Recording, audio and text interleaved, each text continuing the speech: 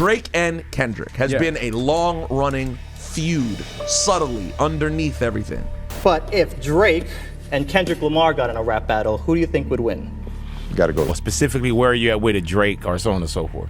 Do you feel like that they're trying to create a competition that he's not on your level because of your accomplishments? Like, do you feel like they're trying to hype this up and elevate? What happens when two of the largest rappers hate each other, but neither of them will admit it for 10 years? He's the new guy to love, and of course, I mean, rightfully so. He's super talented, you know. Then, all of a sudden, one of them disses the other one outright. You can't just say that and then see me and be like, yeah, man, what's up? Pretending like nothing ever happened. That's what's been happening with Drake and Kendrick Lamar. But why do they hate each other? What went down? And why?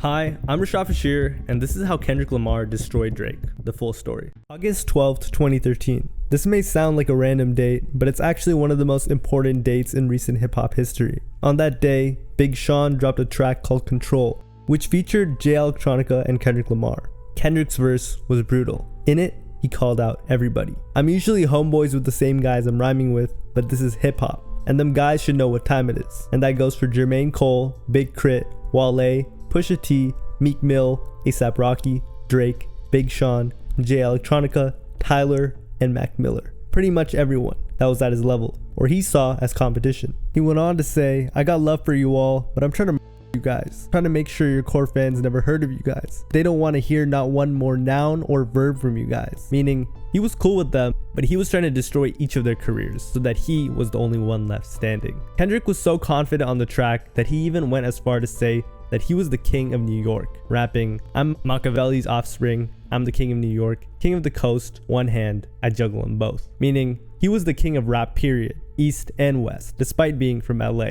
Of course, this ruffled a lot of feathers, and fans went crazy, as Kendrick Lamar, one of the largest rappers at the time, just dissed every single relevant rapper in the game, and one of them was Drake. A week after the song dropped, Kendrick and Drake saw each other on August 25th, 2013 at the MTV VMAs. Apparently, Kendrick Lamar allegedly went up to Drake and told him that it was all just rap and nothing serious. They even dapped each other up respectfully. And like, I know that verse had no malice behind it because I saw him 5 days later at the VMAs and it was all love. So it's like, he didn't come on there on some wild, like, yeah, I'm in New York, everybody don't look at me. Drake actually wished Kendrick brought the same type of energy he had on Control, but it was all good. One of those things, it's like, I almost wish he had come in there on that shit because I kind of lost like a little respect for the sentiment of the verse. If it's really everybody, then it needs to be everybody. It just can't be halfway for the sake of the people. This was revealed much later into the year. However, what really made it clear that there was some sort of beef was what happened during and after this event. That year, MTV gave Kendrick the title of hottest MC in hip hop. We went through about 15 of them, narrowed it down to 10.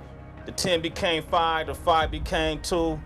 And you, Kendrick Lamar, are the hottest MC in the game, according to the MTV brain. Many of his peers congratulated him, like J. Cole. What about your rap peers? Did they call? I know it's kind of competitive, so did they say congratulations? Rap peers? I think Cole. Okay.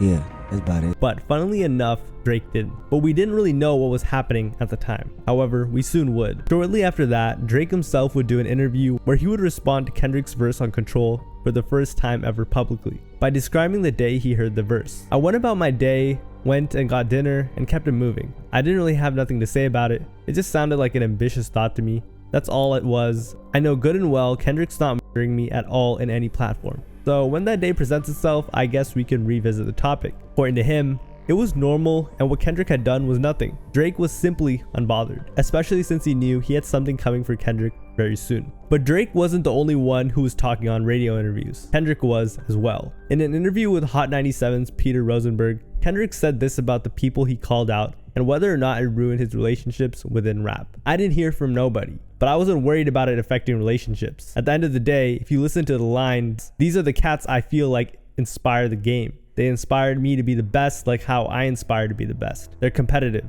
They respect the culture. I don't feel like there should be some type of ill feel toward it. So to him, it was just competition. It wasn't anything more than that. Why would anyone care? Well, Drake's feelings were definitely bruised. He felt like he had done a lot for Kendrick. So that year, he went on a number of platforms and tried to undermine what the record, Control, had done. In a Power 106 interview, he painted Control as a cheap gimmick. I'm probably like as done as the rest of the world is with that record. He said, I think it came and went. And not to discredit it, it was a good moment. But at the end of the day, it was one of those sort of like fleeting Twitter frenzies that it was cool for what it was. My thing is I like lasting power. He also said he wouldn't collaborate with Kendrick again. But Drake wasn't done speaking about Control. In September, he spoke extensively about the record at NYU with Elliott Wilson. And the entire interaction was interesting to say the least.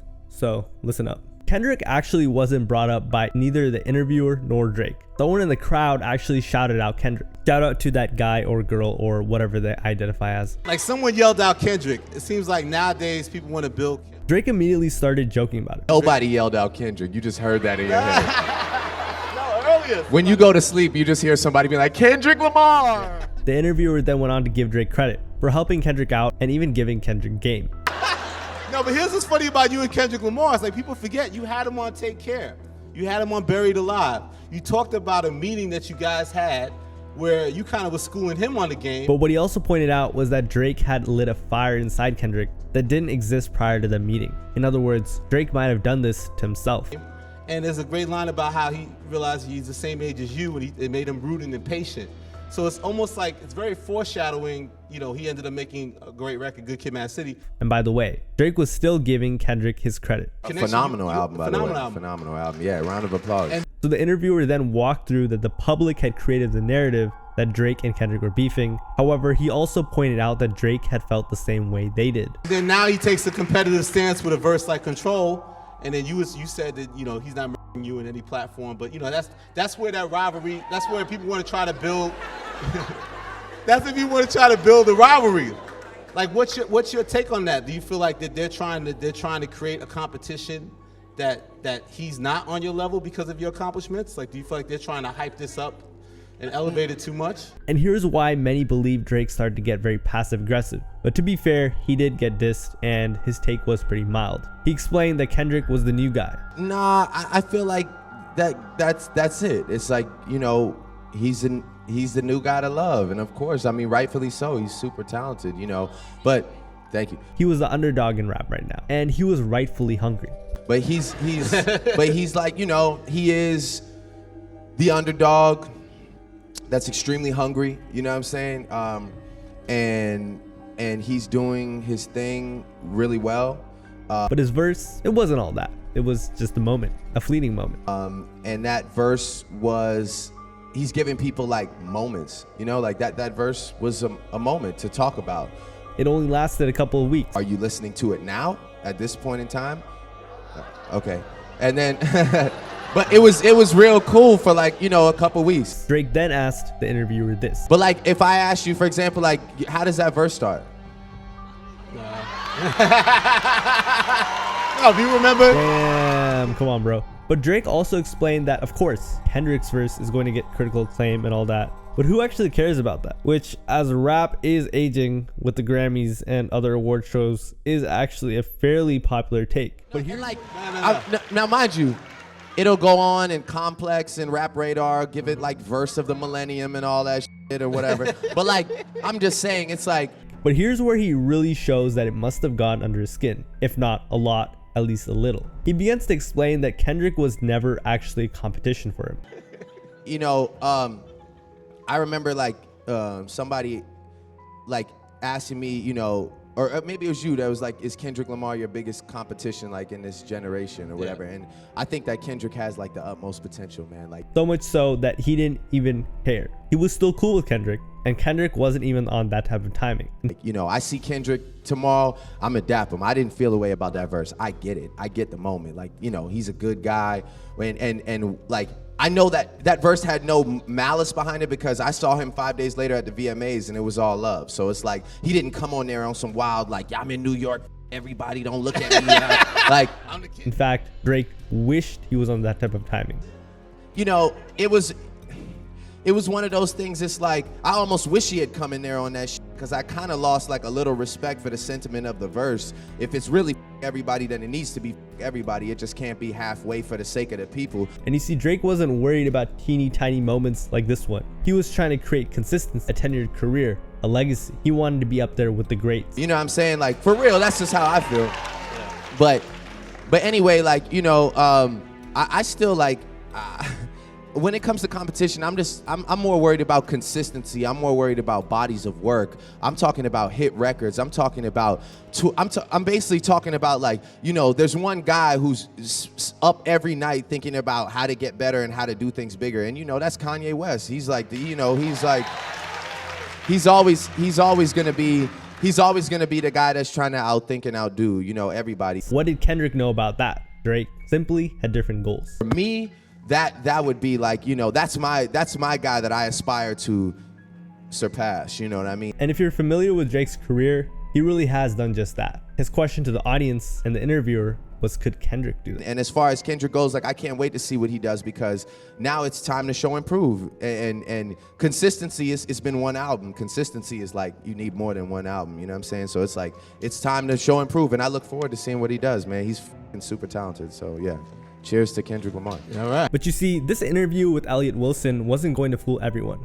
Looking back, Drake's sentences were filled with doublespeak. In one sentence, he called Kendrick super talented, and another, he said he wasn't consistent and couldn't make any hit songs. And it was smart, because Kendrick had never directly dissed Drake. Everyone, at the time, thought of the Control verse as an invitation to his fellow rappers to begin competing at a higher level. After all, that's why Kendrick ends the roll call by saying, "I've got love for you all," right? But that was pretty mild. Drake didn't really diss Kendrick. He just respectfully explained why he wasn't worried about Control, and that it was all good. However, a couple days later, Drake went on a radio show with Big Boy. Big Boy is a more experienced interviewer, and he was able to bring out how Drake really felt about Kendrick in it, and Drake really dogs on Control. It began with Big Boy immediately asking about the Control record. In the neighborhood Drake Day going down right now, man. Control, the record, people still banging it, man. Where is Drake at with Control? Drake explained he was so over it, just like everybody else though. I'm probably like as done as like the rest of the world is with that record. Like, I think it came and it went, you know what I mean? And not to discredit it, like, it was a good moment, but at the end of the day, it's just like. And he reinforced the idea that Control was not going to be remembered. It was like one of those sort of like fleeting like Twitter frenzies that like, it was cool for what it was, you know, and I'm just into making, like, my thing is like, I like lasting power, you know, that's my thing. I want you to still be listening to this album in the summer or, you know, next year. I want this to stay in your car, stay on your mind. It's like not even about the music, you know what I mean? It wasn't even about like the content of it. It just seemed to be about like, you know, all the and all the talking at the time, and now everybody's like over it. Nobody plays it. It's just like. If only he knew there would be hundreds of video essays like this very one about this topic a decade later. Just kidding, of course. But the interviewer defended the record. According to them, it did its job. After all, Drake was talking about it, right? Whatever. But I think that's because it wasn't a single, and it did what it was meant to. It had people listening to lyrics and excited about hip hop. And you and Kendrick are good as far as like the albums and doing records with each other. Did that kind of, when you heard your name, did you feel like, man, like that was kind of disrespectful? Or did you feel like, you know, our names were just kind of thrown in there and it was. Drake explained that Kendrick made a conscious decision to do what he did, and he knew what the consequences were. I feel like he made a decision, you know what I'm saying? And it was a decision to make, you know? He was like, man, I'm either going to go for this moment because I know it's going to be a big moment, or I'm going to like take heed to the fact that I have real relationships and I'm going to like not do that. Drake even explained that the thought of doing what Kendrick did crossed his mind, and he could have done it. But you see, he had the self-control not to. He knew that it wasn't the right thing to do. And Kendrick, he just did. Cause like, you know, I'll be real, like I've thought of doing that before. You know, I thought like, man, it would be crazy if I just went off on everybody, but it's just kind of like, where does it really get me? Then what? Then every time I rap, people are gonna expect me to be confrontational, and when I'm not, then it's not entertaining. You know what I mean? It's like. In fact, Kendrick even put him in a box. It kind of puts you in a box a bit. And towards the end of the segment about Kendrick, he finally said that he did not respect what Kendrick had done, and now nobody would want to collab with Kendrick. So, boo-hoo. I don't think that put Kendrick in a box. I don't know if I necessarily respect it. You know, we all make decisions. I'm sure he'll be good. He's talented as you know what I'm saying? He's gonna have another album and another opportunity to take the world by storm. So he'll be all right, you know what I'm saying? Even if it doesn't feature, you know, any of the names that he mentioned, which it probably won't, to be honest with you. I don't know who's gonna go back from that and be like, yeah, let's do that. Let's link up and nah, you know what I'm saying? But he'll be all right. You know, he's a talented dude. And by the way, he was totally right about nobody that was mentioned wanting to collab with Kendrick. They then asked Drake himself if he wanted to collab with Kendrick. He said no. Does it make you like not want to collab with him? Yeah, I'm good right now, you know what I'm saying? Like, I'm just about this album and me, and, you know, I don't know necessarily if I feel like 100%, like, I'm not like, man, send me some, let's work. Like, nah, not really. You know what I'm saying? Like, he was focused on himself. I'm really just focused on me and OVO and my side of things. You know, I'm not really like into doing like a record with him now. But at the end of the day, both of them were chilling. So you and Kendrick, you will sleep tonight. Not together. Yeah. Oh, no. That's what I always say. I sleep good every night. That's what I say. I'll sleep tonight. But this was far from the end of this beat. On September 24th, 2013, Drake dropped his studio album, Nothing Was the Same. This was the first diss in a song allegedly towards Kendrick. Remember, neither of them would diss each other outright. Drake rapped, "Fuck anybody that's talking that shit just to get a reaction." And of course, Kendrick just dissed him. Duh. Going platinum. I looked at my wrist and it's already platinum. This was a clear diss to Kendrick. You see, the attention Kendrick got from his Control verse helped him finally achieve platinum for Good Kid, Mad City in August of 2013, about 10 months after it was released. Drake, on the other hand, was downplaying the significance of this achievement by saying in the time that it takes to look at his watch, Nothing Was the Same will have already gone platinum. He then rapped, "I don't know why they'd be lying, but your shit is not that inspiring." All that meant was that Drake didn't find Kendrick's art inspiring, and fans were just caught up in Kendrick's hype. He went on to say, "I am the kid with the motor mouth. I'm the one you should worry about. I don't know who you're referring to. Who is this guy you heard about?" Here, it's pretty clear Drake is saying he's the one everyone should really be scared of. Kendrick was a nobody compared to him. Of course, Kendrick wasn't named, but Drake made sure that he was the one you should worry about. However, a couple of days later, an interview with Drake comes out in which it looks like he's praising Kendrick's most recent album. But I guess talk is cheap.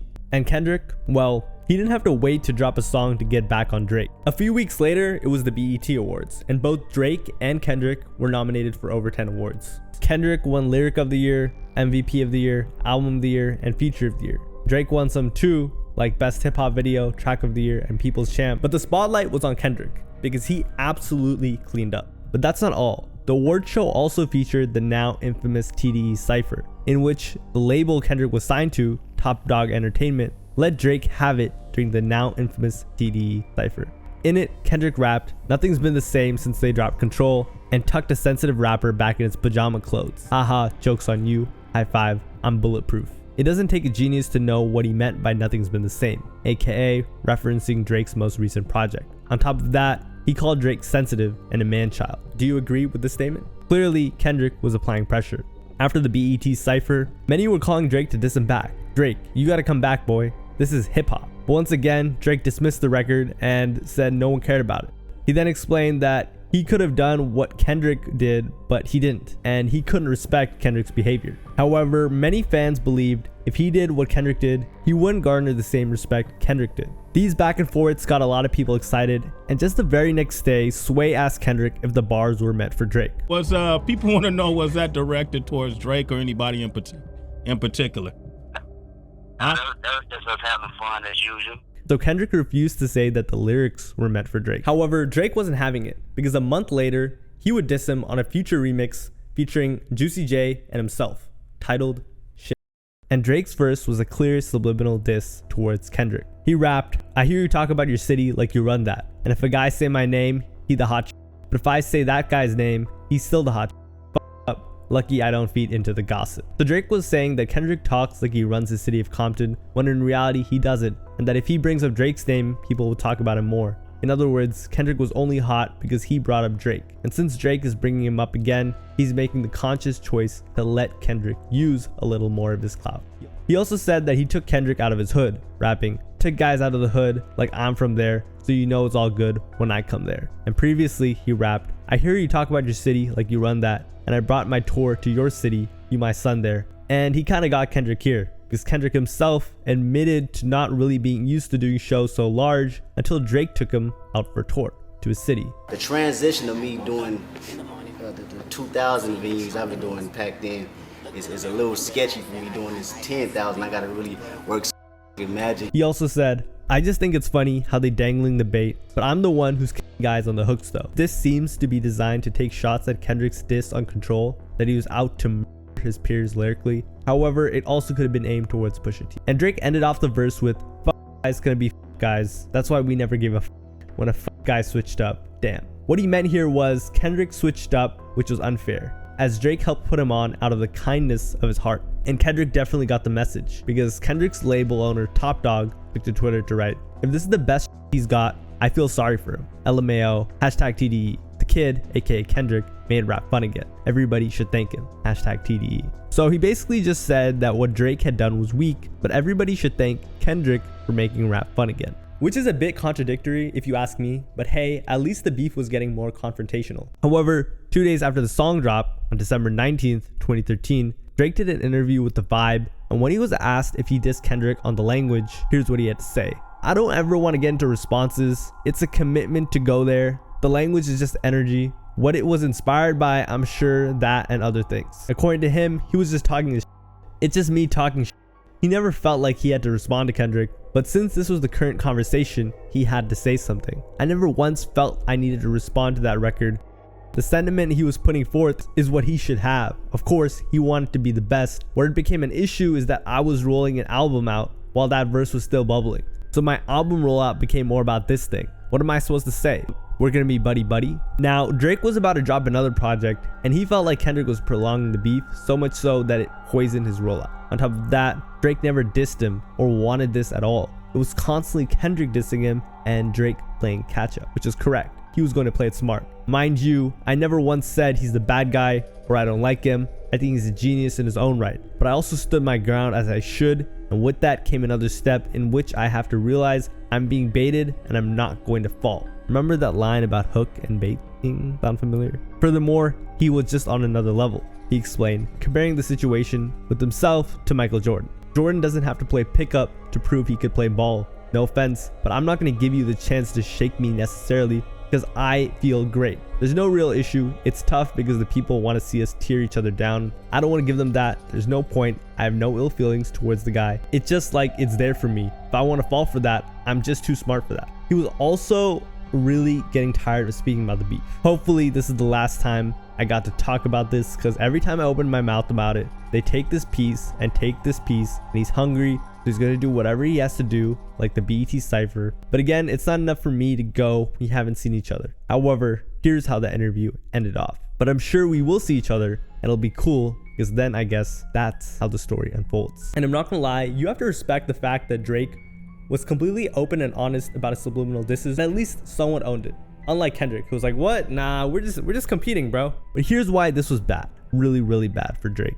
A beef like this hadn't been seen in hip-hop in ages. Drake had already dissed or was beefing with Kanye, Common, and even Jay-Z, but a real beef with Kendrick had so much more potential. It was two of rap's newest talents, who were both about to enter their prime, pitted against each other. Isn't this what fans live for? Two of rap's most exciting talents battling it out in their creative prime, and best of all, we'd hardly seen anything yet. But you see, things weren't always like this. The way this beef began will actually shock you. Much like many relationships, Kendrick Lamar and Drake actually began as friends. And to understand how they became friends, we have to go back to the very beginning. Both Kendrick and Drake began getting buzz in the 2000s. If anything, this should show how different they were, both as people and artists. Kendrick started gaining buzz by releasing mixtapes out of Compton and slowly gaining a local following. Around the same time, Drake, who was actually an actor named Aubrey Graham, decided to try his hand at recording music in his mother's basement. The name he chose, Drake. And he too, after a couple of mixtapes, getting signed to Cash Money and taken under Lil Wayne's wing, would gain recognition. The only difference was Drake had almost immediate fame. So by the time 2010 rolled around, Drake was much bigger than Kendrick, although Kendrick had technically begun rapping a year prior to Drake. The first time these two crossed paths was in June of 2011, when Kendrick and Drake had a meeting, after Kendrick had just performed in Toronto for the first time. Drake saw he was there, so they just linked up. "I need y'all to know, this is my first motherfucking time out here." And Kendrick would speak very highly about meeting Drake. In an interview with XXL, he said, "That's a real good dude. He got a real genuine soul. We clicked immediately." During that meeting, Kendrick even gifted Drake an unreleased copy of his album, Section 80. According to Kendrick, Drake was really impressed by the album. He was actually the first person to hear Section 80. I gave it to him that night. He was catching a flight somewhere and I sent it to him through email. And he was just rocking out with it for a minute, really bigging me up on the project, telling me to keep doing what I'm doing. That's amazing. Drake even expressed his desire to collab. Probably a week after it dropped, he said, I want to get you on the album. The first time he told me, he said he wanted to get me on a song with The Weeknd, but I don't know if that song actually made the album. And then after that, a few more conversations, and he finally sent me an instrumental and told me to do what I want on it. Drake wasn't lying. He may not have had him on that album, but he did invite Kendrick to hop on Take Care. This wasn't a small gesture. Drake was huge and Kendrick was just bubbling. So at the time, Kendrick was really impressed at how real Drake was. Most rappers in the industry were fake. Hit me on the cellular, thought he was gonna sell me a false word like the rappers I know. Drake even inspired him and showed him what the lifestyle was like. Sat down with a few drinks located where you can't see us, a white waitress on standby when we need her. But it didn't just inspire him, it also scared him. Interestingly enough, even back then, Kendrick was afraid of selling out. Yeah, like, damn, this next level that I'm going to, will I get caught up in the lifestyle and would that make me or break me? And that was what the whole record was about when I did the interlude. In November of 2011, Drake dropped his second studio album, Take Care. On the track Buried Alive interlude, Kendrick Lamar actually raps on the entire song. Apparently Drake sent him another beat, but Kendrick sent that song, which must have been way better than whatever had been planned. This didn't mean much, it was just Drake showing love, but it did show that Kendrick was constantly trying to outcompete Drake. It's just that no one understood it back then. Back then, they were so cool that Kendrick Lamar continued to praise him. Back in October of 2011, he said, "Shout out to Drake. You know, he reached out. How did that happen? I sat down with Drake in Toronto. According to him, he and Drake sat down and Drake gave him his flowers. A while back when I did my first show out there, he called me up and we had a few drinks. That, he always said he was appreciative of my music. Likewise, Kendrick was a huge fan as well. But I've always been a fan of his music. But they weren't just there to compliment each other. Later on, Drake actually told Kendrick he had handpicked him for his tour. And just been chopping it up since, man. And he'd be on one day and say, you know what, handpicked, man. I want you to be on this tour. And it's a lot of artists out there, man. That could have been on that tour with them. For him to just, sit there and respect my music, get the same mutual respect. That's a blessing within itself. So shout out to Trizz. So clearly, Kendrick was very grateful for the opportunity and was beaming with joy. Even on the tour itself, Drake constantly tried to put on for both Kendrick and A$AP Rocky. This is my brother A$AP Rocky. This is my brother Kendrick Lamar. On this Club Paradise tour, matter of fact, my Drake, TDE, High Power in this. Drake even claimed that the higher-ups didn't want Kendrick and A$AP Rocky on the tour, so he fought for them to be there. What a great guy. It's people I can put on here that the label wants me to put on here, but I fight for this one reason, man. I fight to promote what I love. You know what I'm saying? I fight to promote the music that I truly love. The tour would last from February of 2012 to June of 2012, and it definitely helped Kendrick's career out quite a bit. Then, on October of 2012, Kendrick dropped his major label debut, Good Kid, Mad City, in which the song Poetic Justice featured Drake. The day the project dropped, Drake even congratulated Kendrick, tweeting, "Congratulations to Kendrick, incredible body of work, honored to be a part of it." Once again, everything was cool. You could even say their relationship was great. Two of the future's brightest talents had a good working relationship, and you could even call them friends. Moreover, this is also when Kendrick became a mainstream act. And I know the question a lot of you guys have in your heads: what on earth did Drake do to anger Kendrick so much and get him on his bad side? Well, that's actually wrong, because Drake wasn't the one who began this beef. Fast forward to 2013, and the playing field was a lot more even. Drake may have had a head start, but Kendrick had already caught up, somewhat, and was starting to make some serious noise. It's also crucial that you remember that this was a time when the 2000s rappers were starting to age, similar to how Kendrick and Drake are right now. Lil Wayne was about to pass the torch, and many more from that generation had tapped out. There was a huge opening, and Drake and Kendrick were the ones many believed were gonna fill it. That being said, 2013 was a great year for both Drake and Kendrick.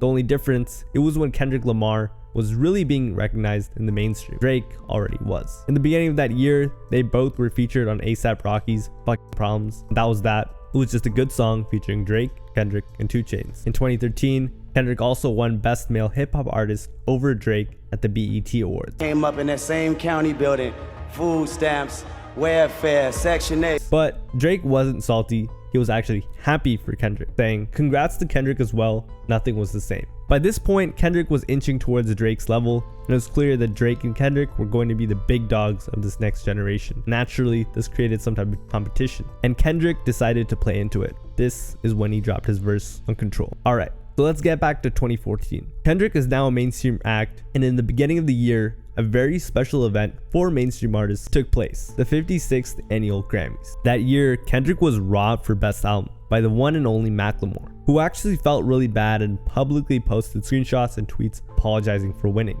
writing, "You got robbed. I wanted you to win. You should have. It's weird and sucks that I robbed you. I was gonna say that during the speech. Then the music started playing during my speech and I froze. Anyway, you know what it is. Congrats on this year and your music. Appreciate you as an artist and a friend. Much love." He then captioned my text to Kendrick after the show. He deserved Best Rap Album. I'm honored and completely blown away to win, much less 4 Grammys, but in that category, he should have won in my opinion. And that's taking nothing away from the heist, just giving Good Kid, Mad City its proper respect. With that being said, thank you to the fans. You are the reason we were on the stage tonight. And to play some love that. However, a month later, Drake basically called Macklemore soft and explained he didn't need to apologize to Kendrick. You won. Why are you posting your text message? Just chill and take your W. And if you feel like you didn't deserve it, go get better. Make better music. It felt cheap. It didn't feel genuine. Why do that? Why feel guilt? You think these guys pay homage to you if they won? By the way, he's talking about Kendrick, which can't be taken as anything other than a diss, to be honest. Because why in the world would Drake be empowering Macklemore? Like, come on. But Drake still hadn't actually dissed Kendrick post the BET diss. In fact, he had laid low, and we hadn't heard anything about the beef for months. And you see, after that, the beef actually almost ended because Drake attempted to end the beef with a disingenuous shout out on stage at OVO Fest. At this point, Drake probably understood that being on Kendrick Lamar's bad side was not good for him. In fact, it was a pretty lose-lose situation. So he tried to shake him off his back. At OVO Fest, in an attempt to defuse the situation, he gave Kendrick a shout out. J. Cole was present as well. You understand? I know that sometimes they try and make happen because they want to see it happen, but while I got you here on stage, I just want to say, and while you all got your phones out, I want to shout out my Kendrick Lamar. Shout out to Kendrick. And ended up giving Kendrick his flowers. Listen, I'm gonna tell you something.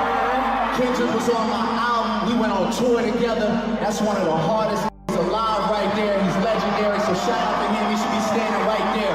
There's a lot of kings in this. Understand what I'm saying? So shout out to Kendrick and shout out my brother J. Cole one time in the whole drink. To fans of Kendrick, this sounded like the fakest shout out ever, and it probably was, but at least he tried. Nevertheless, many fans interpreted this as a white flag. The beef actually almost ended. Keep in mind, Drake has given Kendrick his flowers multiple times by now. Kendrick has only dissed him. Afterwards, Kendrick himself was asked in an interview about the Control record and whether or not he knew what the ramifications would be. Did you know when you went in, and we asked you this and you've been asked, but did you know when you went in just to do that verse? Honestly. That it would take and it would have this kind of impact? He said he had no idea it would become so big. No, I didn't know until after, you see the hooray and hoorah about it.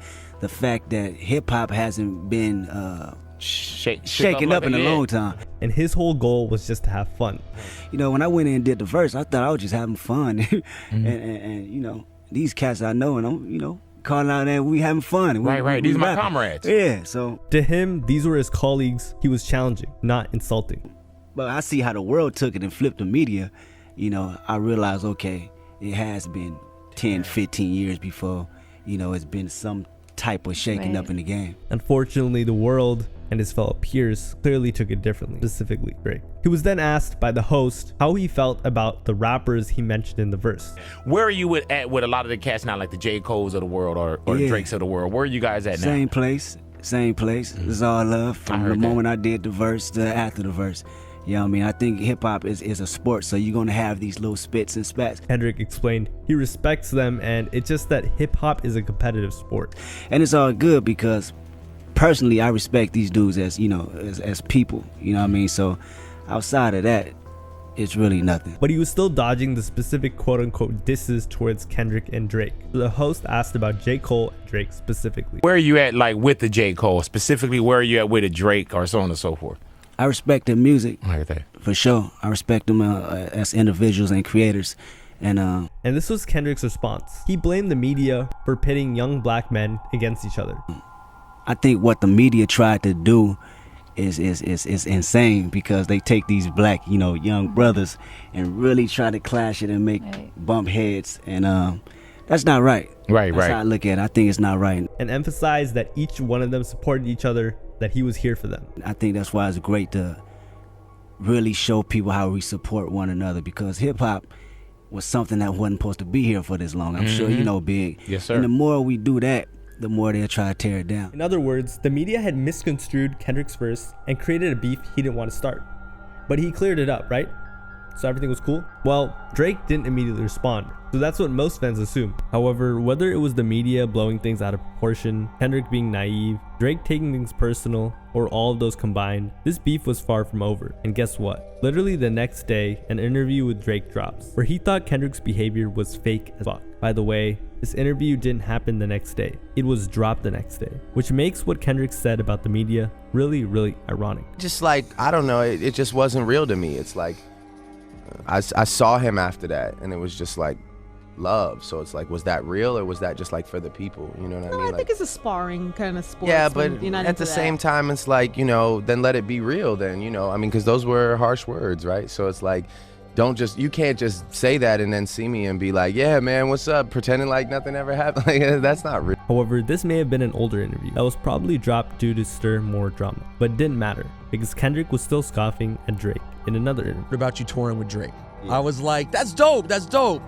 But I was like, well, I hope he doesn't hang with Drake too hard, because Drake isn't exactly doing what we thought he would, what many of nerdy backpackers like myself thought he might be doing a few years ago. Right. So once again, fans were like, yep, these guys are still beefing. And that was confirmed when Kendrick dissed Drake once again on his fellow TDE members' song, Pay For It, where Kendrick made a reference to Drake's song, The Language, year before, which was a Kendrick diss. In The Language, Drake rapped, I'm the kid with the motor mouth, I'm the one you should worry about. In Pay For It, Kendrick rapped, I tell him all hail King Kendrick, resurrecting my vengeance, been dissecting your motor mouth until I break down the engine. They no warning shot, this irrelevant henchman, meaning he was the king of rap, and Drake's diss had brought him back from the shadows. He then added, see my opponent then, seize your existence, ending our friendship, baby I'd rather die alone. Which pretty clearly meant he was not making amends. How is this a diss? Well, Kendrick was referencing Drake's lines from The Language when he said he's the one with the motor mouth. That was obvious. Kendrick then said he's ending their friendship and that this isn't a warning shot. And at the end of the track, he actually tells Drake that he can never live in his shoes, rapping, you can never live in my shoes, permanently paid from God, which could be a reference to another Drake song, 0 to 100, where he says that the shoe can always fit. So the beef was not over. But here's where Kendrick kept playing with everybody.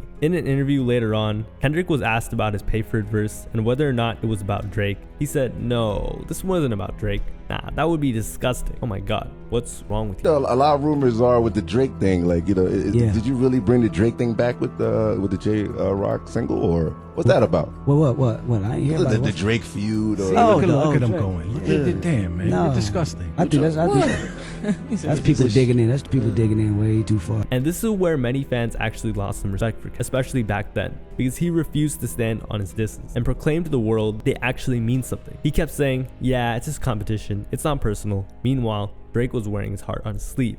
However, it was still years before we would see how this would all play out. A couple days later, Kendrick was once again asked about his Control verse, and he again emphasized it was done respectfully. You know, was people that knew the deal. Yeah. What's the important people that respect and knew what it was, and you know, people that don't respect it, obviously they just people that don't get it. You know, really didn't matter. Kendrick actually said they would never beef because it was impossible for them to. To him, they were in two different lanes. Just a whole nother dynamic. I can't see myself going bar for bar with Drake. You know, we're two different type of artists. You dig what I'm saying? You ain't Drake.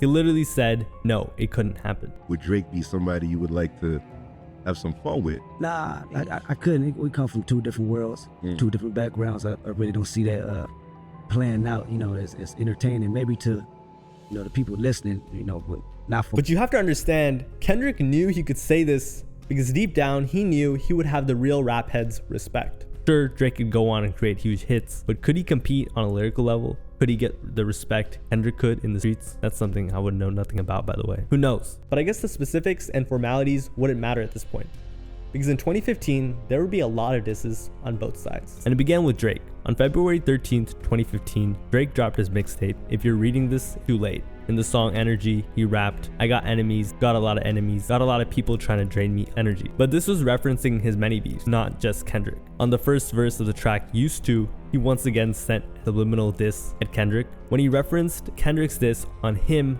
on his song Control, rapping, "They gonna say your name on the airwaves, they gonna hit you up after like it's only rap." Basically referring to Kendrick constantly dissing Drake, then saying, "Hey bro, I'm just inspiring you. This is healthy competition." Or in other words, this was Drake saying Kendrick was trying to be friends this whole time, but also literally referencing Kendrick hitting him up after the VMAs, which Drake addressed in a 2013 Crown interview. I know that verse had no malice behind it because I saw him 5 days later at the VMAs and it was all love. So it's like he didn't come on there on some wild like, yeah, I'm in New York, everybody don't look at me like I'm the king. So it was, you know, it was one of those things. It's like I almost wish he had come in there on that shit because I kind of lost like a little respect for the sentiment of the verse. If it's really everybody, then it needs to be everybody. It just can't be halfway for the sake of the people. But Kendrick wasn't going to take that. In March of 2015, he dropped his own album, To Pimp a Butterfly. In it, Kendrick Lamar once again dissed Drake. And during this time, Drake was actually engaged in a beef with Meek Mill, to which Meek Mill would publicly expose Drake for allegedly having ghostwriters. On the song King Kunta, Kendrick rapped, "I can dig rapping, but a rapper with a ghostwriter? What the f happened? I swore I wouldn't tell y'all, but most of y'all share bars, like you the bottom bunk in a two-man cell." However, at the time, this didn't mean much, because the notion that Drake had ghostwriters hadn't been a thing yet. And just a footnote, if you're reading this, It's Too Late was actually more well-received Kendrick's project at the time. So the next month, Drake dissed Kendrick right back on the Game song 100, where he rapped, "I would have all of your fans if I didn't stay on some conscious shit." So Drake also explained that he could play in Kendrick's lyrical arena, and if he didn't go pop, he would have all of Kendrick's fans. Kinda weird because many rap fans would interpret this as Drake admitting to selling out. However, Drake also played into the pop argument and rapped, "I'm in the club every time they play the competition, if they even play the competition, and I seen the response they get." Meaning Kendrick is not winning the popularity contest. But here's where Kendrick begins picking up steam. On July of 2015, Meek Mill took to Twitter to expose Drake for having ghostwriters. "Stop comparing Drake to me. He don't write his own raps. That's why he ain't tweet my album, because we found out." When this happened, the rap world went into a frenzy. Remember what Kendrick rapped in King Kunta a month earlier? "A rapper with a ghostwriter. What the f happened? I swore I wouldn't tell y'all, but most of y'all sharing bars like you the bottom bunk in a two-man cell." Looking back, this was pretty wild, because it seems like Kendrick knew this all along, which would make this track one of the greatest subliminal diss tracks of all time. Another common theme in this beef, Kendrick and Drake never directly dissed each other in music, and if it was, they wouldn't admit it, ever. This is why many fans refer to this era as the era of subliminal beef. But it didn't take long for Kendrick to respond to Drake's album disses either. On August 17th, 2015, Dr. Dre dropped his album Compton, and Kendrick Lamar, of course, appeared on this album. This is most likely because the 100 video featuring The Game was shot in Compton, which is Kendrick's hometown, so he must have felt some type of way about it. On the track Dark Side/Gone, Kendrick references Drake's song Energy. "I still got enemies giving me energy. I want to fight now. Subliminals sending me all this hate. I thought I was holding the mic down. I thought I was holding my city up." Meaning Kendrick's enemy is Drake giving him energy by dissing him subliminally. And of course, the song's name was literally Energy. Very clever lyricism, Kendrick. But he didn't stop there. On another song, Deep Water, he goes on to invert Drake's lyrics, rapping, "Motherfucker, I started from the bottom." A clear reference to Drake's Started from the Bottom, where he's mocking Drake because Kendrick felt like he really started from the bottom. He then said, "They liable to bury him. They nominated 6 to carry him. They're worrying him to death, but he's no vegetarian. The beef is on his breath, inheriting the drama better than a great white. This is life in my aquarium." Kendrick says that 6 people are going to carry Drake in a coffin after he kills him if they start sending diss tracks back and forth. He also implies that everybody seems to think Drake is the greatest opponent, that he's a great white, and this is his aquarium. He, Kendrick, is the true king of hip hop. The reason he said 6 is because it's a reference to Drake always repping the 6, which is Toronto. By the way, was no regular album. It was Dr. Dre's first album in 16 years, following the 1999's 2001. Kendrick was his protege, and it featured Eminem, Snoop Dogg, Ice Cube, and more. Where I'm going is that Kendrick had to have gotten green light or permission from Dr. Dre to diss Drake like this, and everyone featured here was cool with it. And that was really it for 2015, but in 2016, things got even crazier. At this point, the beef was huge. So large that Obama was even asked who would win in a rap battle. And Kendrick Lamar got in a rap battle. Who do you think would win? Got to go with Kendrick. I'm just saying. I think Drake is an outstanding entertainer, but Kendrick his lyrics, his last album was outstanding. Obama sided with Kendrick, which makes sense because he was American, and this should have come as a surprise to no one, as Obama hosted Kendrick at the White House and chose Kendrick's How Much a Dollar Cost as his favorite song in 2015. Drake himself replied in his song Summer 16 that very month, rapping, "Tell Obama that my verses are just like the whips that he be in, they bulletproof." But this is one of those undeniable wins. Nothing Drake could do could really top an Obama cosign, in America at least, and Kendrick didn't even mean to start this. A YouTuber, Swoozy, asked the question. The next month, in February of 2016, Kendrick was avenged at the Grammys, and he won 5 awards, including Best Rap Album. Oh, glory to God, that's for sure. Of course, Drake was doing well, too, as Views, his most recent album, had an insane commercial run. In June of that year, Drake dissed Kendrick once again on a song, For Free,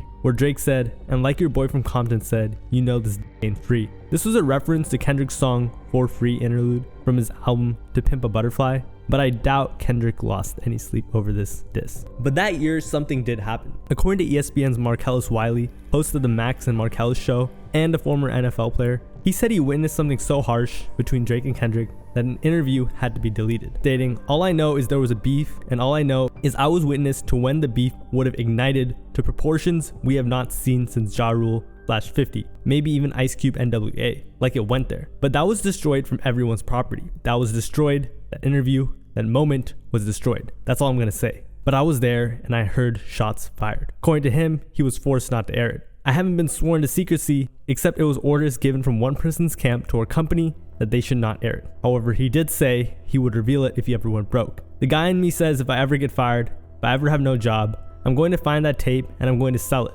laughed Wiley. When asked for more details, he said it was the individual, meaning it was either Drake or Kendrick. But other than that, 2016 was a very quiet year, and neither Kendrick nor Drake spoke on the situation. Who do you think was the individual that went so ham that the higher-ups had to destroy the interview? Many believe it's Drake. However, it could also be Kendrick, and it remains a mystery to this day. By now, it was 2017, 4 years after Control was released, and the beef was still going strong. To be honest, Drake had held his own quite well with Kendrick, but he hadn't just been beefing with Kendrick. He was subtly and not so subtly beefing with other rappers, such as Common, Jay-Z, and even Kanye West in the past. The most recent being Meek Mill. This meant that Kendrick didn't have to do the dirty work. Others like Meek Mill were able to expose Drake for ghostwriting and so on. Meanwhile, Kendrick continued to only subtly, but never directly diss Drake. Meaning if Drake directly dissed Kendrick, he would look bad. This was genius because it meant Kendrick had a lot of ammo to rub salt in Drake's wounds. Meanwhile, Drake just had to take it. This strategy had done quite well for Kendrick. So by 2017, the narrative had shifted quite a bit.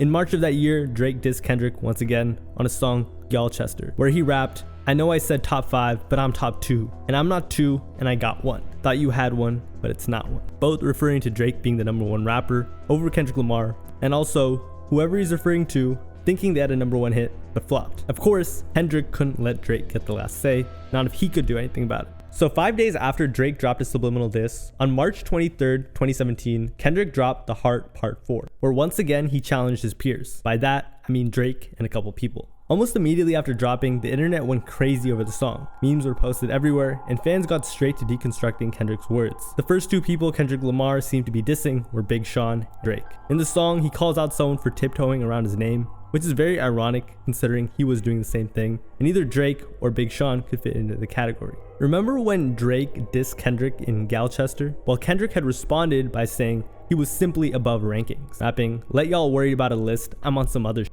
There were also many more disses. For example, Kendrick also rapped, "Jay-Z Hall of Fame, sit your punk ass down." Drake has been known to draw comparisons between him and Jay-Z. It only makes sense this bar was directed towards Drake. In another part of the song, Kendrick rapped, "My fans can't wait for me to stun your punk ass and crush your little shit. I'll big pun your punk ass here a little bit. Tiptoeing around my name, you lame. And when I get into your homie, don't you tell me you was just playing." He followed that up with, "Oh, I was just playing with your K-Dot. Come on, you know I rock with you, bro. Shut the f up. You sound like the last guy I know. Might end up like the last guy I know." What's interesting about these lines is that Kendrick was telling Drake, "Hey, stop tiptoeing around my name, I'll punish you." That Drake was scared of him, and that when he gets into it, he's not gonna accept Drake was just joking. However, this is what Kendrick was doing the entire time. Drake said his name and was a lot more direct throughout the beef.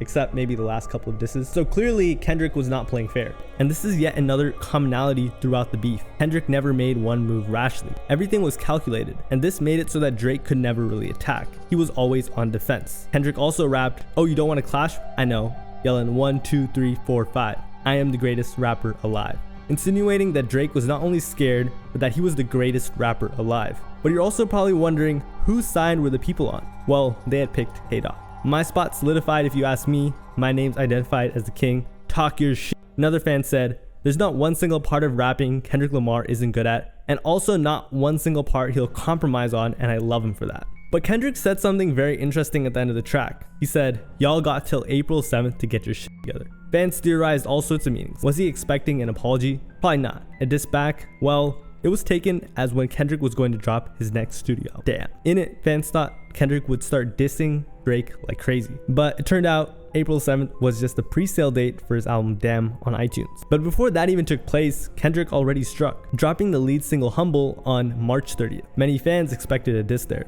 But nope, it was just a couple Big Sean diss. But a couple weeks later, on April 14th, 2017, Kendrick Lamar dropped his album Damn. And of course, he had to diss Drizzy. On the track Element, he rapped, "Most of y'all throw rocks and try to hide your hand, just say his name, and I promise you'll see the Candyman." These bars were about Drake, and how Drake wouldn't mention Kendrick by name, instead throwing sneak disses, hiding. Kendrick then refers to himself as the Candyman, which is a fictional horror character that is summoned by saying his name 5 times in a row. So Kendrick was telling Drake to say his name and he'll meet the Candyman, aka Kendrick. In other words, just say my name and I will end your career. That's what Kendrick said, not me. But wait, it gets worse. Because the original version of Element would actually end up leaking, and on this version, he didn't just diss Drake, he directly name dropped him, and referenced his beef with Meek Mill, rapping, "Drake and Meek Mill beef might get you gassed up, but I'm a whole nother beast, I'd really f you up." Once again, this was really ironic. Kendrick himself didn't say Drake's name. In fact, he did, but purposely took it out, but then called out Drake for doing the same thing. But once again, who cares about hypocrisy when you're playing the perception game? In another line, Kendrick rapped, "Guys want to flex on me and be in LA for free? Huh? Next time they hit the 10 freeway, we need a receipt. Huh?" Of course, Drake reps his hometown, Toronto, but he lives in Calabasas, California, north of Los Angeles. So what Kendrick meant was, hey, you're not even from Compton, and you don't even really show up there, so quit the yapping. One of those examples was when Drake showed up to the Game's 100 music video shoot in Compton. Afterwards, we heard Kendrick on a remix of Future's smash hit Mask Off, and it's a direct response to one of Drake's disses. Platinum, platinum, platinum. Got to look yourself and ask what happened,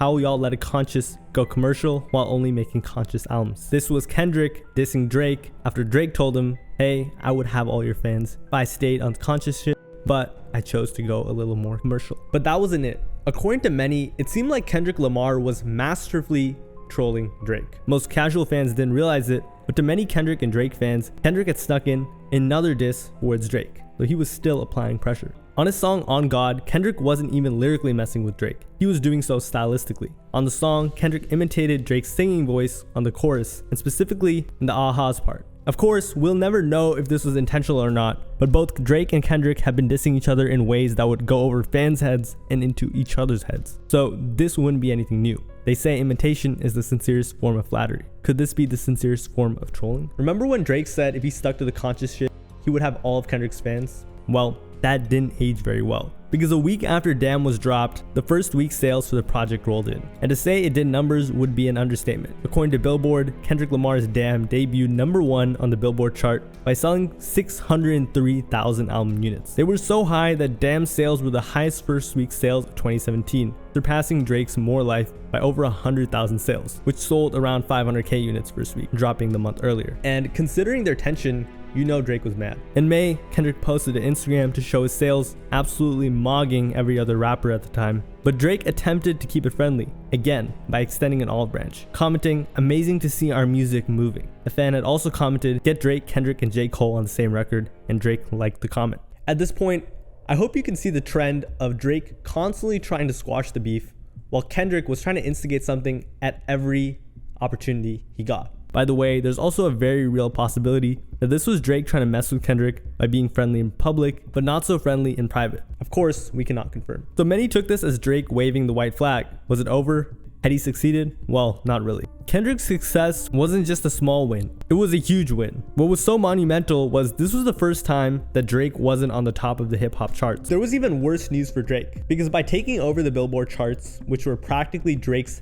house for the past 7 years, Kendrick no longer had anything to prove. Even worse, Kendrick was now seen in a different class as Drake. He was the real rapper, and Drake was the one who had others writing his raps. So Kendrick was in another league. At least that was what hip-hop fans were saying. And many were even saying that there was a new era of hip-hop that was about to dawn. A couple months into the song, people were going as far to say that Kendrick was the new king of rap in this generation. Drake and Kendrick has been a long-running feud, subtly underneath everything.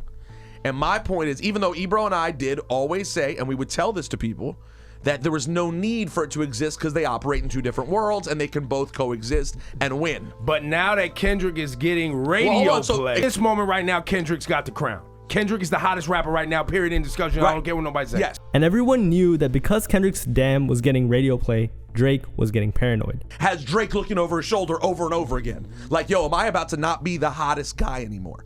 Is that? And I didn't think that was possible because Kendrick makes that nerd rap and I make all these club hits, and somehow Kendrick's nerd rap is now turning into what the sound of radio is. That could change everything. The month after getting so much praise from media outlets, Kendrick slickly ignited a debate over whether or not a rapper with ghostwriters could be considered the GOAT. And he did that by accident, of course. In an interview, Kendrick was asked, is it ever okay for a rapper to have a ghostwriter? You've written verses for Dr. Dre yourself. Kendrick replied, it depends on what arena you're putting yourself in. I called myself the best rapper. I cannot call myself the best rapper if I have a ghostwriter. If you're saying you're a different type of artist and you don't really care about the art form of being the best rapper, then so be it. Make great music. But the title, it won't be there. This could not apply better to anybody other than Drake, who is known for writing pop verses, R&B, and just all genres. And for the most part, everyone agreed that the GOAT of rap could not have ghostwriters, because that directly went against what the values of rap stood for. However, there was a lot of confusion, believe it or not, over whether this was a Drake diss. We all agree what he's saying. I mean, if you are the greatest, you shouldn't have a ghostwriter, someone paying your bars.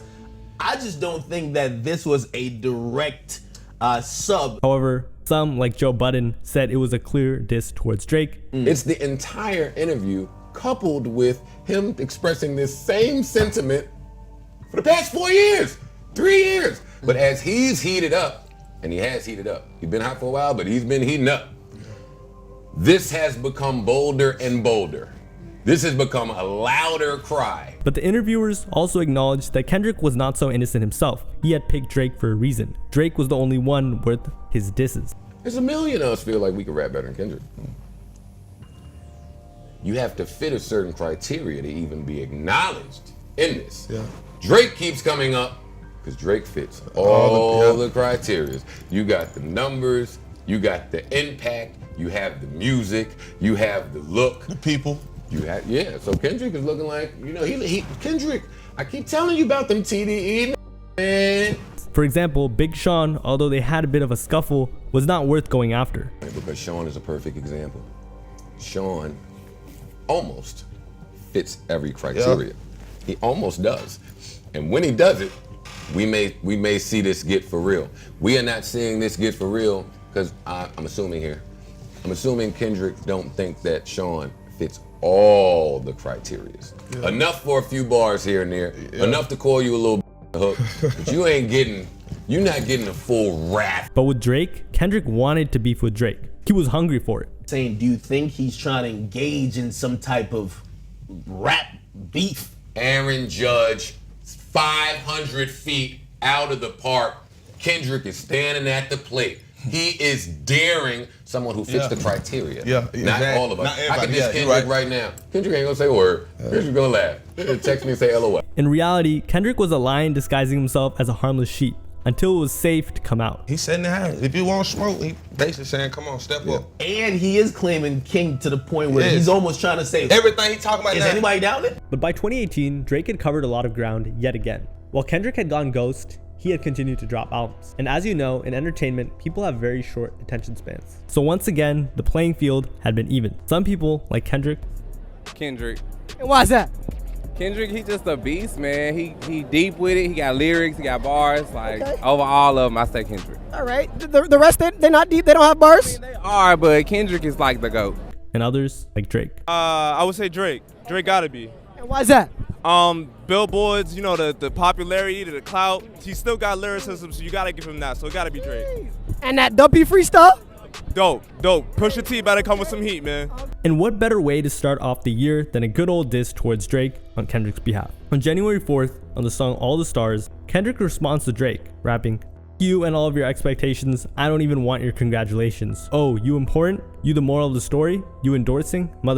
I don't even like you." Yeah, this guy was not giving up. At this point in the video, I'm actually confused why Drake wasn't coming as aggressively as Kendrick was. Guy hates you. And of course, Drake had to respond. So 2 weeks later, on January 19th, 2018, Drake dropped his Scary Hours EP on the track Diplomatic Immunity, where he finally responded to Kendrick, explaining that he taught Kendrick everything Kendrick knew, rapping, "They try to compare us, but like a job straight out of high school, there's no you and I taught you everything you know." Drake is saying he does not like the Kendrick comparisons, and he brings it back to when he helped Kendrick at the very beginning of his career, and makes this clearly about Kendrick. What made it so obvious that it was a Kendrick diss was the "No You and I" line, which were both tracks from Kendrick's To Pimp a Butterfly. Then in May, Kendrick and Drake would battle head on at the 2018 Billboard Awards. Many fans wondered who would come out on top, and guess who won? Yup, Kendrick, taking home Rapper of the Year. What was Drake's response? Well, he shared some old Twitter DMs between himself and Kendrick. "What's good, fam? Yo, man, what's the word? Just working on detox and finishing my project Section 80. When you back in Cali? I know that shit will be incredible. We gotta do something for real. I'll be back for the BET Awards this month." Many people were split on what this meant. Did Drake try to stun Kendrick, or was he trying to show that they were one school? Well, I'll let you decide. But I guess the award show did hurt his feelings. Or he just felt like dissing Kendrick multiple times after a single diss, which would be unusual for Drake, but this was most likely because Kendrick dissed him multiple times on The Heart Part 4 and on Damn, allegedly, of course. So the next month, on June 29th of 2018, Drake dropped his next studio album, Scorpion, where on the track Sandra's Rose, he threw more disses towards Kendrick. I walk in godly form amongst the mortal men. This was a direct reference to Kendrick Lamar's track titled The Mortal Man from his album To Pimp a Butterfly. And once again, Drake asserts himself as above Kendrick. But regardless of the reasoning, Drake still had another subliminal diss for Kendrick on Sandra's Rose. By now, it was 2020, and it had been years since Drake had spoken on this beef. But randomly, out of nowhere in 2020, Drake actually spoke on the beef directly in a self-produced interview, meaning he approved the question. But it was something. He began by saying that rap is unforgiving. Just like, you know, the people that subscribe to the music that we all love you know, the real core of this rap thing, you know, it's an unforgiving space. They're an unforgiving group. Nothing's ever really good enough, you know? Not for me anyway, you know, because I am the unconventional one. I like that. Yeah. But pretty quickly, the interview got juicy, and Drake gave Kendrick and Cole, the two rappers he's always compared to, their flowers. But yeah, I obviously, you know, I always keep my ear out for the hardest shit. I have a lot of respect. I have a lot of respect for, you know, the other two guys that I'm constantly, you know, up against, which is like Cole and Kendrick. Three-headed monster. Yeah. So I have a lot of respect for those guys because they also continue to, you know, stay true to what we started with, and finding new ways to do it. But it wasn't all sunshine and rainbows. Drake still expressed his superiority. The interviewer basically said, hey, most people bow down after a while. They see their music isn't connecting and they're forced to retire. I don't see that happening to you anytime soon. I feel like with them, I love them, but I don't know if they really want to keep going. Like, I feel like you may hear that thing, and a lot of times with rappers, you guys want to, like, hip-hop artists, you want to go out on top, right? Nobody wants to overstay their welcome, you know? You put out 2 or 3 projects and no one's connecting. So I could see Cole saying, okay, this is it for me for a minute, or Kendrick saying, this is it for me. But I feel like with you, I feel like your spirit is more from that competitive thing that I don't see you saying, like, this is my last one, I'm gonna take a couple years off. So he said Kendrick and J. Cole were going to meet that fate.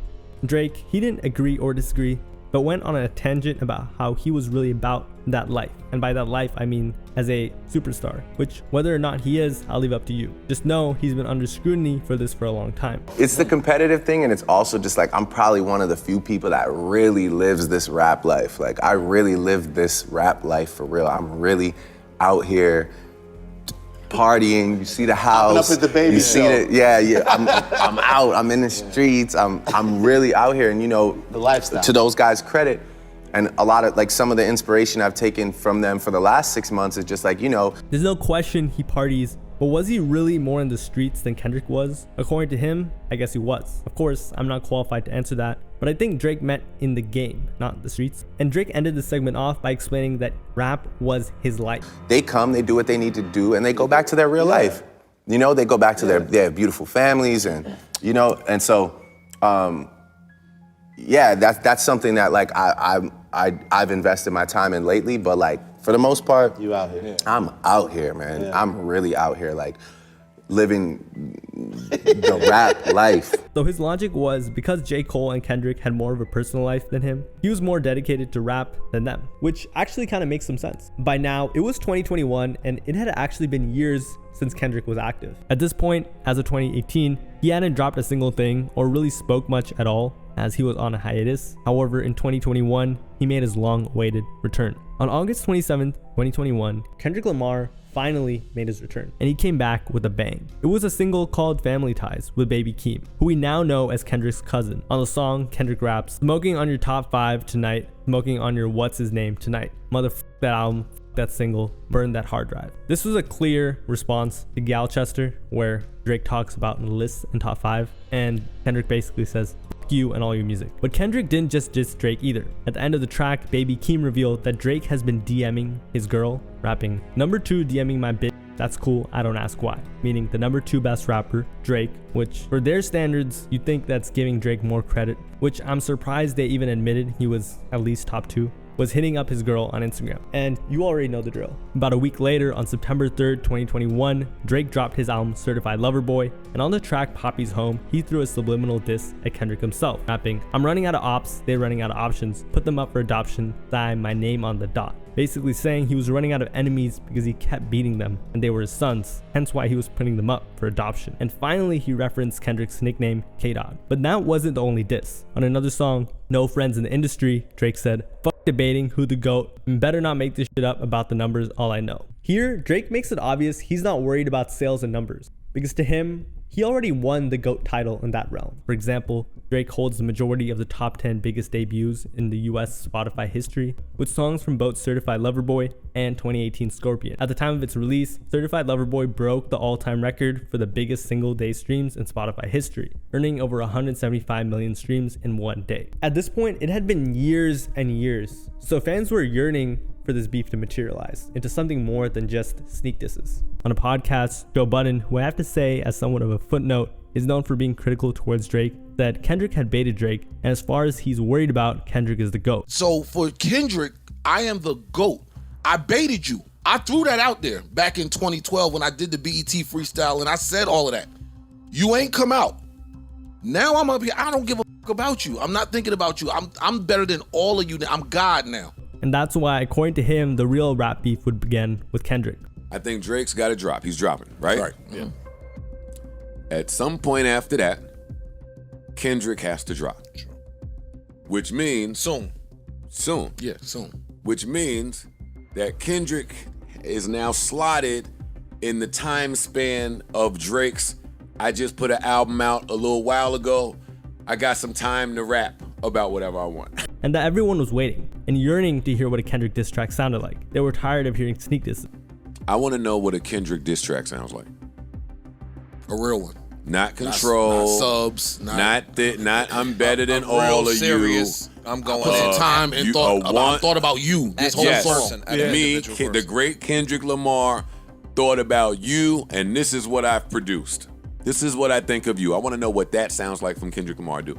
So would his prediction come true? I guess you'll have to find out. The last bit of news that year was in November, when on the 10-year anniversary of Take Care, Drake shared an old photo of him and Kendrick. And for almost 6 months after that, there would be silence on both ends. But in May of 2022, Kendrick finally released his long-awaited album, Mr. Morale and the Big Steppers. And once again, he dissed Drake. Actually, scratch that, he spoke on Drake, because he just explained something. On the track Father Time, he shared his thoughts on Kanye West and Drake's reconciliation, rapping, "Daddy issues kept me competitive, that's a fact. I don't give a f What's the narrative? I am that guy. The song was about Kendrick's father's masculinity influencing him to be toxic, to give you some context. So did Kendrick just admit to dissing Drake because he had daddy issues? Alright, that's enough. And then he reassured everyone he was him. He went on to rap, when Kanye got back with Drake, I was slightly confused. Guess I'm not as mature as I think. Got some healing to do. For context, in November of 2021, Kanye shared an image of himself and Drake posing together after seemingly ending their long-standing feud, when Kanye invited Drake to perform at a Larry Hoover benefit show in LA. December, the next month, Drake obliged, and they performed at a joint concert. Their beef had been on since at least 2009, and this had fans what? This had not just Kendrick, but a ton of fans confused, but also pretty happy. I guess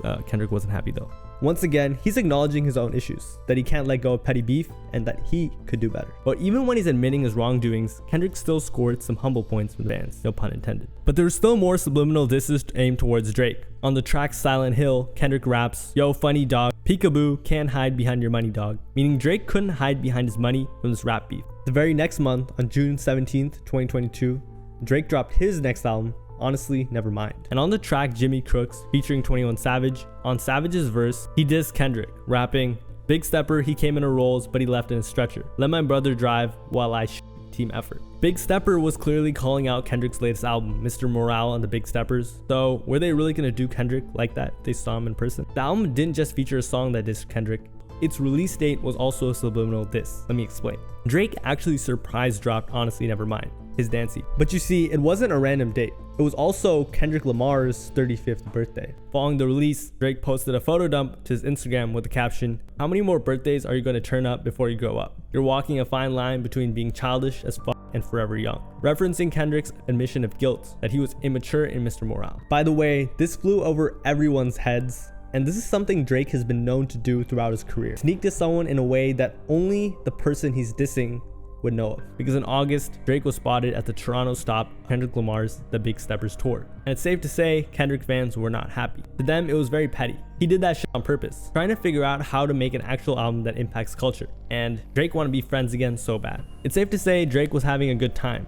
That year, Drake also reached top 30, top 5 singles on the chart, surpassing the Beatles' 29, a 50-year plus record. Something, if we're being honest, Kendrick will never accomplish. That year, the game also reflected on 100, a song that dropped 7 years prior, where Drake was allegedly dissing Kendrick. According to him, he wouldn't have released 100 had he thought Drake was trying to take shots at Kendrick Lamar, but this was old news just being spoken about now. But Drake wasn't done dissing Kendrick yet, because on November 4th, 2022, Drake and 21 Savage dropped their collab album, Her Loss. And on the track More, Drake responds to Kendrick's diss on Mr. Morales, rapping, "Dissing on his album, and it flopped, he deserved it." Although Kendrick sold 295K first week, it was actually considered a flop considering how fast it came and went, and the fact that it had no presence on the charts. Combine that with the fact that Kendrick took years to drop this album, it did not look good. In 2023, another Drake sneak diss was accidentally leaked. In April, a song with Lil Uzi surfaced titled Fake Woke / At the Gates. In it, Drake rapped, "Fake woke guys, fake deep.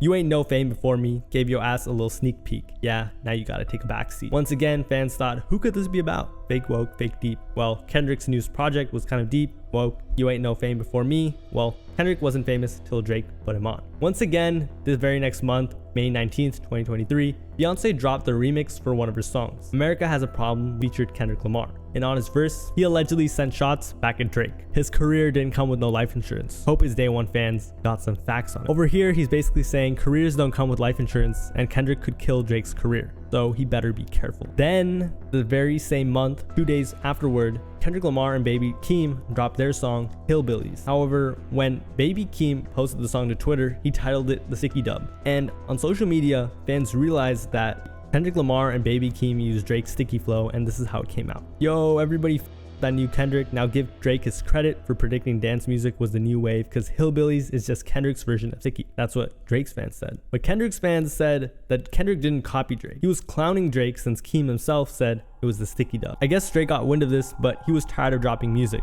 So that summer, him and 21 Savage would begin their It's All a Blur tour on July 5th of 2023. And during the opening night of the tour, Drake would announce his new album called For All the Dogs. And during this, he also sent shots at Kendrick, referencing how he took 5 years to drop his album. About how much music I put out, but it's like I look around at all these faces, I know it's summertime, I gotta give you shit. Like I just can't. I don't know about these guys that go away 3, 4, 5 years, wanna chill out, all that. That's not me. This was obviously a Kendrick diss. Who else could he be talking about? If you're not convinced, let me explain. Kendrick's most recent project, Mr. Morale and the Big Steppers, came 5 years after its predecessor. Damn. Drake, on the other hand, has dropped every year. In fact, from the time he said this, he dropped almost 4 tracks in a 2-year time span, which is insane for an artist of his caliber. But once again, fans knew this was a Kendrick diss. Another jab at Kendrick and LMAO. One person wrote on Twitter, while another reacted by saying, Aubrey and Kendrick needed the tap dancing and squabble on wax. No more subs either. I find it funny how they called Drake by his first name, Aubrey. But Drake wasn't done messing with Kendrick. That year, Michelle Obama put Kendrick on her playlist. So Drake used it to diss him on his song Away From Home from his most recent album, For All the Dogs, rapping, "Who give a mama, put you on a playlist, though we never hear from you again like you was taken." Kendrick had been put on the Obama's playlist multiple times, and Drake was constantly left out. The bar specifically was a very obvious jab at Kendrick for being MIA from the rap game, while Drake was showing out every year.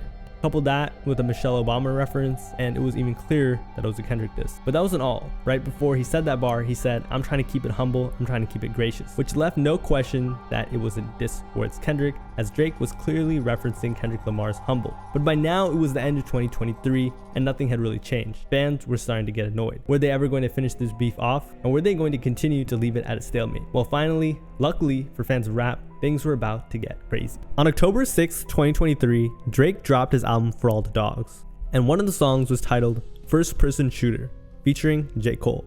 And in this song, Drake says something that he definitely knew would ruffle some feathers. But J. Cole actually started it. Or not really, we weren't in the studio. But this did come first, because he said, "A lot of debating my numeral," aka a lot of people were debating what number on the all-time greats list I am from this generation. But Drake would go on to say, "I love a dinner with some fine women when they start debating about who the GOAT." I'm like, go on ahead, say it then, who the GOAT? Who the GOAT? Who the GOAT? Who you really rooting for? So Drake begins by posing the question over who these women think the GOAT is and whether or not they're on his side. Keep in mind, this is a song with J. Cole, who is thought of as one of the big 3 in rap. So these GOAT allegations are only amplified by his presence. But that isn't what really pissed him off. In the next verse, J. Cole raps, "Love when they argue the hardest MC, is it K-Dot, is it Aubrey, or me? We the big 3 like we started the league, but right now I feel like Muhammad Ali. Yeah, Muhammad Ali." This was a pretty big deal, so let's break it down. He began by explaining he loved when people argued about the greatest MC or rapper. Most fans believed it's because Cole is seen as the guy in 3rd place, which I'm sure must feel kind of good, but also not that great because he's not really spoken about in the GOAT discussion, more so just as one of the greats. He then reaffirms that he too believes that it's between him, Kendrick, and Drake. Is it K-Dot, is it Aubrey, or me? Afterwards, he says we the big 3 like we started a league, but right now I feel like Muhammad Ali. The Big 3 is an American basketball league in the hip hop legend Ice Cube founded, but he also says that he feels like the Muhammad Ali of the trio. Muhammad Ali is thought of as one of the greatest fighters ever, with a record of 56-5 and 37 knockouts. So here J. Cole is saying he feels like the GOAT. In the end, Drake raps this. They talking about when this gonna be repeated? What the f, bro? I'm one away from Michael. Man, beat it. Man, beat it. What? Once again, let's break this down. Essentially, Drake is saying, hey, the fans are asking when are we gonna see someone else go on my type of run? But I'm like, what? He then says he's one away from Michael, as in Michael Jackson. So what could that possibly mean? Okay, so on Billboard's list of most #1 songs in the Hot 100, Drake at the time sat on the 5th place with 12 #1 hits for himself. At the 4th place was guess who? Michael Jackson, aka the king of pop. So Drake was saying, hey, I'm just one away from Michael. It's gonna be a while till we see someone come close to me. He then says, bro, beat it, man, beat it. What? Over here, he's referencing one of Michael Jackson's smash hits, Beat It, which went #1 in 1983. And he repeats this throughout the end of the song, which could be a pun with the word repeated. Beat it, what, beat it, what, beat it. And by repeating it, he could also be saying, surpass me if you can, in both a playful and competitive way, which is very clever and clean wordplay. So not only did they ruffle some feathers, they also did so in a very big way. This song, First Person Shooter, made history when it scored J. Cole and Drake's first Hot 100 #1 song together, and J. Cole's first #1. It was also their first collab since 2013, but they had just wakened up a sleeping bear, Kendrick Lamar, from his hibernation when they mentioned him. But at the time, no one really knew, because this song dropped in October of 2023, and for months, absolutely nothing happened. On March 22nd, 2024, Future and Metro Boomin dropped their long-awaited album, We Don't Trust You. It was a really good album, but there was one song that stood out in particular. It was titled Like That, featuring Kendrick Lamar. Future parts were cool, but Kendrick is the one that stood out, because he went all out. But let me break it down for you, because it's a lot. Kendrick began by rapping. Keep in mind, this entire verse he was rapping really aggressively as well. These guys talking out of their necks, don't pull no coffin out of your mouth, I'm way too paranoid for a threat. By these guys, Kendrick meant Drake and J. Cole, of course, and then said that they were talking out of their necks, which is just slang for someone speaking disrespectfully or recklessly without thinking. In other words, Drake and J. Cole were tripping. And Kendrick ends the part off with I'm too paranoid for a threat, which was just Kendrick saying that he was really alert and he wouldn't take a mention lightly. Next he says, hey, let's get it bro, DOT the money, power, respect. So he announces he was ready to diss back and began. He mentioned his nickname, K-Dot, and the fact that he had money, power, and respect. But this wasn't a random bar. Kendrick was referencing his 2012 song Backseat Freestyle with the lyrics from its chorus, all my life I wanted money and power. So Kendrick is emphasizing that he has 3 of the most important aspects to every rapper: money, power, and respect. He then raps, the last one is better, say it's a lot of goofies with a check. This was clearly a jab at Drake. It's no secret Drake has a lot of money, he tours every year, has a brand deal with Nike, has his own jet, and he's Drake. So by saying the last one is better, he means that despite having money and power, Drake lacks respect, which many fans would actually agree with. But that wasn't all. Remember when he said it's a lot of goofies with the check? Well, Drake just dropped his album For All the Dogs in 2023, and we all know Goofy the dog from Mickey Mouse. As I mentioned, Drake has ties to Nike. So this was definitely a diss towards Drake. And the amount of disses Kendrick was able to pack in already should really tell you something about how the rest of this verse is going to go. He then followed by rapping, I hope them sentiments symbolic. All he meant by this was, hey, I hope what you said on First Person Shooter was strictly symbolic or figurative and not literal. Obviously they were literal. On my temperament bipolar, I choose violence. So Kendrick is saying, hey, I choose my wicked side to face Cole and Drake, aka he wasn't going to be Mr. Nice Guy. But when have we seen that? He went on, okay, let's get it up. It's time for him to prove that he's a problem. He then basically says he's ready because he's chosen to be the bad guy now. So it's time for Drake to really prove he's a problem in the rap game. He then rapped, they clicking up but cannot be legit. No 40 water, tell him. By saying 40 water, Kendrick is referencing E40 and Be Legit, who are part of the group called The Click. Kendrick is suggesting that J. Cole and Drake are clicking up to diss him, but that can't be true because they don't add up to Kendrick or E40 and Be Legit. But there's another layer that could be a stretch, but very well could also be true. No 40 water could also be a diss towards Drake producer and engineer Noah 40 Shabib, who is known for using an underwater effect on many of his tracks. Afterwards, he says, hey, yeah, get up with me, which is just him saying, try and get to my level, from down there of course. But here's where he got a lot more direct. He then rapped, sneak dissing, first person shooter, I hope they come with 3 switches. Right here, Kendrick is saying, the sneak diss y'all made, first person shooter, I hope you came with 3 switches. In other words, it's gonna take a lot of shots and ammo to get rid of him, which he's implying Drake and J. Cole don't have. He then said, I crash out like rap, diss Melly Mel if I had to. Crashing out refers to doing something stupid, which he says by saying rap, which he says saying rap or dissing Melly Mel would be. But wait, what does he mean by that? Well, Grandmaster Melly Mel was a lead rapper and songwriter of the Grandmaster Flash and Furious 5, a collective that basically pioneered hip-hop. So to diss Melly Mel would be dissing rap itself, which Kendrick explains he's willing to do. He then raps, got 2 T's with me, I'm snatching chains and burning tattoos, it's up. Lost too many soldiers not to play it safe. Clearly, he's not talking about doing something safe, but once again, this is hard to understand if you're not a die-hard Kendrick fan. You see, 2 T's is the director of security at Kendrick's former record label, Top Dog Entertainment, and someone who's very close to him as well. So Kendrick is explaining that he's got security with him, so he's good, while dissing Drake and Cole. Of course, right after he says he's snatching chains, which are acts meant to strip someone of their respect, which Kendrick explains he's going to do to Drake and J. Cole. But here's what's also interesting.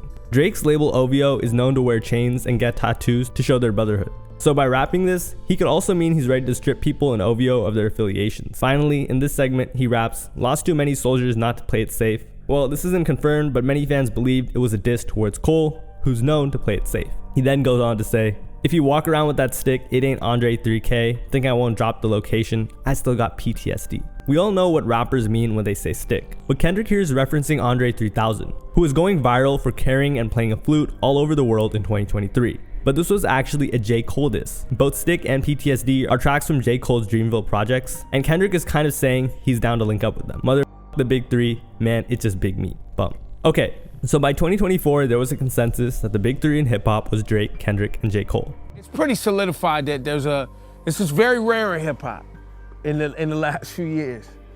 There's consensus on the big 3. But as far as the dudes, Kendrick, Cole, Drake. Consensus. Consensus. You guys think it's a consensus? Like all hip hop agrees? However, Kendrick was coming in and saying, hey, a big three, it's just big me. Literally, that's all. I thought we did until this weekend. Why? What did you see? Apparently there's no room for three.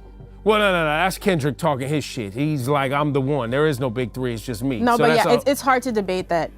It would not be those three. Right. But afterward, he says something very interesting. What? I'm really like that. And your best work is a light pack. Man, Prince outlived Mike Jack. And these were some really interesting and well thought out bars. Kendrick is telling Cole and Drake that their legacies will not outlive his, just how Prince outlived Michael Jackson. However, it gets deeper. Although they were considered some of the greatest in pop of their generation, they had a very public beef, similar to how Kendrick has now with Cole and Drake, specifically Drake. But there's more. Remember when Drake compared his greatness to Michael Jackson in First Person Shooter? Kendrick was also referencing that. What's also interesting is the similarities. Kendrick and Prince are renowned for how they're more artistic, while Drake and Michael Jackson were the commercial powerhouses. But that's just food for thought. Man, bum, for all your dogs getting buried, that's a K with all these nines, he gon' see Pet Cemetery. Bum. At the end of the verse, Kendrick says Cole and Drake are dogs that will end up being buried in the Pet Cemetery, a best-selling novel from a horror writer named Stephen King. It's also a play on For All the Dogs, the album that First Person Shooter is on, and K could also be short for K-Dot. And this verse is very similar to Control back in 2013, released a little over a decade prior to this event, which shook the rap world. Moreover, the album itself did really well. Future and Metro's song Type Shit debuted at number 2 on the Billboard Hot 100, and the album debuted at number 1 on Billboard's 200 chart. How much did the project sell? 250K first week, the highest of any album of that year. But what about Like That? Where did it end up? Well, it debuted at number 1 on the Billboard Hot 100. So because Future and Metro Boomin both just began beefing with Drake, for Kendrick, this was the perfect time for him to strike. Also, remember how when Drake first responded to Control, it was on a remix of Future's shit? Well, that's why Kendrick poetically hopped on this. But fans were still in awe. What's more, it's now clearer than ever that Drake was hated in the industry. So everyone was just waiting for someone to defend him. Was Young Thug gonna say something from jail? What about Travis Scott? 21 Savage? You know, the guy he dropped a collab album with the year prior? Also, what happened to his best friends, who also happens to be best friends with Metro Boomin? Or hey, what about Lil Wayne? Surely someone had to come out and defend the Certified Lover Boy. I mean, the other side, Kendrick, Future, Metro, and many more like The Weeknd had already picked their side. As Metro Boomin tweeted, once you pick a side, stay there. Kendrick was waiting a long time. In summary, Kendrick has been waiting a long time for this man to just take a direct shot and stop with the subliminal shit. On the other hand, it seemed like Future was quick to side with Metro Boomin with his beef with Drake. But this betrayal, whoever's side it was on, Future or Metro's or Drake's, was something that Drake was no stranger to. In fact, he's spoken on this exact scenario back in 2016, where he explained how most people in the industry were not playing fair. You know, these fly-by-night people that you just come across. I mean, they're all not to be trusted. I don't trust none of them. You know, it's like I'm not really. Drake went on to explain that he wasn't born yesterday, and the industry was competitive. I'm not naive. I'm not out here being like, yo, it's not buddy, man. This is war, man. You know, just like anything else, it's like sports, just like whatever it is. If you're in accounting, I treat this shit. We're playing for keeps, bro. You know, I'm not here to like, it's not a joke thing to me, you know? So, I mean. He himself had seen multiple people do heinous things to get ahead and beat their competition, being him. I wonder if one of them was Kendrick. Yeah, I've seen people I would never expect. People I've had the utmost respect for do foul shit, you know? Try and, if they could have their way, I'd be on the street corner with me and all these guys in this room and my family, and we'd never to be heard from again, you know, if they had their way. But you see, it actually wasn't just Kendrick's diss on Like That. The entire album, We Don't Like You, was directed towards Drake. But then when he gets to rapping, Future says, we don't trust you. You my number one fan, dog. Sneak dissing, I don't understand, dog. Pillow talking, acting like a fed, dog. I don't need another fake friend, dog. I took it as he was talking specifically and directly to Drake, who just had an album, For All the Dogs. Consensus. We all agree. The internet There's agrees. literally nothing to debate there. Nothing. Nothing at all. Okay, just making It's clear. sure. So this album is a dedication to Drake.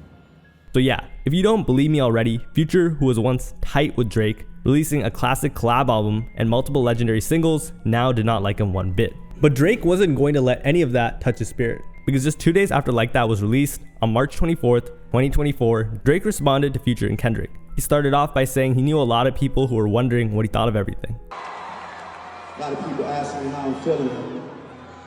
I'm gonna let you know how I'm feeling. And listen, the way I'm feeling is the same way I want you to walk out of here feeling tonight about your f***ing self. Well, he was unfazed. You know how I'm feeling? I got my f***ing head up high, my back straight. I'm 10 f***ing toes down in Florida or anywhere else I go.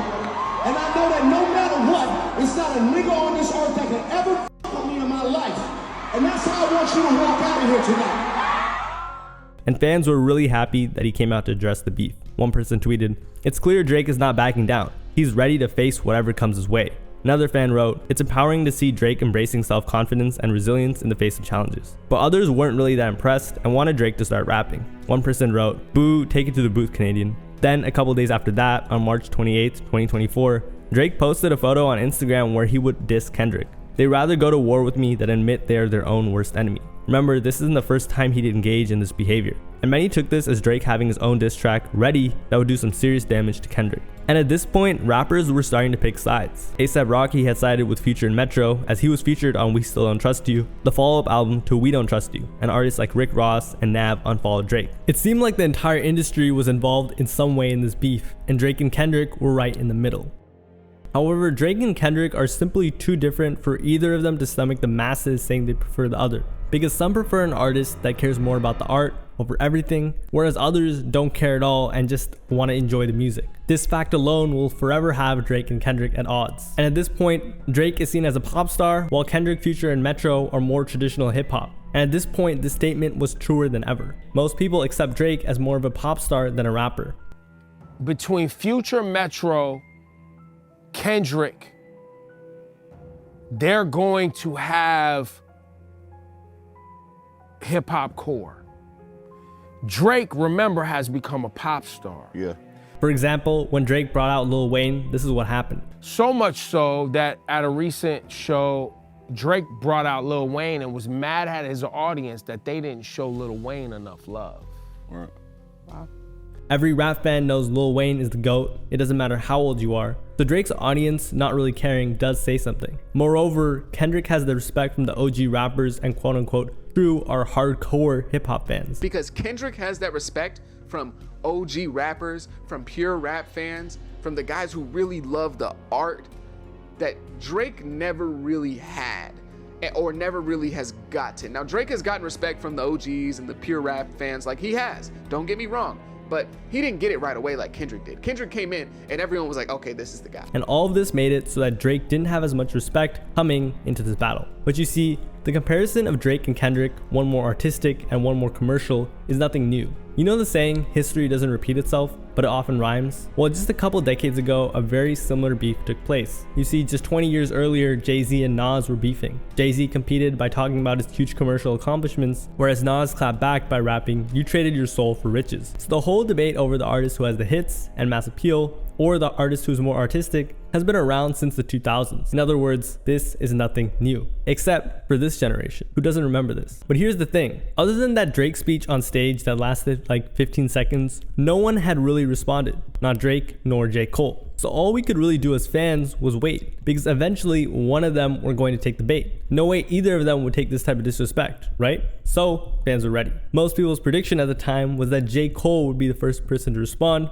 since he was the first person, no pun intended, who technically began the beef on the song First Person Shooter in his verse. And what would you know? The fans were right, because on April 5th, 2024, J. Cole released a song titled 7 Minute Drill. And all of a sudden, it looked like J. Cole would be joining Drake's side in this battle. However, to be fair, J. Cole kind of raised it to this level by saying what he said on First Person Shooter. And just a footnote, although J. Cole and Kendrick were rumored to be beefing for a long time, as far as many fans knew, they were friends, as they were even recording a joint album together years ago. But clearly, things had changed. However, 7 Minute Drill was short-lived, and Drake and J. Cole staying on one side together wouldn't really last long. Because on April 8th, J. Cole took the stage at his hometown's Dreamville Festival and apologized to Kendrick Lamar in front of his own city. He called Kendrick one of the greatest. How many people think Kendrick Lamar is one of the greatest motherfuckers that ever touch a microphone? And even admitted to not getting sleep over the record. past 2 days felt terrible. Like, it let me know how good I've been sleeping for the past 10 years. This was a huge loss and betrayal to Drake, who told DJ Academics he was disappointed and would never do such a thing. J. Cole instantly became a laughingstock. Later on, it was revealed that Drake was backstage and they were probably going to perform first-person shooter and have a moment together. Instead, J. Cole apologized and became J. Fold. But this wasn't anything new. You see, J. Cole has said in the past that he was in fact competitive. Because I think I was so competitive, I don't know how they would feel, you have to them, but I know for myself, I was so competitive early on that, like, even though we were all friends, I would say we were all friends and friendly.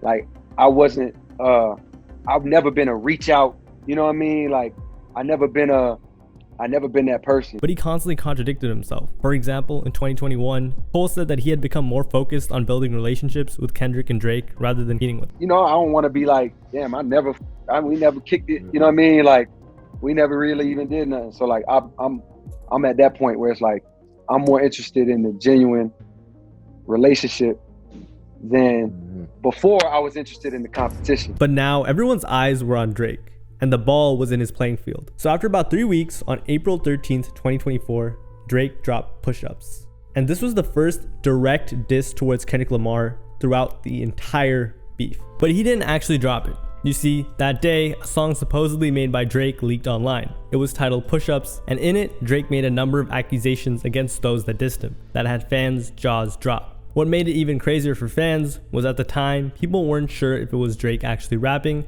as many believed that this track was AI. A couple days later, however, after being pushed by fans to stand on his words, Drake did release the diss officially on all platforms. But what was the track even about, right? Let's get into it. Before we even get into the lyrics though, let me explain by explaining why Drake titled the track Push Ups. Well, it was a reference to a viral 2023 video of Kendrick Lamar doing prison push-ups, while also telling everyone in the industry to push up to his level. Before Drake even starts rapping, a Wu Kid tag plays. Wu Kid is known for his mixtapes with 50 Cent and Waka Flocka, and Drake is probably referencing his tapes with 50, featuring some insanely disrespectful diss tracks, as a way to set the tone for the record. And just a disclaimer, this track was a diss towards everyone that came for Drake's neck. Future, The Weeknd, Metro, etc. But I'll only be going over the Drake disses that diss Kendrick, unless they're really funny. One of the first lines Drake raps is, "Backstage in my city, it was friend zone."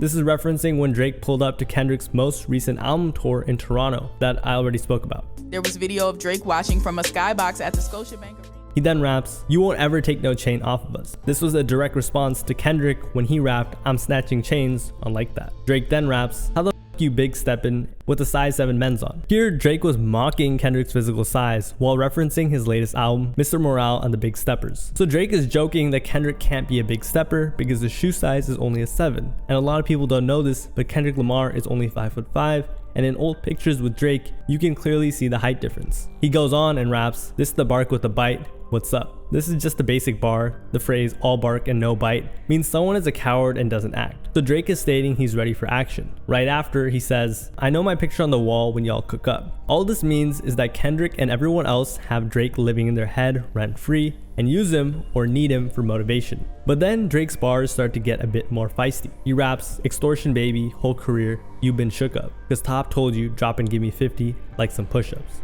This was very interesting and one of the most menacing bars of the entire track. Drop and give me 50 is a double entendre. As I said earlier, it references a video of Kendrick doing push-ups, but it also is Drake telling the world that every time Kendrick dropped music in the past, he had to give 50% to his former label, Top Dog Entertainment. Lamar left the label on good standing and is still close with everyone from there, allegedly. So Drake is basically saying, "You're not a boss like I am." He also uses a ad-lib, which is a mockery of Kendrick Lamar's track Silent Hill from his most recent album. Drake went on and said, "Your last one, Brick, you really not on shit." Right here, Drake is making fun of the performance of Kendrick Lamar's most recent album release, Mr. Morale and the Big Steppers, because it did not do well commercially, because it quote-unquote was only on the charts for 70 weeks and didn't sell as much as it could have. Which is true, to be honest, because Kendrick Lamar is one of the greats of this generation. Right after, Drake says, "They make excuses for you because they hate to see me lit," which is Drake calling out the double standard hip-hop fans have, and you will see throughout the rest of this video in this beef. Next, Drake raps, "Pull your contract cause we gotta see the split. the way you do in splits, bitch your pants might rip. This was Drake once again mocking Kendrick's poor record deal, but it was also flexing his record deal. In 2022, Drake was rumored to have signed for upwards of $500 million. When his contract is all said and done, some even say he already is a billionaire. Crazy part is Drake still owns all of his music, so he gets the perks of being independent while also being signed to the biggest label in the world. This is far from what Kendrick's deal was. But how bad really was Kendrick's deal? Well, Suge Knight, who founded Death Row Records, once claimed that Kendrick had signed one of the worst deals in music history. By the way, he wasn't known for signing artists to great deals himself, so keep that in mind while listening to this. If you look at Interscope, the two guys from Compton, Game, Kendrick Lamar, got two of the worst deals in the industry. I would never disrespect Kendrick Lamar like that and treat him like he a yeah. That's a little homie here from Compton. These guys giving half of their tour money up, when in reality, nobody in life should take half of your tour money. So what it came down to is that too many people had their hands in Kendrick's pocket, to where there really couldn't be much left for Kendrick afterwards. Universal is the ship. Then Interscope get their cut. To Aftermath, to Top Dog in the production, and other person got a little side deal going on, then Kendrick Lamar, it can't be a great deal. These are real Compton, they should have better deals than that because I got love for him. Yeah. Kendrick Lamar is the hottest rapping. So yeah, Drake did get him here, but did anyone care that Kendrick was getting robbed? For most fans, this would just make them want to root for Kendrick even more because it makes him even more of an underdog. But it wasn't all great for Drake. However, Drake also left his label Cash Money to start his own, just like Kendrick did with PG Lang. So it's a bit hypocritical. However, many fans believe that Drake is mentioning Kendrick's rocky marriage by saying your pants might rip, as he did admit they split at one point due to Kendrick's infidelity. Of course, his wife Whitney would get half his assets, meaning a split. He then goes on to say, you better do that motherfucking show inside the biddy. This just means Kendrick's label will force him to do shows inside cities with lots of bloods in them, regardless of what Kendrick thinks. Maroon 5 need a verse, you better make it witty. Then we need a verse for the Swifties. So here, Drake is clowning on Kendrick for trying to cater to the mainstream by referencing his Taylor Swift feature on Bad Blood, and another song, Don't Wanna Know, with Maroon 5. And this counts as a diss because Kendrick is supposed to be the artistic anti-pop one. Drake ends it by saying the Swiftie, or Taylor's fans, need another one. This is referencing a remix Kendrick Lamar did of Taylor Swift's smash hit, Bad Blood. What Drake is also implying is that Kendrick didn't want to do these records, but his label forced him to. So he's really trying to drive the point home here that Kendrick is not a boss, he's a pawn, unlike Drake. He then kind of repeats some disses. Top say drop, you better drop and give me 50, pip squeak, pipe down. The same old label stuff and the fact that Kendrick is short, but afterwards he starts rapping in a much more aggressive tone, rapping, you ain't in no big three, SZA got you wiped down, Travis got you wiped down, Savage got you wiped down. So Drake is saying that SZA, who Kendrick dissed Drake on a song with, who by the way is now really close with Drake, Travis Scott, and 21 Savage all have Kendrick passed, likely in Billboard placements and commercial success. And taking a look at all their recent projects, they all outsold Kendrick's. And Drake has #1 records with all of them. He then says, like your label, boy, you in a scope now. This is just wordplay. Kendrick is in Drake's scope, and he's signed to Interscope, which is the label that Drake claims has been robbing him. He follows that up with yet another double entendre, and you gon' feel the aftermath of what I write down. Kendrick was signed to Dr. Dre's Aftermath, and Drake is going to now make him feel the effects of his pen, or the aftermath. I'm at the top of the mountain, so you tight now, just have to talk with your ass, I had to hike down. Here Drake is bragging about his high status in the rap game,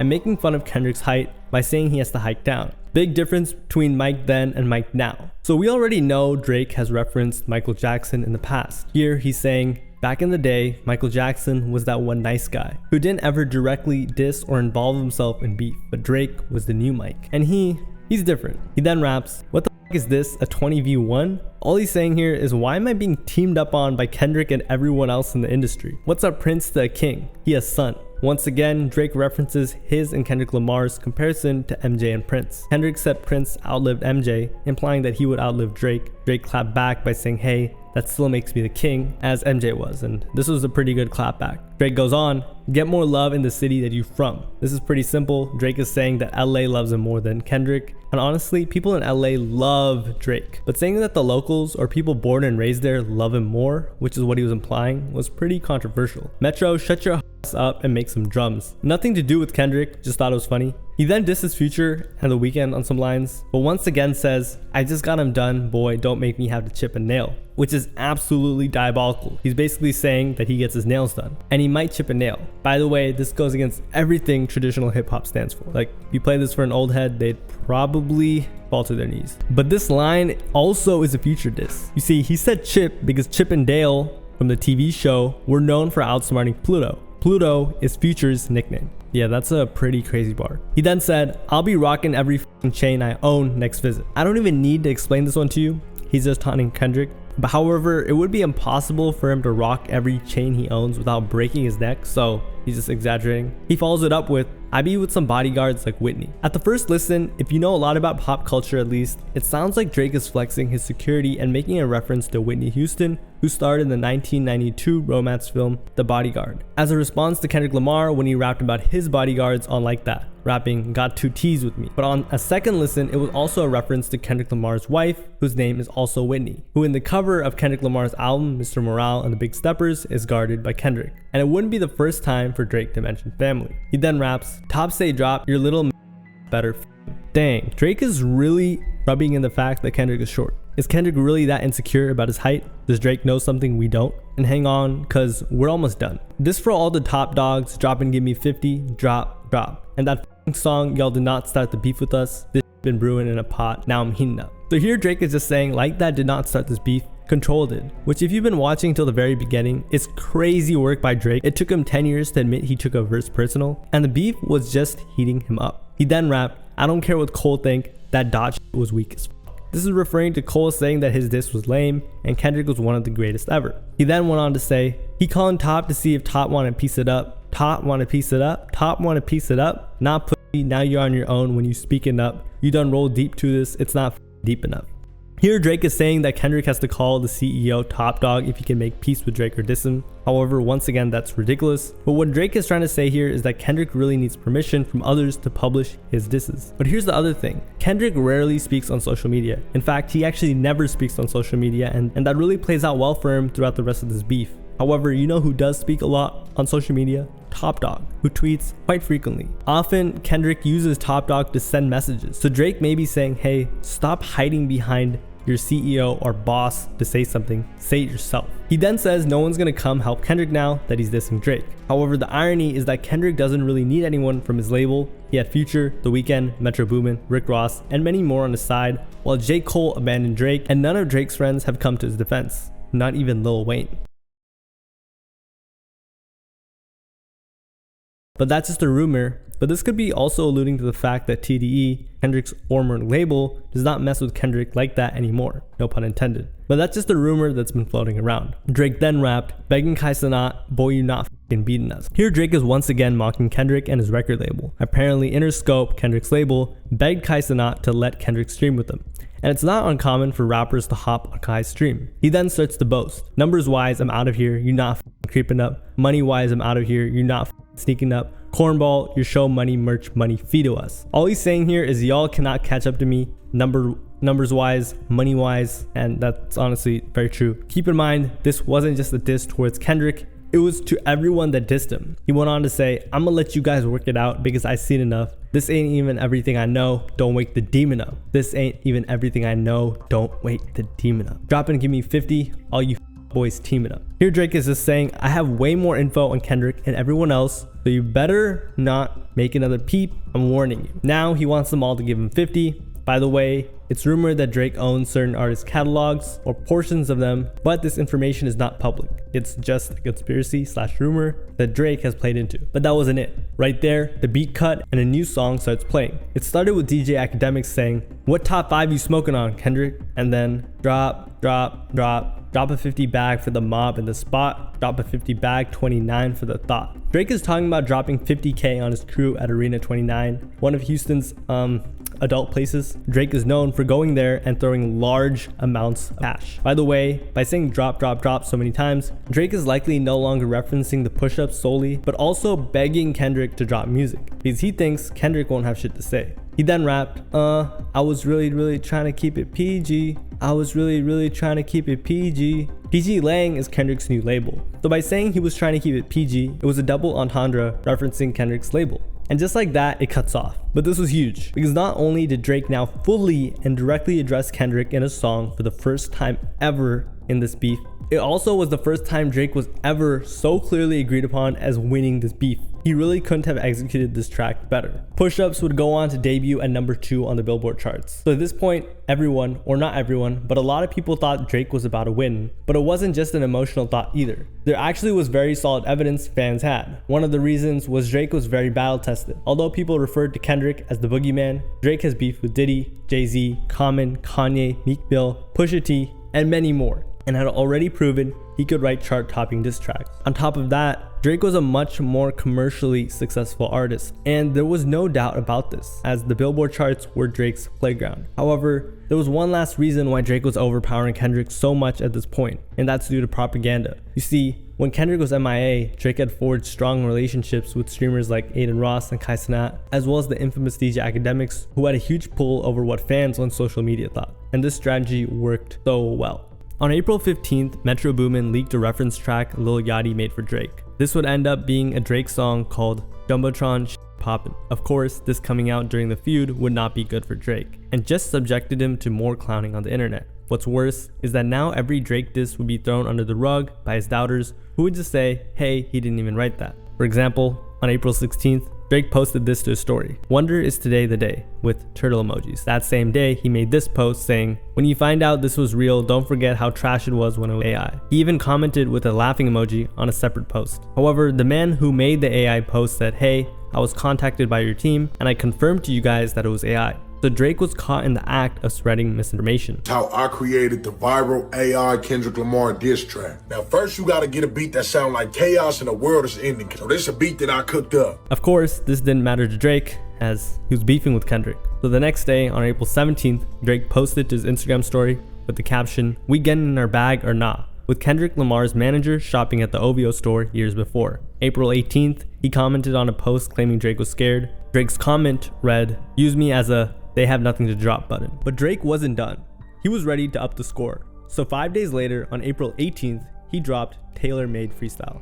So once again, let's get into it. But before we get into the lyrics, why was it titled Tailor Made? Tailor Made is a play on tailor made, spelled T-A-I-L-O-R made. This usually means custom clothing tailored to your fit or physique, but Drake is obviously also referencing Taylor Swift, who he already mentioned in Push Ups, as you just saw. But that's not all. Drake is also referencing Kendrick when he said Tailor Made on his 2012 album, Good Kid, Mad City.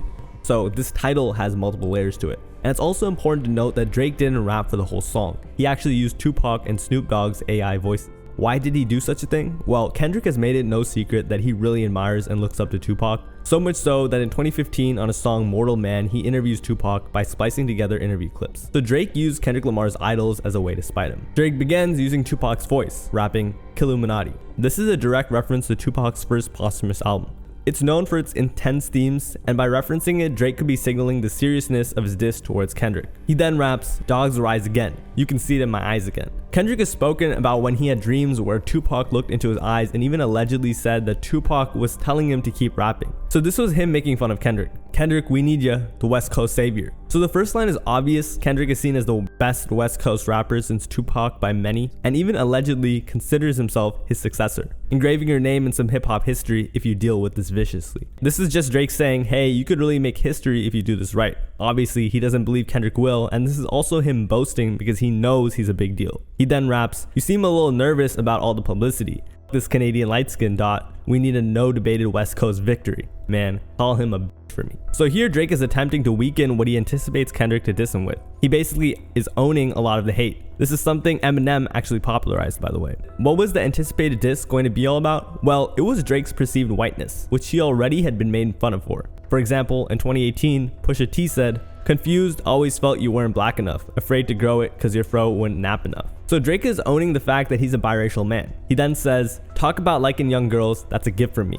Heard it on the Button podcast, it's gotta be true." This is something I have to gloss over due to the subject matter and this being YouTube, but you can look into it. Just know Drake is owning the fact he has allegations, which he says are false. He then says, "They told me the spirit of Machiavelli is alive in a guy under 5'5", so it's gotta be you. I would beef the whole game. It was me and Snoop Dogg, had my shirt off in the House of Blues. Here, Drake is implying that Kendrick isn't who everyone thinks he is, or he claims to be. But let's break these bars down. Tupac also went by the stage name Machiavelli. He was 5'9", Kendrick Lamar is 5'5". Drake then refers to Tupac's many beefs and his final concert in the House of Blues. So here Drake may be implying that I am actually the spirit of Machiavelli, first by joking slyly that Kendrick couldn't be due to his height, as well as saying, hey, Tupac beef with the whole game, I wonder who else is doing that. Oh yeah, me, not Drake, guys. By the way, Tupac's last concert wasn't in the House of Blues. Drake then said, K, you gotta f this guy's girl, he gotta get a all that about burning tattoos, he is not amused. Drake is responding to Kendrick saying he will burn his tattoos. Drake implies he doesn't care and is waiting for Kendrick to do something even more disrespectful, such as sleeping with Drake's girl. Just like Tupac claimed he did to Biggie in this track Hit 'Em Up, where he said, you claim to be a player, but I f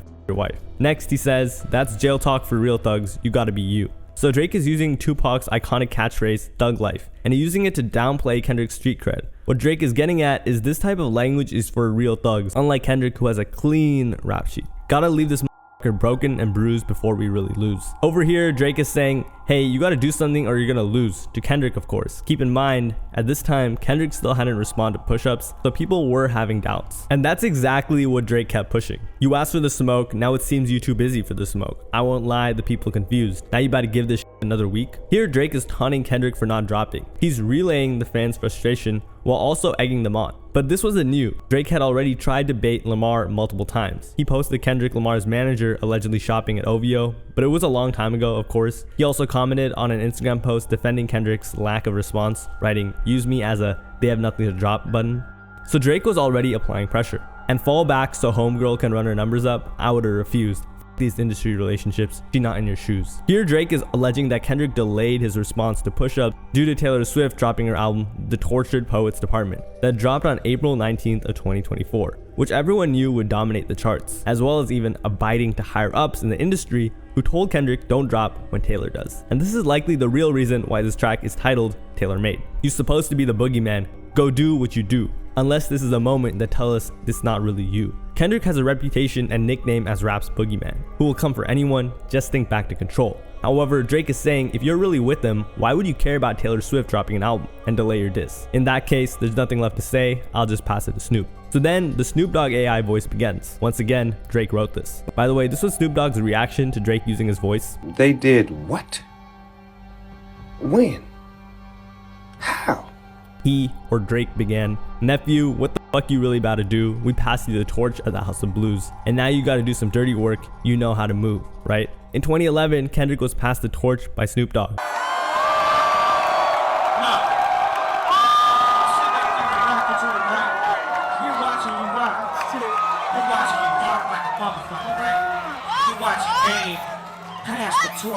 Watching all this stuff. It's a beautiful thing, but then you great at what you do. You ain't good at what you do.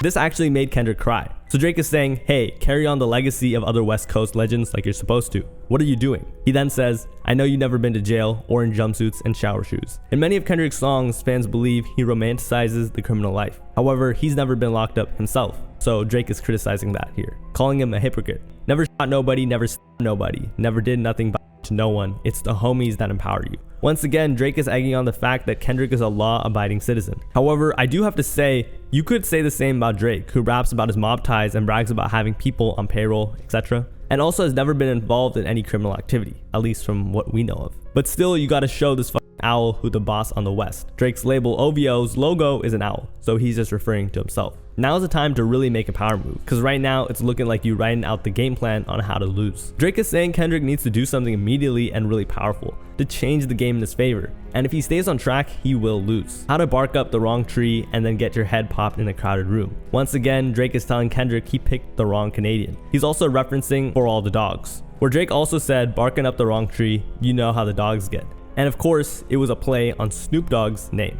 The end is actually a pretty cool bar too. The Crowded Room is an Apple TV series about Danny Sullivan, who commits a murder and then gets acquitted due to having multiple personalities. Drake is using multiple personalities, Tupac and Snoop Dogg, on this song to murder Kendrick. He then says, world is watching this chess game, but are we out of moves? The chess game could possibly be a reference to the music video for First Person Shooter, where Drake and J. Cole are playing chess with each other. But he's basically telling Kendrick, hey, are you out of things to do? You know that the DOG never doubted you, but right now it seemed like you posted up without a clue. of what the you about to do. Drake is saying, hey, Snoop Dogg never doubted you, but right now it's kind of hard not to. Then Drake finally raps himself, which was the concept for the song. Drake would be rapping alongside the legends that Kendrick looked up to, but right now it was Drake's turn. He began by rapping, yeah Unc, that's the truth. Unc is a nickname for Snoop Dogg and just anyone a bit older, and Drake here is technically just agreeing with himself. I'm definitely about to come around the Lang Gang and let my bowel move.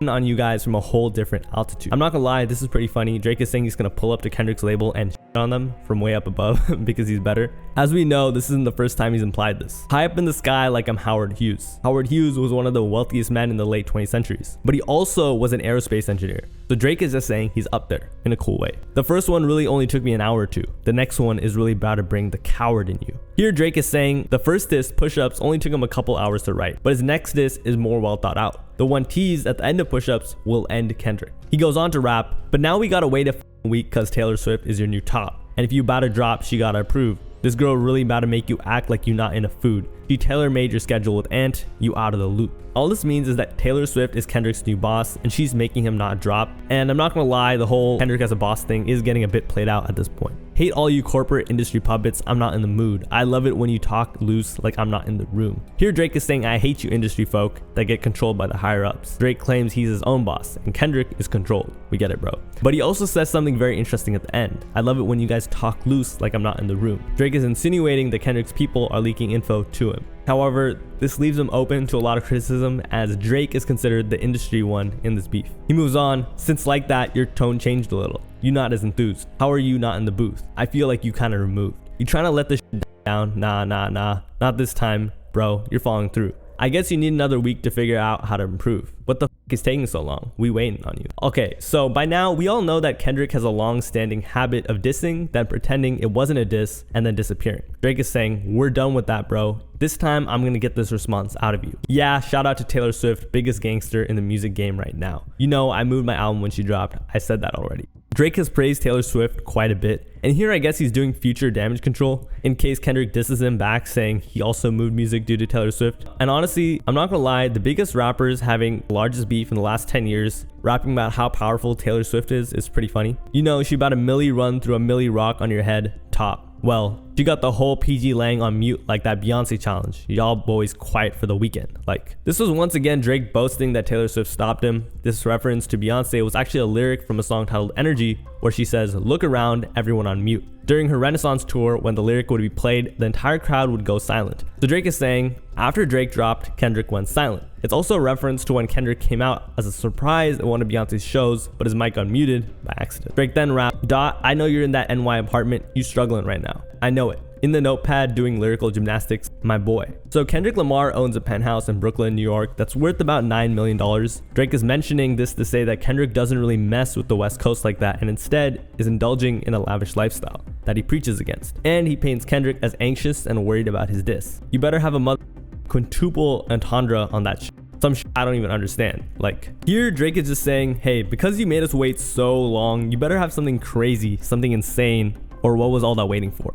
That shit better be crazy, we waiting on you. Yeah. Immediately after the song was released, Tupac's estate responded quickly with a litigation threat. Not only is the record a flagrant violation of Tupac's publicity and the estate's legal rights, it is also a blatant abuse of the legacy of one of the greatest hip-hop artists of all time. The estate would never have given approval for this use. The unauthorized, equally dismaying use of Tupac's voice against Kendrick Lamar, a good friend to the estate, who has given nothing but respect to Tupac and his legacy publicly and privately, compounds this insult. 2 days after the statement from Pac's estate, Drake deleted the song from every platform. But it did its job. It didn't really make any crazy accusations, but Drake did that on purpose. He was saving his ammo for the next round, because deep down, we all knew Kendrick was going to drop. However, there was still not one peep out of Kendrick. But you know who we did hear from? Kanye West, who was probably like, how can I make this about myself? And decided to hop on a remix of Like That to support Kendrick. Keep in mind, Kanye and Drake still have beef. To promote that remix, Kanye posted a meme of J. Cole. A couple days prior, Kanye posted a picture of himself in the studio with Metro Boomin, suggesting a new alliance. Metro agreed, captioning it, can't stop, won't stop. But what did he say? On the song, Kanye dissed Drake quite a bit. First he said, it's a rap for y'all, where's Lucian, serve your master. You caught a little bag for your masters, didn't you? Lifetime deal, I feel bad for you. This was possibly a get back for Kendrick, because Drake was saying he was in a bad deal. However, Kanye is claiming Drake is in an even worse deal, a lifetime deal. This isn't anything new either. Joe Budden has alleged before that Drake is forced to drop an album every year and tour by his label. Kanye then says, "You also out of sight, out of mind. I can't even think of a Drake line. Play J. Cole, get that dry." So he's just saying girls don't like Drake and J. Cole's music. And I guess you can say that about J. Cole. But to be honest, this was just a distraction. And it did pass quite quickly. At this point, the spotlight was on Kendrick. Him and Drake had been beefing for over 10 years now, and it was time for some real action. Furthermore, it's also very unusual for rappers to beef this heavily at this point in their careers. What I mean is Kendrick and Drake are arguably at the tail end of their primes. I mean, they're in their 30s. So if Kendrick was going to respond, it had to be now. There really wasn't any more time left to put this off. And there was some real pressure on them as well. Because as I said, at this point, Drake was actually winning the beef in the eyes of most fans. Except for Kendrick Lamar's, of course. For the first time in years. Every day, DJ Academics was tweeting day 5 of no response from Kendrick Lamar. Day 10, day 15, and now it had been 2 weeks, and many fans were worried that Kendrick, like in the past, would crawl back into the shadows and not diss back. By now, many had gotten used to Kendrick dissing and then disappearing. But he does this, he pops up, he does all this stuff over like these hard beats, C control, and then he disappears. People weren't going to just give him the crown over one verse. You don't get to be the king of the industry when you get to pop up and do this and then get on these violent beats and don't do none of this. You don't get to know. I'm sorry. Great verse, buddy. It's cool. It's cute. He had to do more. When he dropped push-ups on his Instagram story, he wrote, "Push-ups, all platforms like the shoes you need. Let's get it, bro." Of course, this was a jab at Kendrick's hype. On April 27th, 8 days past the push-ups release, Drake could be seen sporting a Compton College t-shirt. Yet another jab at Kendrick Lamar. On April 29th, push-ups officially debuted at number 19 on the Billboard charts, which for Drake wasn't great, but still good. Luckily, on April 30th, or day 17, Kendrick dropped a track titled Euphoria. And it's safe to say it exceeded the expectations quite a bit.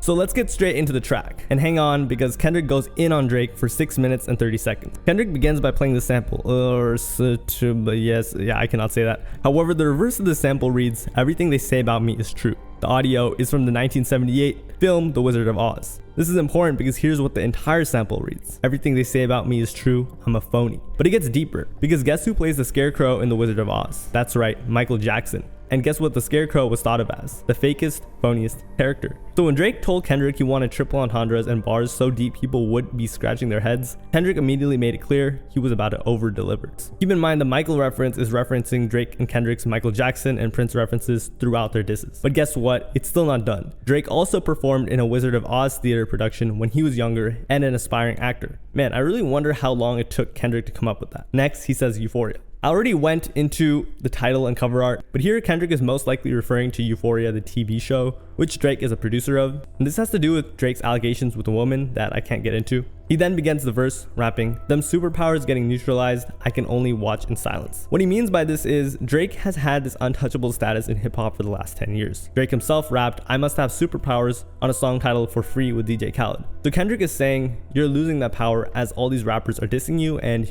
you're getting exposed. He goes on, "The famous actor we once knew is looking paranoid and now is spiraling." This is about Drake's beginnings as an actor on the Canadian show Degrassi. He was playing a popular student who was later paralyzed. He then says Drake is spiraling, which could just mean mentally he's going crazy due to all these disses. "You're moving just like a degenerate. Every antic is feeling distasteful." By this, all he's saying is all of Drake's trolls to him after dropping push-ups were distasteful and immature. He's also attacking Drake's lifestyle of partying, gambling, etc.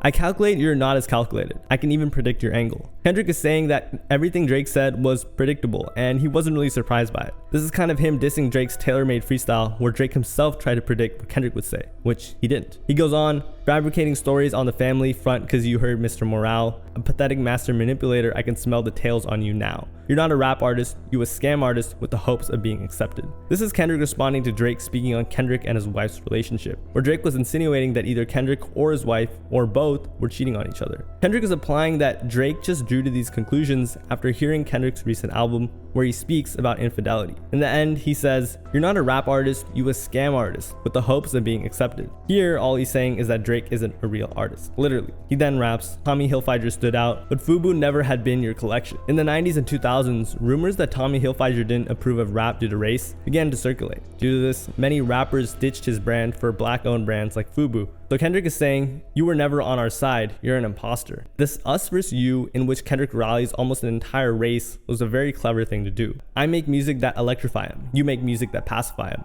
I can double down on that line, but you spare this time. That's random acts of kindness. Kendrick is saying that his discography lights people up and inspires change. Meanwhile, Drake's music is allegedly meaningless and repetitive. By saying Pacifica, he is also referring to Drake's audience being immature. But the pacify bar could also have to do with certain allegations Drake has. However, luckily, Kendrick has chosen to spare him. Now you a master manipulator and habitual liar too. But don't tell no lie about me and I won't tell truths about you. These lyrics were an interpolation of the chorus of The Heart Part 4, which Kendrick dropped in 2017. Don't tell a lie on me, I won't tell the truth about you. So by referring to these lyrics, Kendrick means that Drake told a lot of lies about him on Push-Ups and TaylorMade, which has now forced him to tell some pretty wild truths about Drake. Which what he means is, hey, for you to diminish my character, you have to lie. For me, all I have to do is tell the truth. Dang. He goes on to say, yeah, I'm out the way, I'm low, okay. Kendrick's admitting he's not really in the mix of things, and he also owns the fact that he's short, which was something Drake really made fun of. But at the end, he says he's okay, meaning all that pinching by Drake didn't really affect him. Yeah, the island, right, he's remote. Benjamin Franklin and Andrew Jackson are on the $100 and $20 bill, so Kendrick is probably just saying, financially, I'm good. Which he is, at an estimated net worth upwards of $75 million. Drake loves to gloat about his net worth as well, so Kendrick is probably just saying he has enough. Hellcat made his homeboys and them types sell they soul. Okay, everybody wanna be demon till they get chipped by a throwaway. And these two bars are insane. So firstly, Kendrick is referencing Drake's Push-Ups where he raps, this ain't even everything I know, don't wake the demon up.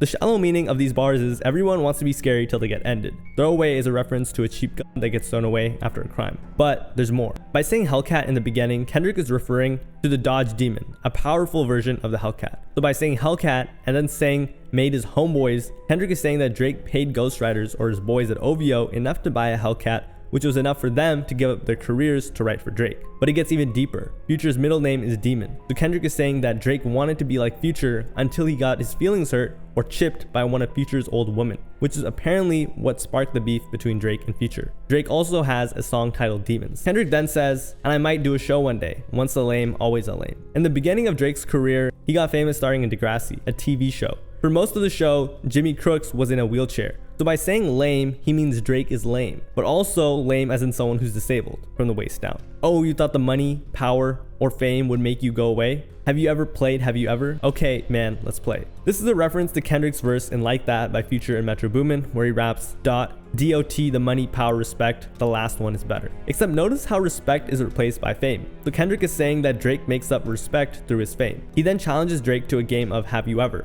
which is where you compare things you've done in the past, usually embarrassing, which is Kendrick taunting Drake's allegations. Have you ever walked your enemy down like with a poker face? Have you ever paid 500,000 like to open a case? In TaylorMade, Drake mocked Kendrick for not actually being about the life he glamorized. So Kendrick responded by asking Drake if he's ever done anything like that, which Kendrick claims he has. This is kind of a he say she say though. He then says, well, I have and I failed at both, but I came out straight. This is the first time Kendrick starts playing Have You Ever with Drake. He admits he's done both, meaning he maintained a poker face and he paid $500K for a lawyer. However, he was unsuccessful, whatever that means. I hate when a rapper talk about somebody died. They turn into nuns. Then hop online like, pray for my city. He faking for likes and digital hugs. Kendrick is calling Drake a hypocrite and fake, because although he condemns gun violence publicly, he also raps about allegedly engaging in it and capitalizing off of glamorizing that lifestyle in his music for profit. And this isn't the first time Kendrick has mentioned his disdain for virtue signaling. His daddy a he wanna be junior. They must have forgot the that they done. Here Kendrick is talking about Birdman, who he's calling Drake's daddy, due to Drake being signed under Cash Money. He's calling out Drake though for trying to be a gangster like Birdman, but not actually doing what Birdman allegedly did in the streets. AKA, Kendrick believes Drake is talking the talk, but not walking the walk. He then says, dementia must run in his family, but let it get shaky, I'll park his son. This adds on to the previous bar, where Kendrick says Drake is forgetting. He then says he'll park him, but like park his son, which is a play on the word Parkinson, a degenerative disease that affects the nervous system, where the patients get tremors, which is, I guess, what Kendrick is trying to give to Drake. The very first time I shot me a Drake, the homie had told me to aim it this way. I didn't point it down enough. Today, I'll show you I learned from those mistakes. Kendrick is referencing a Draco pistol, but using the slang word Drake as a play on Drake's name. By firing shots, he says he'll end Drake. However, he also says that he didn't point down enough. This means two things: that Kendrick didn't go all out in his previous disses to end Drake when he could, but also that Drake is below him, something Drake was saying in his disses. Somebody had told me that you got a ring. On God, I'm about to double the wage. I'd rather do that than let a Canadian guy make Pac turn in his grave. In 2023, Drake bought Tupac's custom diamond and ruby ring via auction for $1 million. Kendrick said he was willing to pay twice that just to keep Drake from tarnishing Tupac's legacy. Remember, Drake used Tupac's AI voice to diss him. He also pronounces Canadian like comedian, which many fans thought was him calling Drake a joker. Cutthroat business, you got twisted. What is it? The braids? Kendrick is saying that Drake's reality is twisted, meaning a lot of his claims on push-ups or any diss track weren't telling the truth. For example, Drake misspoke when he was referring to Kendrick's shoe size. He said he was a US men's 7 when in reality, Kendrick was a 9. But twisted also means something else. Twists are a hairstyle mainly worn by African Americans. So Kendrick is targeting Drake's fear of growing his hair out and having it look too African, in Kendrick's eyes. This is evident to him because rather than getting an African hairstyle, he got braids. And there's actually some evidence to support this. Drake has been seen in public with his hair not done, and he's been hiding behind security to not show the public his hair. Kendrick then raps, I hurt your feelings? You don't want to work with me no more? Okay, this is probably a reference to Kendrick's infamous verse on Cole. Afterwards, Drake wouldn't admit his feelings were hurt, but he did say he wouldn't want to collaborate with them, like we talked about earlier in this video. Here, Kendrick is just saying it like it is. Drake took offense, something he wouldn't admit for years until now. It's 3 GOATs left, and I see 2 of them kissing and hugging on stage. This is both a J. Cole and a Drake diss. He's not really saying they're GOATs though, he's making fun of them, which is furthered by when he refers to them hugging. I love him to death, and in 8 bars, I'll explain that phrase, huh. It's nothing nobody can tell me, huh. I don't want to talk on no celly, huh. You know I got language barriers, huh. Kendrick is saying he loves them, but then, spoiler alert, he uses this line to set up a YNW punchline late in the song, who is charged with his 2 best friends. Kendrick goes on to suggest there's a language barrier. This means multiple things. So, for one, it's that him and Drake's lyrical ability is very far apart, but also that Kendrick is off of social media almost completely while Drake is on it nonstop. By the way, he says this bar in a Canadian accent mocking Drake, and to add to the language barrier bar. Additionally, Selly is slang for Selmat. So Kendrick explains he doesn't want to rat on someone he's cool with to bring down Drake. There's a possibility he's holding back some info. It's no accent you can sell me, huh? Drake is known to use a multitude of different accents to appeal to different crowds. Kendrick is just saying it won't fly by me. Yeah, Cole and Aubrey know I'm a selfish guy, the crown is heavy, huh? Kendrick is saying, I'm not sharing the title of the GOAT, but he's also had a custom crown made specifically for him called the Crown of Thorns after his most recent album release. I pray they're my real friends, if not, I'm YNW Melly. This is what Kendrick was referring to by love them to. Of course, it also means he won't tolerate untrustworthy people like Drake and J. Cole. Is this what the beef could have been started by all those years ago? He then says, I don't like you popping shit at Pharrell. For him, I inherit the beef. So here's some context. Drake dissed Pharrell in his 2023 song with Travis Scott titled Meltdown, where he literally said he would melt down Pharrell's iconic jewelry, which for obvious reasons is extremely disrespectful. So Kendrick tells Pharrell, I got you. And this just goes to show how many people Drake has beef with. Like, bro, why are you beefing with Pharrell Williams? Yeah, f all that push and P. Let me see you push a T. You better off spinning again on him. You think about pushing me. Kendrick is referring to Drake and Pusha T's beef, where Pusha T went in on Drake. Drake even admitted in an interview that he lost to Pusha. Here's what he said. I tip my hat to the chess move. It was a genius play in the game of chess and definitely warranted my first loss in the competitive sport of rapping. So Kendrick's saying, hey, you're better off going to a guy that he lost to rather than coming to me because you're gonna lose even worse. He then says, he's Terrence Thornton, I'm Terrence Crawford. Yeah, I'm whooping feet. Once again, Kendrick is referring to Pusha T, whose real name is Terrence Thornton, subtly rubbing in the fact that Drake lost, but also saying he's Terrence Crawford, who is an undefeated boxer, meaning Kendrick doesn't lose. He goes on, we ain't gotta get personal, this a friendly fade. You should keep it that way. Here, Kendrick is saying that this is still competition, and they should keep it that way before Kendrick really gets personal, if he hasn't already. I know some shit about guys that'll make Gunna wanna look like a saint. According to Kendrick, he knows some people on Drake's label OVO that have snitched so bad that Gunna, who was recently under controversy for allegedly snitching on Young Thug, would look like a saint. He then raps, this ain't about critics, not about gimmicks, not about who the greatest. This is a direct response to First Person Shooter, where Drake and J. Cole talk about who's the greatest. Kendrick is saying this is deeper than that, and he also throws a stray, claiming Drake takes part in gimmicks. It's always been about love and hate. Now let me say I'm the biggest hater. I hate the way you walk, the way you talk, I hate the way you dress. Kendrick is proclaiming he's a huge hater, while also interpolating DMX's viral rant on The Breakfast Club when asked if he liked Drake, where he basically said he hated everything about Drake down to the way he walked. He goes on, I hate the way you sneak this, if I catch a flight, it's gonna be direct. Drake loves to sneak diss rappers on his songs, one of them Kendrick, and Kendrick has expressed his disdain for sneak dissing in the past, like on Like That when he says, sneak dissing. And you'll slowly start to notice that Kendrick begins to diss Drake harder and harder, chipping away now at his character. We hate the bitches you because they confuse themselves with real women. Kendrick is hating on Drake's choice of women, who are Instagram models and content creators, wink wink, but also his allegations pertaining to the type of woman Drake likes. And notice I said we, it's not just me, I'm with the culture feeling. Here he says we, which strengthens his bond with the rap community. This is powerful because Kendrick has taken the role of the man of the people and the culture, whose judgment will likely end up influencing the winner of this beef. He moves on to say, how many more fairy tale stories about your life till we had enough? How many more black features till you finally feel that you're black enough? These two lyrics are about Drake faking his lifestyle and appearance. Drake often speaks of his mob ties, crime, and just putting up a gangster image online. Kendrick claims these are all fairy tales. He then attacks Drake's insecurity of being biracial. Drake does a lot of features, and as a rapper, many of his collaborators are black. But Drake also puts out pop hits. So Kendrick is likely asking, hey, why do you feel the need to collab so much with rappers and not in other genres? What are you trying to prove? I like Drake with the melodies, I don't like Drake when he act tough. Kendrick is literally just telling Drake to stay in his lane, make pop music, that's it. And of course, he's dissing him because he's claiming pop music is his lane. You gon' make a guy bring back Puff. Let me see if Chubbs really crashed something. Chubbs is Drake's OG bodyguard turned close friend, who had a ton of shoutouts from Drake throughout the years. Puff is one of Diddy's nicknames, and it's alleged that at a party Diddy did something physical to Drake, and Drake just took it, which hurts his gangster image. Yeah, my first one like my last one, it's a classic, you don't have one. On push-ups, Drake said, your last one brick, you really not on shit. But Kendrick doubles down and says his flop is actually a classic, something Drake wouldn't know about, which further pushes this agenda over being artistic over commercial success. Let your core audience stomach that, then tell them where you get your abs from. In late 2015, Drake got abs in a matter of 3 months. Due to this, the story of Drake getting plastic surgery arose. It's also some nice wordplay. By saying core fans and referring to Drake's abdominal muscles, Kendrick is saying Drake's core fans are fake and can't stomach that he hasn't made it classic. But he wasn't done with the plastic surgery bars. V12, it's a fast one. Bow, bow, bow, last one. V12 is a reference to a cryolipolysis slimming machine. Kendrick is joking by giving Drake advice on how he can achieve fat loss faster. By the way, Kendrick is known for working out in random places and taking his physique pretty seriously. He then says, headshot for the year, you better walk around like Daft Punk. Kendrick is telling Drake to protect himself, specifically his head, with a helmet like how Daft Punk do.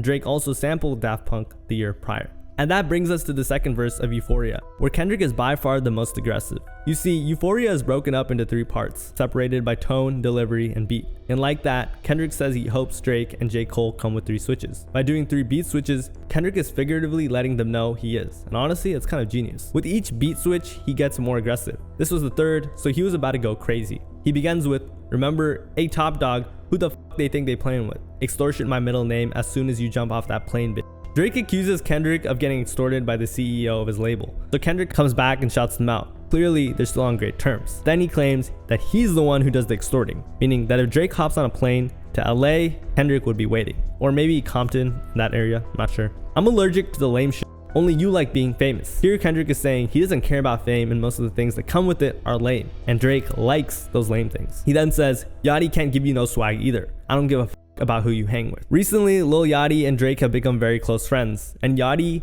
has had an influence on Drake's music and style, executive producing on one of Drake's projects, Her Loss, and allegedly influencing Drake to paint his nails, which unfortunately I don't think scores him any points in this beef. Kendrick goes on, I hate the way you walk, the way you talk, I hate the way you dress. He's once again interpolating DMX's viral rant, but also flipping a line off of Michael Jackson's 1987 song, The Way You Make Me Feel, where he says, I like the groove of your walk, your talk, your dress. So he's keeping the comparison thing alive. However, this time he's playing both sides, and I guess you could call this beating Drake at his own game. He then reveals something. Suppose you wanted that feature request. You know that we got some to address. This sparked rumors that Drake and Cole actually asked Kendrick to hop on first-person shooter, but he denied. So this is like the 2nd or 3rd time that we know of that Drake tried to squash the beef with Kendrick. Kendrick then brings up another thing about Drake he hates. I even hate when you say the word bleep, but that's just me, I guess. Some shit just cringeworthy. It ain't even gotta be deep, I guess. So Kendrick doesn't believe Drake is really black, and in fact he cringes when Drake partakes in what I guess you could label as a perk of being African American, which Kendrick doesn't think Drake deserves. He then says, still love when you see success, everything with me is blessed. So Kendrick is saying that he's still happy to see Kendrick win because he's blessed already, and come on, let's be real, he hates Drake, why would you say this? And Kendrick even allegedly showed Drake some mercy. The day before was the 8th anniversary of Drake's album Views, so Drake allowed him to celebrate and have the spotlight. But it's still hilarious to me how Kendrick pretends like all this is just friendly competition and banter. Keep making me dance, waving my hand, and it won't be no threat. Here, Kendrick is making fun of Drake for being pop and radio friendly. In 2022, Drake dropped Honestly Nevermind, which was a dance album that Drake ironically dropped on Kendrick's birthday. Kendrick saying that it just makes Drake look more unintimidating. He then attacks Drake's character. I know they call you the boy, but where's the man? Because I ain't seen him yet. Drake commonly refers to him as the boy, but Kendrick is flipping this self-proclaimed title to call Drake childish and mature. But he was just getting started, rapping, matter of fact, I ain't even beat him yet. Can I beat him? Bet. This line marks a shifting point in Kendrick Lamar's tone, as he gets more aggressive, but it also says, hey, I haven't really gone in, but now it's time. He goes on, when I see you stand by Sexy Red, I believe you see two bad. Sexy Red is a female rapper Drake is close with. Kendrick is saying that Drake is just like her, a female. He continues to mock Drake and emasculate him by alleging he feels threatened by women that can out-twerk him. I believe you don't like women. It's real competition. You might pop out at them. He then goes on to say, let's speak on percentage. Show me your splits. I'll make sure I double back with you. Kendrick is responding to when Drake said this in push-ups. Pull your contract cause we gotta see the split. The way you doing splits, your pants might rip. Kendrick flips this into a diss for himself, saying, why don't you show me your previous splits, huh? He continues, you were signed to a guy that signed to a guy that said he was signed to that guy. So now he's really attacking Drake's splits. You see, when Drake was signed to Young Money, it was under multiple record labels, Cash Money, and then Universal, meaning he was receiving a small portion of his profit. And honestly, Drake should have seen this bar coming, but Kendrick then exposed him. Try cease and desist on the Like That record. What? You ain't like that record? Here, Kendrick is alleging that Drake tried to strike down Like That. And at the time, people thought Drake was trying to take it off all platforms. However, shortly after the diss track dropped, a screenshot of an email surfaced revealing that Republic Records revoked the radio rights to Like That. It looked like Drake had pulled the strings. Metro Boomin would later confirm that this was real on Twitter. I'm lame, but the first week after hashtag Like That, you try to block it at radio. I've been sitting on this email for a month now, but was just sparing you. Oh, you ain't hashtag Like That record? But this was ironic too because Drake was sent a cease and desist letter himself for Taylor Made. Kendrick then said, back to back, I like that record. I'ma get back to that for the record. Kendrick is referencing a Drake diss track towards Meek Mill posted in 2015. He then says he'll get back to that, which he does days later. He then exposes Drake again, rapping, why would I call around trying to get dirt on y'all? Y'all think my life is rap?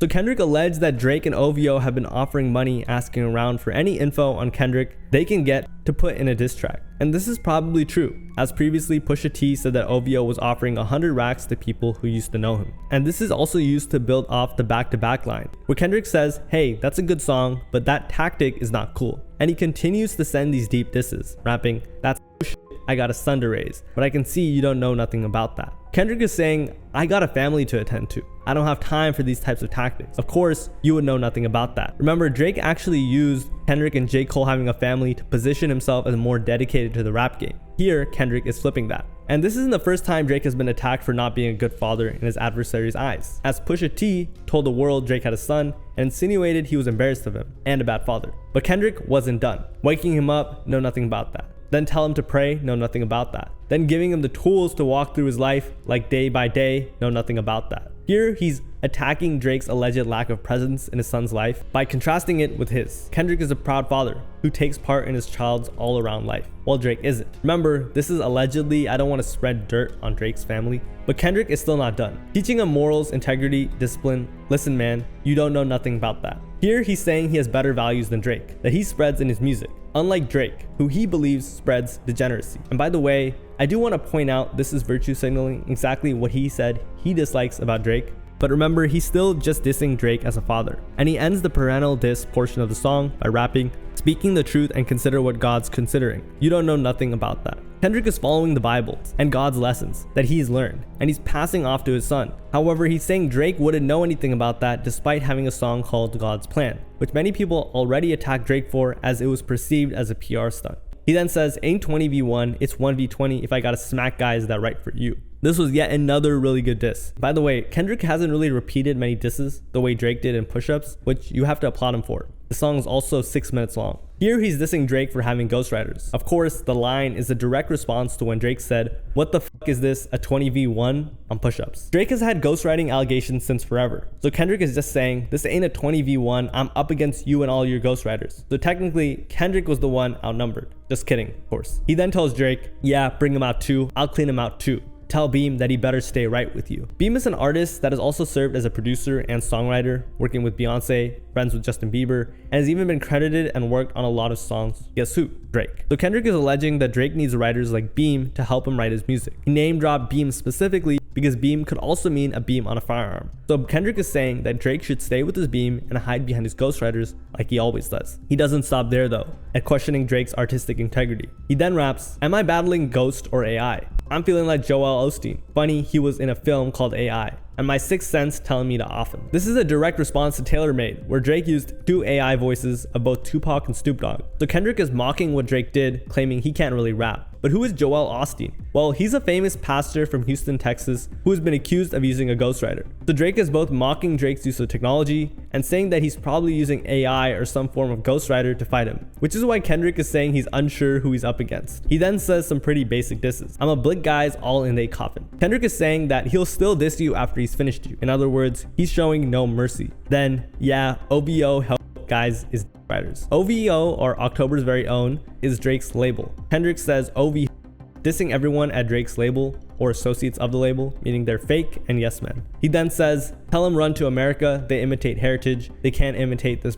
This is a reference to Drake's push-ups. In it, Drake says The Weeknd and his crew ran away from Canada due to OVO. So Kendrick is saying OVO should run to America to learn how the streets really are. Then Kendrick starts mocking the Toronto accent. "What I learned is guys don't like the West Coast, and I'm fine with it. I'll push the line with it. Pick a guy one off at a time with it. We can be on a 3-hour time difference." Here Kendrick is mimicking Drake's flow on his 2013 song Too Much, and referencing part of his Control verse where he says, "One at a time, I line them up." He continues to mock how Drake speaks, rapping, "Don't speak on the family, Crody. It can get deep in the family, Crody. Talk about me and my family, Crody. Someone gonna bleed in your family, Crody." This is Kendrick's response to Drake slandering his family and referring to his wife on push-ups. But why did he use Crody? Well, it's because Drake loves to use the word Crody, which is the way Crips say Brody. However, it was popularized by the Toronto rapper Pressa, and because of that, Drake has used it in multiple songs. However, Kendrick grew up in Compton, the city where the Crips were founded, so Kendrick is reclaiming the word. Drake also named his cat Crody.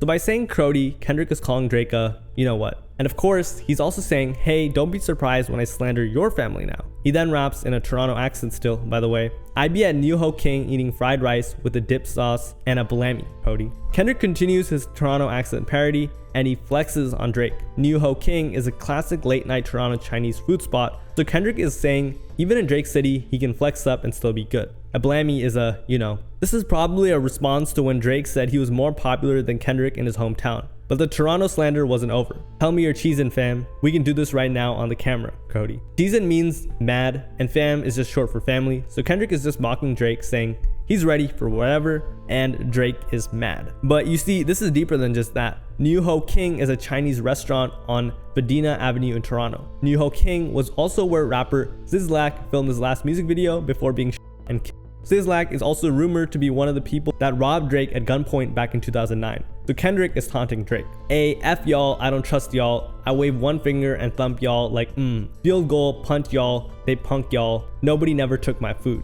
Here Kendrick is referencing the project Like That is on. Future and Metro Boomin's project We Don't Trust You. In 2012, Drake was surprised in an episode of Punk'd, a hidden camera reality TV series, and he was caught by surprise. The food part, maybe something only Drake knows. Whoever that's with them, you guys, fuck the industry too. Kendrick is just saying, F whoever rolls with Drake and the industry, which is the supposed side Drake is on. And from here, he ends the track. If you take it there, I'm taking it further. Psst, that's something you don't want to do. Here, Kendrick is warning Drake not to escalate, but Drake actually did the same on push-ups. This ain't everything, I know, don't wake the demon up. So I guess by that logic, they both are going to now. And finally, Kendrick says, ooh, we don't want to hear you say ninja no more. We don't want to hear you say ninja no more. Stop. Pretty much everyone agrees non-black people cannot say a certain word. I'd like you to use your imagination. Drake being biracial has been a huge talking point for a while, as well as his suburban upbringing. You see, although his father is black, his mother is a Jewish white woman, who he was primarily raised by. So Kendrick is saying, nah, you're not really black. Drake has even spoken about this in his music. In his single Wickman, For All the Dogs, Scary Hours edition, he raps, Black America loves to remind me what my mama looked like, as if I'd ever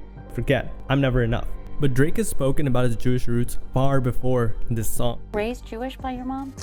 Not like, you know, not like Orthodox Jew or like extremely religious Jewish. I mean, we celebrated every holiday and you know, I actually had a bar mitzvah. But yeah, I mean, I was raised in a Jewish household, I would say. But my mother's my mother was always like, you do what makes you happy. You be with who you want to be with, and as long as you're happy, as long as you're safe.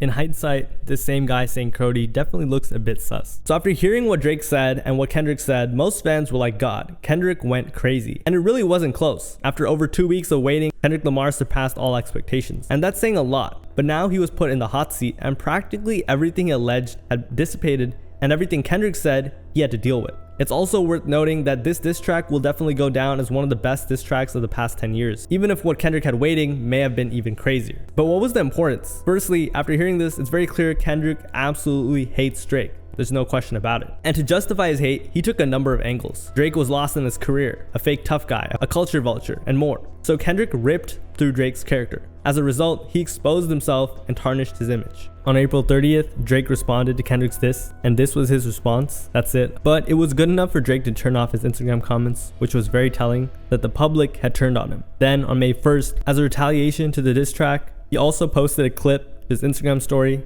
from the movie 10 Things I Hate About You as a way to mock Kendrick. But that same day, an email leaked of Drake getting his label to block Like That from radio play. Drake and Metro Boomin are both signed to Republic Records, so this may very well be true. But it wasn't over, because just some days later, Kendrick dropped another diss, titled 616 in LA. The title of the song could mean multiple things, but it was most likely Kendrick referencing the day him and Drake first met, June 16, 2011, when Kendrick performed in Toronto. The cover art was a Maybach glove, which could have been a reference to Rick Ross's label, Maybach Music, and his recent diss, but that's a bit of a stretch. There is a lot more to this cover art, however, I'm gonna let it loose further into the video. But the lyrics themselves are pretty wild. He starts off by saying, "It's survival, survival, I think somebody lying, smells somebody lying, I don't see no fire." Here Kendrick is referring to Drake's song Survival from his album Scorpion. In it, Drake raps about the streets and almost getting taken out. Kendrick is saying that it might actually happen now. But this is also Kendrick saying, hey, you've been teasing you got dirt on me, but I know you don't. He continues, Off-White Sunseeker at the marina, F a Phantom, I like to buy yachts when I get the fever. This is a direct response to Drake when he ended the tailor-made freestyle by saying, you better have a quintuple entendre on that shit.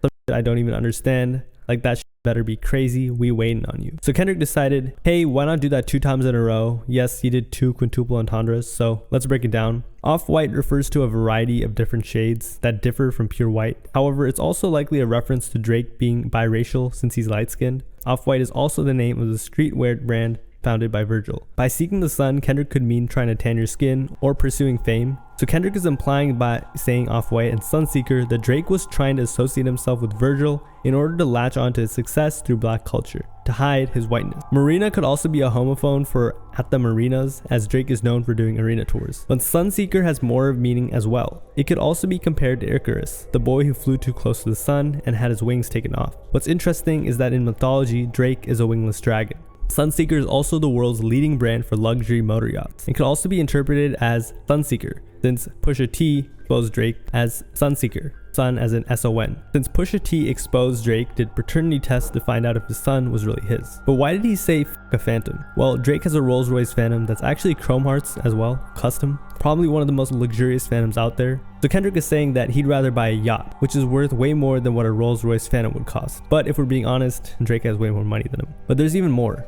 A Phantom is a double entendre. A Phantom is a ghost, which can be tied to Drake's ghostwriting allegations. The Fever is a yacht brand. Dang, that's some insane lyricism right there. He then raps, wine coolers spill on my white t-shirt, the sightseer. So Kendrick is bragging about his lavish lifestyle, drinking wine, yachts, etc. But the white shirt is a symbol of his humility. A sightseer is a line of paper shooting range targets that are usually red. Kendrick may be saying that something red will spill on a shirt and it won't be wine. He moves on, trifecta, money, morals, and culture, that's my leisure. This is different from his previous trifecta, money, power, and respect. Kendrick is now saying money, morals, and culture are a combination that he has and Drake doesn't. Remember, in Euphoria, he argues that Drake has no culture and lacked morals. He continues, my visa, passport tatted, I show up in a visa. This is another double entendre. Of course, Kendrick is boasting about his frequent travel, but remember when Drake said this in push-ups? You can't get booked outside America for Nan. So Kendrick is saying, hey, I travel because I get booked for shows. He then says, localized dwellings in Brooklyn just to book me some pizza. Locali is a Brooklyn-based pizzeria. in TaylorMade, Drake said, "Dot, I know you're in that New York apartment. You're struggling right now. I know it." So Kendrick is saying, hey, I was just enjoying some pizza. Who could reach us? Only God could teleport this type of freedom. Here, Kendrick is saying that he's impenetrable. He has a freedom that Drake doesn't. He could be anywhere, unlike Drake, who is too high profile. But Kendrick then draws back to be a little vulnerable, which is an interesting move. He raps, God, my confession is yours, but who am I if I don't go to war? There's opportunity when living with loss. I discover myself when I fall short. So Kendrick is admitting he was conflicted originally about his decision to go to war with Drake because he knew the type of damage it would cause. Another historic rap beef, of course. This was tough for Kendrick because he considers himself a humble, grounded guy that stays away from politics, drama, and petty beef. And the temptation of instigating the beef made him worry if he contradicted what he preached, because he did. And this isn't the first time he's spoken about not pursuing beef any longer. On his track Father Time, he rapped, "When Kanye got back with Drake, I was slightly confused. Guess I'm not as mature as I think, got some healing to do." So he was considering squashing the beef. Ironically, neither Kanye or Kendrick squashed it. But ultimately, Kendrick decided he was going to battle Drake because the loss of character would give him an opportunity to learn about himself, which I'm not gonna lie is kind of like a weak excuse, but I'll take it. Which is why at the end he said, "I discover myself when I fall short." And this could be a line from the Christian Bible, "For all have sinned and fall short of the glory of God." But of course, this isn't confirmed. He then raps, "Raise my hands to a fallen sky, I fantasize. Me jumping planets immortalized, I correspond." These bars were kind of ethereal, and once again, Kendrick was making references to God. In the Bible, there are many references to lifting your hands up to the heavens to present yourself to God for prayers. Lift up your hands to the holy place and bless the Lord. So Kendrick is raising his hands up to the sky with prayers to receive guidance from God. Furthermore, fallen sky is a term used to describe the world after a catastrophe. What catastrophe? Well,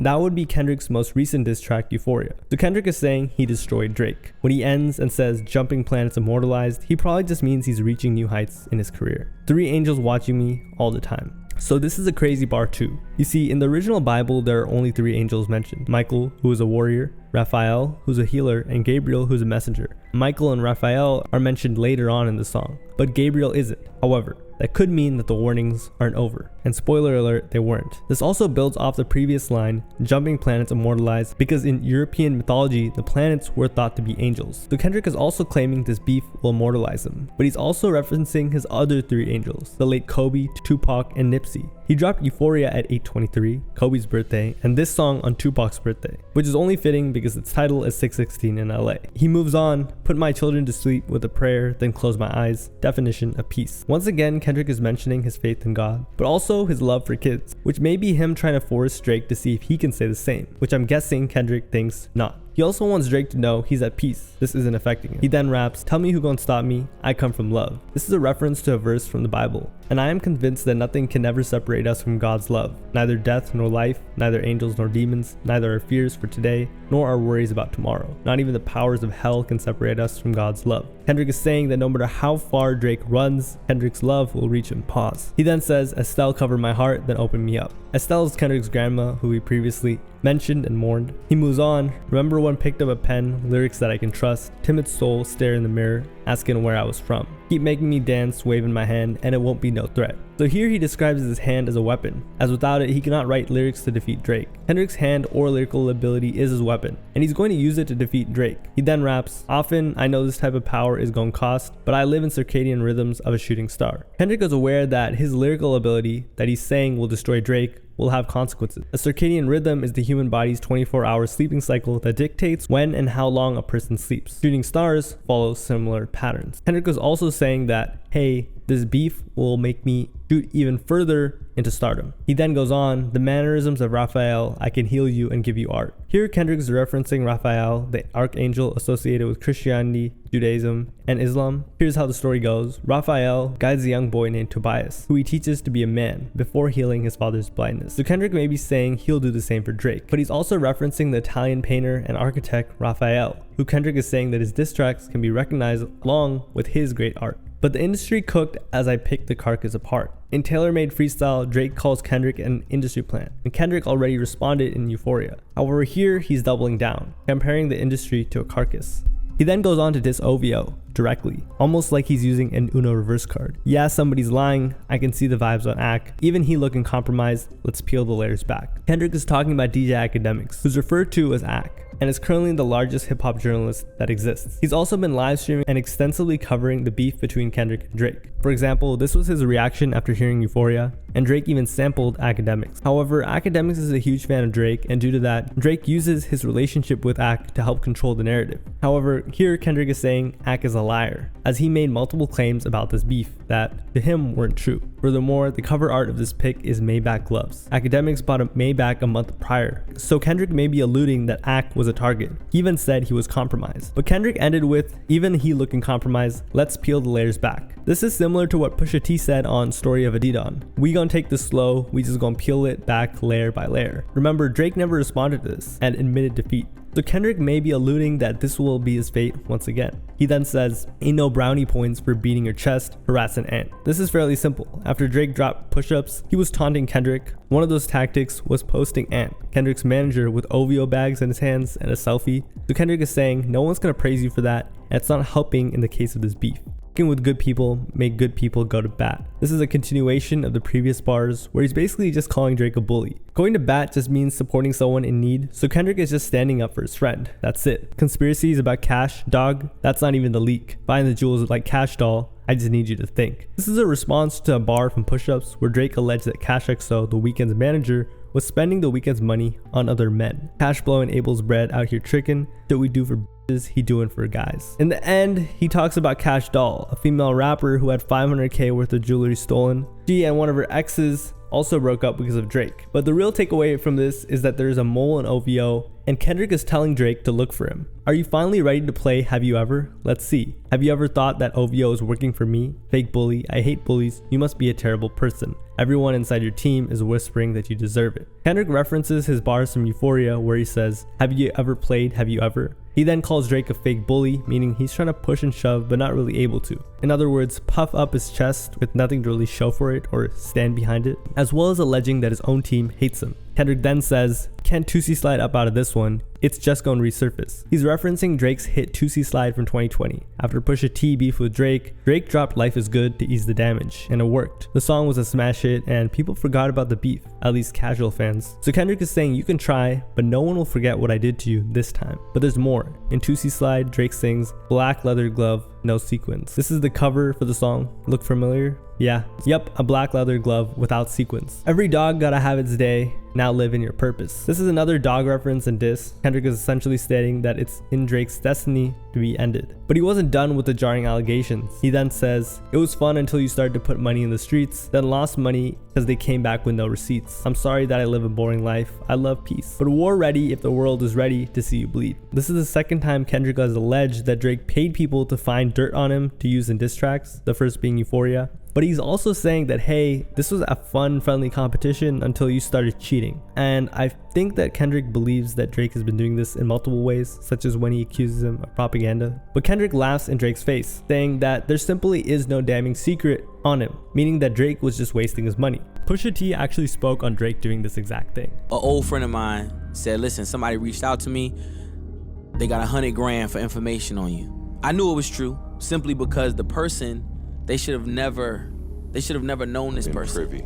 Yeah, like this is from 2001 too. He then explains that he loves being peaceful, but the world wants to see Drake's downfall, which is true. Currently, at the time of posting this video, anything negative about Drake is blowing up on social media. The Elohim KTW. The Elohim is God in Hebrew in the Old Testament, and Drake is Jewish. KTW foreshadows a line right after. No, you can't sleep, these images trouble you. Kendrick is insinuating that the images on Kendrick's cover art are worrying Drake, but then he says something else. Know the wires in your circle should puzzle you. A wire is a hidden electronic device worn to record incriminating information. Kendrick is saying that those in his circle are documenting his behavior and feeding the info to someone else in Kendrick's camp. And remember the KTW bar from before? No, the wires. Kendrick might be saying that only God knows who the mole in Drake's camp is. He then continues the allegation that Drake's close friends are fake. If you're street smart, then you would have caught that your entourage is only to hustle you. Drake actually has spoken about having fake friends, but this is on a whole nother level. It's also what Drake was alleging the Weeknd's crew was doing on push-ups, Cash Blow and Abel's bread. So Kendrick is saying that Drake's crew is just there for his money, nothing else. He then said this, 100 guys that you god on salary, and 20 of them want you as a casualty. And one of them is actually next to you,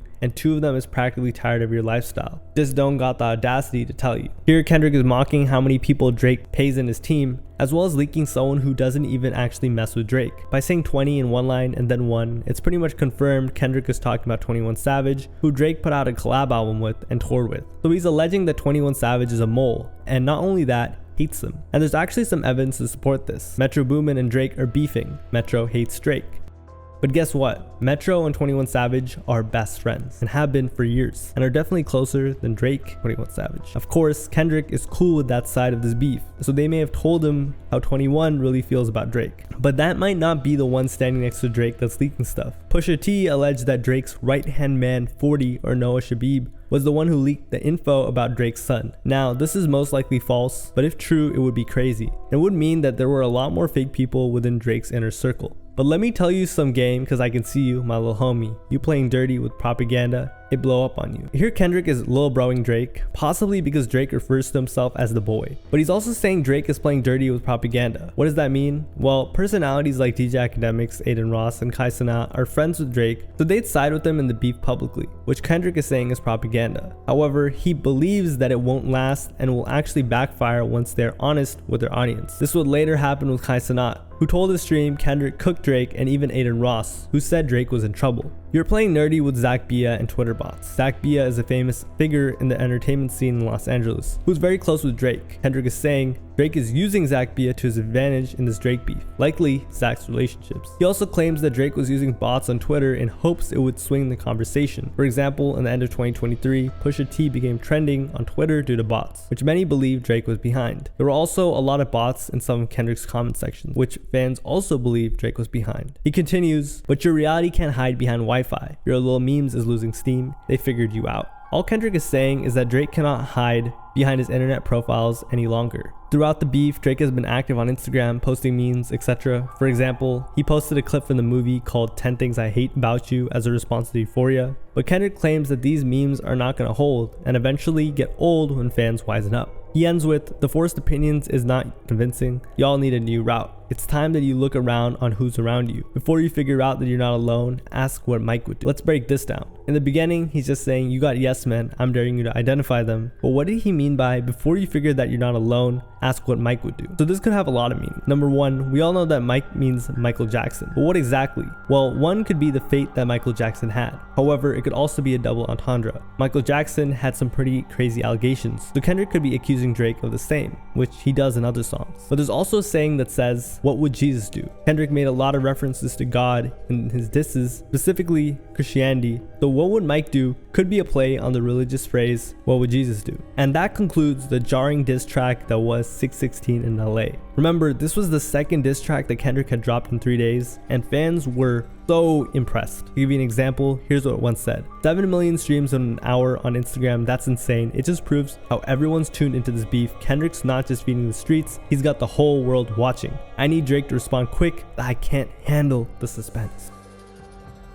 So on May 10th, a Twitter account named Ebony Prince 2K24 came out of nowhere and posted a video of the alleged belongings that he was implying belonged to Drake and his father. He then came out to the world and made the following statements on Twitter. King at Kendrick Lamar is not a liar and I am not a thief. Mr. Aubrey Graham at Drake, Mr. Livingston Allen at DJ Academics, have until noon Monday 5/13/24 to retract your claims of theft, or my attorney, Miss Adrian Edward, and I will exhaust every legal option available. To Mr. Aubrey Graham at Drake, may this photo help jog your memory as to where you discarded those items. The issue in the photo should also jog your memory. Jimmy Brooks would not have been proud of you that night. He then shared a photo of what seemed to have happened on that embarrassing night. Drake in the red hoodie, some OVO members, and the picture was taken at January 22nd, 2023 at 3:19 a.m. But there was one person that was super random, a guy in a wheelchair with a ventilator. Jimmy Brooks was the guy that Drake played in Degrassi, who had to go into a wheelchair in the show. So fans speculated, hey, something must be up with the person in the wheelchair, right? Then the video with the Maybach glove also had a sound that matched the ventilator. The man in the wheelchair was later identified as the journalist named Christopher Alvarez. He then tweeted, on May 11th, you've had many things discarded on your behalf over the years. I wonder if you can remember them all. You're blocking my money with your lies, so you have forced me to get it another way. 2 Black American men became unemployed at this exact moment, and you made an enemy. He then flashed the date from the photo, but minutes before the other one provided. But it gets even more suspenseful. How do we know you're not like us? We never come back after we curse out service providers. To be honest, I thought you were gonna at least say you were mistaken by now. But okay, I only wanted to go with the story most know about because, well, you know, ... And now for the NYPD verifiable portion of the story. I was almost arrested while at work for reasons regarding your accommodations. NYPD Officer Viola received a CCRB complaint and hearing regarding keeping you from said protesters. I stood next to you in the rain to keep the pops and fanatics away. I became essential during your stays, having to cancel vacations, and all to ensure things like this didn't happen. Someone asked how to make it stop. 5 words. King Kendrick got the number, and his team too, as well as the riveting email that would send shivers down your spine, alluding to the idea that he was cooperating with Kendrick's team. The fans were like, oh, because Drake said this was all BS, he wasn't getting paid by Kendrick's team because they believed he just gave them some fake stuff. Or he had even more that he was saying, hey, you've already seen I have some stuff, I can give him even more compromising information, and that would ruin your reputation even more. By the way, if this payment info was true, it would be very ironic considering Kendrick was dissing Drake for putting money out in the streets for the same thing. But Ebony Prince 2K24 wasn't done. When Officer Viola and his partner, Officer Wilt, entered my booth, they informed me that since there was a complaint present who alleged assault, they would have to take me in unless they saw footage otherwise. I had to locate said footage while encircled by them. So, is that where the pictures were from? Then he shares a video with more of alleged Drake's belongings, and I'm not going to show them, but it matched the cover art. Along with the tweet, Dear Aubrey, did you really think this was about a shirt and some scripts? This was about diamonds. Time for hard truths. Okay, so what is this guy going about? There's a Target and lots of jewelry that it seems like was previously owned by Drake. You see, the minute you said stolen, you introduced a dilemma into my world. More specifically, my professional world. Lost and Found is a well-known and look forward to perk of hospitality. It is the incentive to thoroughly perform your duties in the hopes that a man's trash, negligence, or kind gesture may turn into treasure for you. That means it was no secret to my closest colleagues that all of these items were long in my possession. So last Monday, when I was finally shown Meet the Grams in the employee cafeteria, I instantly understood the assignment. I was elated to say the least. That elation was broken, quote, swiftly by one of the managers. She called me into the office and began an inquisition into how the items were obtained. I was informed that the statements made by DJ Academics had also been relayed to her, because you know, the pocket watchers are always hating. I was informed that I should speak with an attorney, because being associated with the items declared stolen may have negative consequences. Then the account kept posting a certain logo. Eventually it was identified that it was the hotel, Caviar Caspia, The Mark, a very famous hotel in New York. And Drake has been seen at this hotel multiple times. The fans thought, okay, this account is an employee that works at this hotel who feels like they were wronged some way by Drake after obtaining his possessions, because his job and livelihood was now in danger due to items being exposed to the public. But it seemed like the account was really trying to extort Drake, because they claimed they had seen something so bad that they would have to bring it to the law. However, Christopher Alvarez, the man in the wheelchair, made a long statement that he was not wronged in any way. He did confirm that a security guard was fired for letting Alvarez in and not letting him stay outside in the cold. So this account was the security, or one of the security guards that was working there that wasn't fired but felt bad for the ones that were, because he said last week his boss called him in. After this story, many thought that the account was definitely lying about the subliminal accusations. However, those were definitely Drake's belongings, which made it a really long story. But long story short, Drake accidentally made some enemies who had some dirt on them, who had some possessions of his that he did not know they had. They then waited and, fueled by vengeance, somehow gave them to Kendrick's camp. Now the guys that leaked Drake's personal items were threatening legal action, when in reality Drake probably has grounds to do so, which makes exposing their identities not a very smart thing. And the hotel probably wouldn't have trouble finding out who the guy was either, if they knew who was working that night and who was fired. Of course, I don't want to get on Ebony Prince 2K24's bad side, so I won't go any further, but that's really what it comes down to. The next day, Drake dropped Family Matters, an 8-minute song that comprised of 3 separate songs where he made some pretty jarring exposés of Kendrick.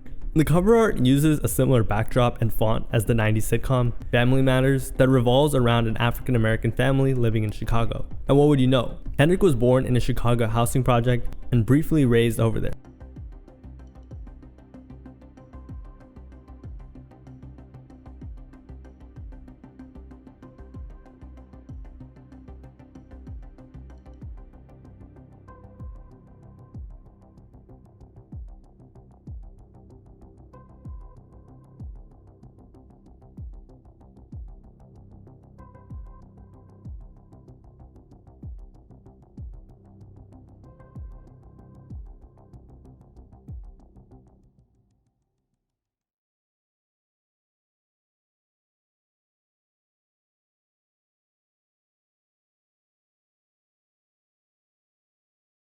The first part of Family Matters is by far the hardest, music-wise, and it was the part teased on the outro of Push Ups. Drake begins with his mother's voice. She warns him not to use profanity, but Drake starts by saying a word I can't say. Maybe in this song you shouldn't start by saying, "Man, I said it, I know that you mad." This is a clear response to Kendrick, who doesn't want Drake to say the word at all. In fact, in other disses, as you know, he's literally said, "We don't want to hear you say the word no more. Stop." Another important thing to understand is the contrast in how Kendrick and Drake diss each other. Kendrick usually starts slow and slowly progresses, but Drake comes in immediately. "I've emptied the clip over friendlier jabs. You mentioned my seed, now deal with his dad. I gotta go bad, I gotta go bad." As we know, Kendrick spoke on Drake's son in his previous diss track, more so on Drake's parenting, but he did bring his son into the beef. Of course, this was light work compared to what Pusha T did, but it didn't matter, he did it. So Drake explains, now he's gotta come for vengeance, which is fair. He then says the chorus, yeah, drop a 50 bag for the mob in the spot, drop a 50 bag, 29 for the thought. He moves on, you know who really bang a set? My guy YG. YG is a rapper from Compton, just like Kendrick. YG and Kendrick have always had comparisons, not like crazy, but a little. However, Drake and YG have worked together twice and are pretty close. So Drake is saying, I know a real gangster from Compton, and it's YG, not you, Kendrick. He then says, you know who really bang a set? My guy Chuck T. The Game, aka Chuck Taylor, is a Westside Compton blood. And The Game and Kendrick have a lot of respect for each other. Kendrick and The Game have even collabed with each other in the past. However, as we know, Drake has as well. So by saying that The Game is on Drake's side is disgraceful because of Kendrick and The Game's relationship, as well as their shared origin of Compton. However, this isn't the first time The Game was brought into their beef. Remember when Drake dissed Kendrick on 100 with The Game? But Drake makes one more reference. However, this isn't the first time The Game was brought into this beef, as Drake dissed Kendrick on a song 100 with The Game. But Drake makes one more reference. You know who even bang a set out there is CB. Chris Brown is allegedly associated with the Bloods. So Drake is mocking Kendrick, saying, hey, even Chris Brown is more street than you. You're a square. And man, Cole losing sleep on this, it ain't me. As we know, J. Cole dissed Kendrick Lamar on a 7-minute track, then apologized to everyone and took it down from streaming platforms. So Drake is saying, he's the one who's stressed, not me. He then says, you better have some paperwork or that fake tea. As we know, Kendrick made a lot of accusations towards Drake. For example, claiming Drake sent a cease and desist to Kendrick, Future, and Metro, and that there's a mole in OVO. But Drake is claiming they're fake and saying, where's the proof? Hence the paperwork bar. He then raps, can't be rapping about no ratting that we can't read. Ratting is slang for an informer leaking valuable information that could benefit from the other side. This is a reference to the cover art of 616 in LA, where a paper with numbers can be seen just outside the frame in the top left corner. Drake is also trying to shake off the rat and his camp allegations altogether, when Kendrick said, have you ever thought that OVO is working for me? Remember, the lore behind how this cover art came to be hasn't been revealed yet. So fans thought someone from Drake's camp had taken this picture. Drake then admits something. I mean, it's true someone slimed me for my 8P. In 2009, Drake and his date had finished eating and were walking back to Drake's SUV. Just moments later, two men pulled up, and Drake had to give up his Audemars Piguet watch, a diamond chain Lil Wayne gifted him, and $2,000 in cash. Dang, he was flexing that night. Out here begging for attention, man say please. Right here, Drake is claiming that this beef was started by Kendrick as an attention grab when he first dissed him on Like That. Drake is posturing himself as someone who doesn't resort to petty beef for attention. And to be fair, others like Metro Boomin did diss Drake first. Always rapping like you better get the slaves freed, you just acting like an activist, it's make-believe. Kendrick throughout his career has made it a point to be a symbol of black empowerment and fight for their rights. Just listen to Pimp a Butterfly. But Drake claims this isn't really what Kendrick's about. It's all for show. Don't even go back to your hood and plant no money trees. Here, Drake is making an obvious reference to Kendrick Lamar's famous song Money Trees, but it's also a double entendre, meaning Kendrick doesn't go back to Compton and donate money or help the community in any way. However, Kendrick has personally donated hundreds of thousands of dollars to support sports programs, after-school programs, and music programs in Compton to help steer students in the right direction. He then defends his choice of woman, which Kendrick attacked in the last diss track, and exposed Kendrick for his hypocrisy. Say you hate the girls I but what do you really mean? I've been with black and white and everything that's in between. In the beginning, Drake is confused by Kendrick's diss. Then he explains that he's been with all sorts of different races. However, Kendrick wasn't really talking about races. He was talking about the maturity level and the quality of women Drake involves himself with. But Drake then went deeper into the race argument when he says, you the black messiah wifing up a mixed queen and hit vanilla cream to help out with your self-esteem. So although Kendrick is supposed to be a proponent of the black community, to Drake, wifing up a mixed girl is not in line with how Kendrick presents presents himself. Of course, the irony being that Drake is being mocked for being biracial. However, Kendrick's queen/mother of 2 children is the same. By Vanilla Cream, Drake is referring to Kendrick's relations with white women, which Drake may be alluding that Kendrick uses to heal his self-esteem after Whitney cheats on him. He then says, on some Bobby I want to know what Whitney need. Drake is using Bobby Brown and Whitney Houston as wordplay on Kendrick's wife. By the way, they're not married, but they're quote-unquote together, to explain that their relationship is very tumultuous. However, there's an even crazier meaning. So Drake did a very rare interview, or podcast I should say, with the famous, or now famous, podcaster named Bobby Althoff. However, here's the thing. Bobby Althoff and her husband allegedly broke up due to Drake and Bobby doing an interview in bed together, where we don't know what happened after. So Drake is saying he'll do the same to Kendrick,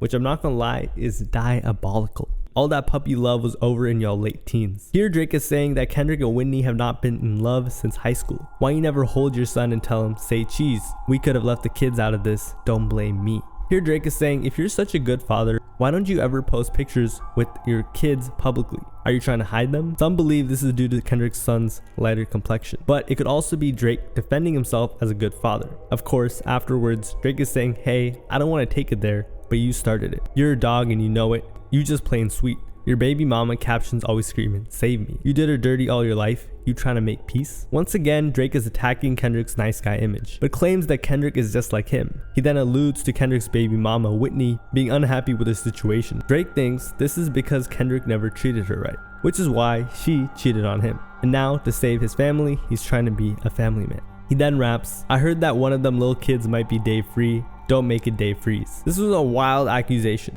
Drake is claiming that one of Kendrick's 2 children's biological father might be Dave Free, childhood friend and right-hand man of Kendrick Lamar, who is also the co-founder of his label PG Lang. If this were true, it would be insane. However, it's most likely false, because if your GM is your BM, secret BD. Dave Free is Kendrick Lamar's GM, general manager, and has supposedly had relations with Kendrick Lamar's baby mama or BM Whitney, which would make him her BD or baby daddy. A, let that shorty breathe. Shake that.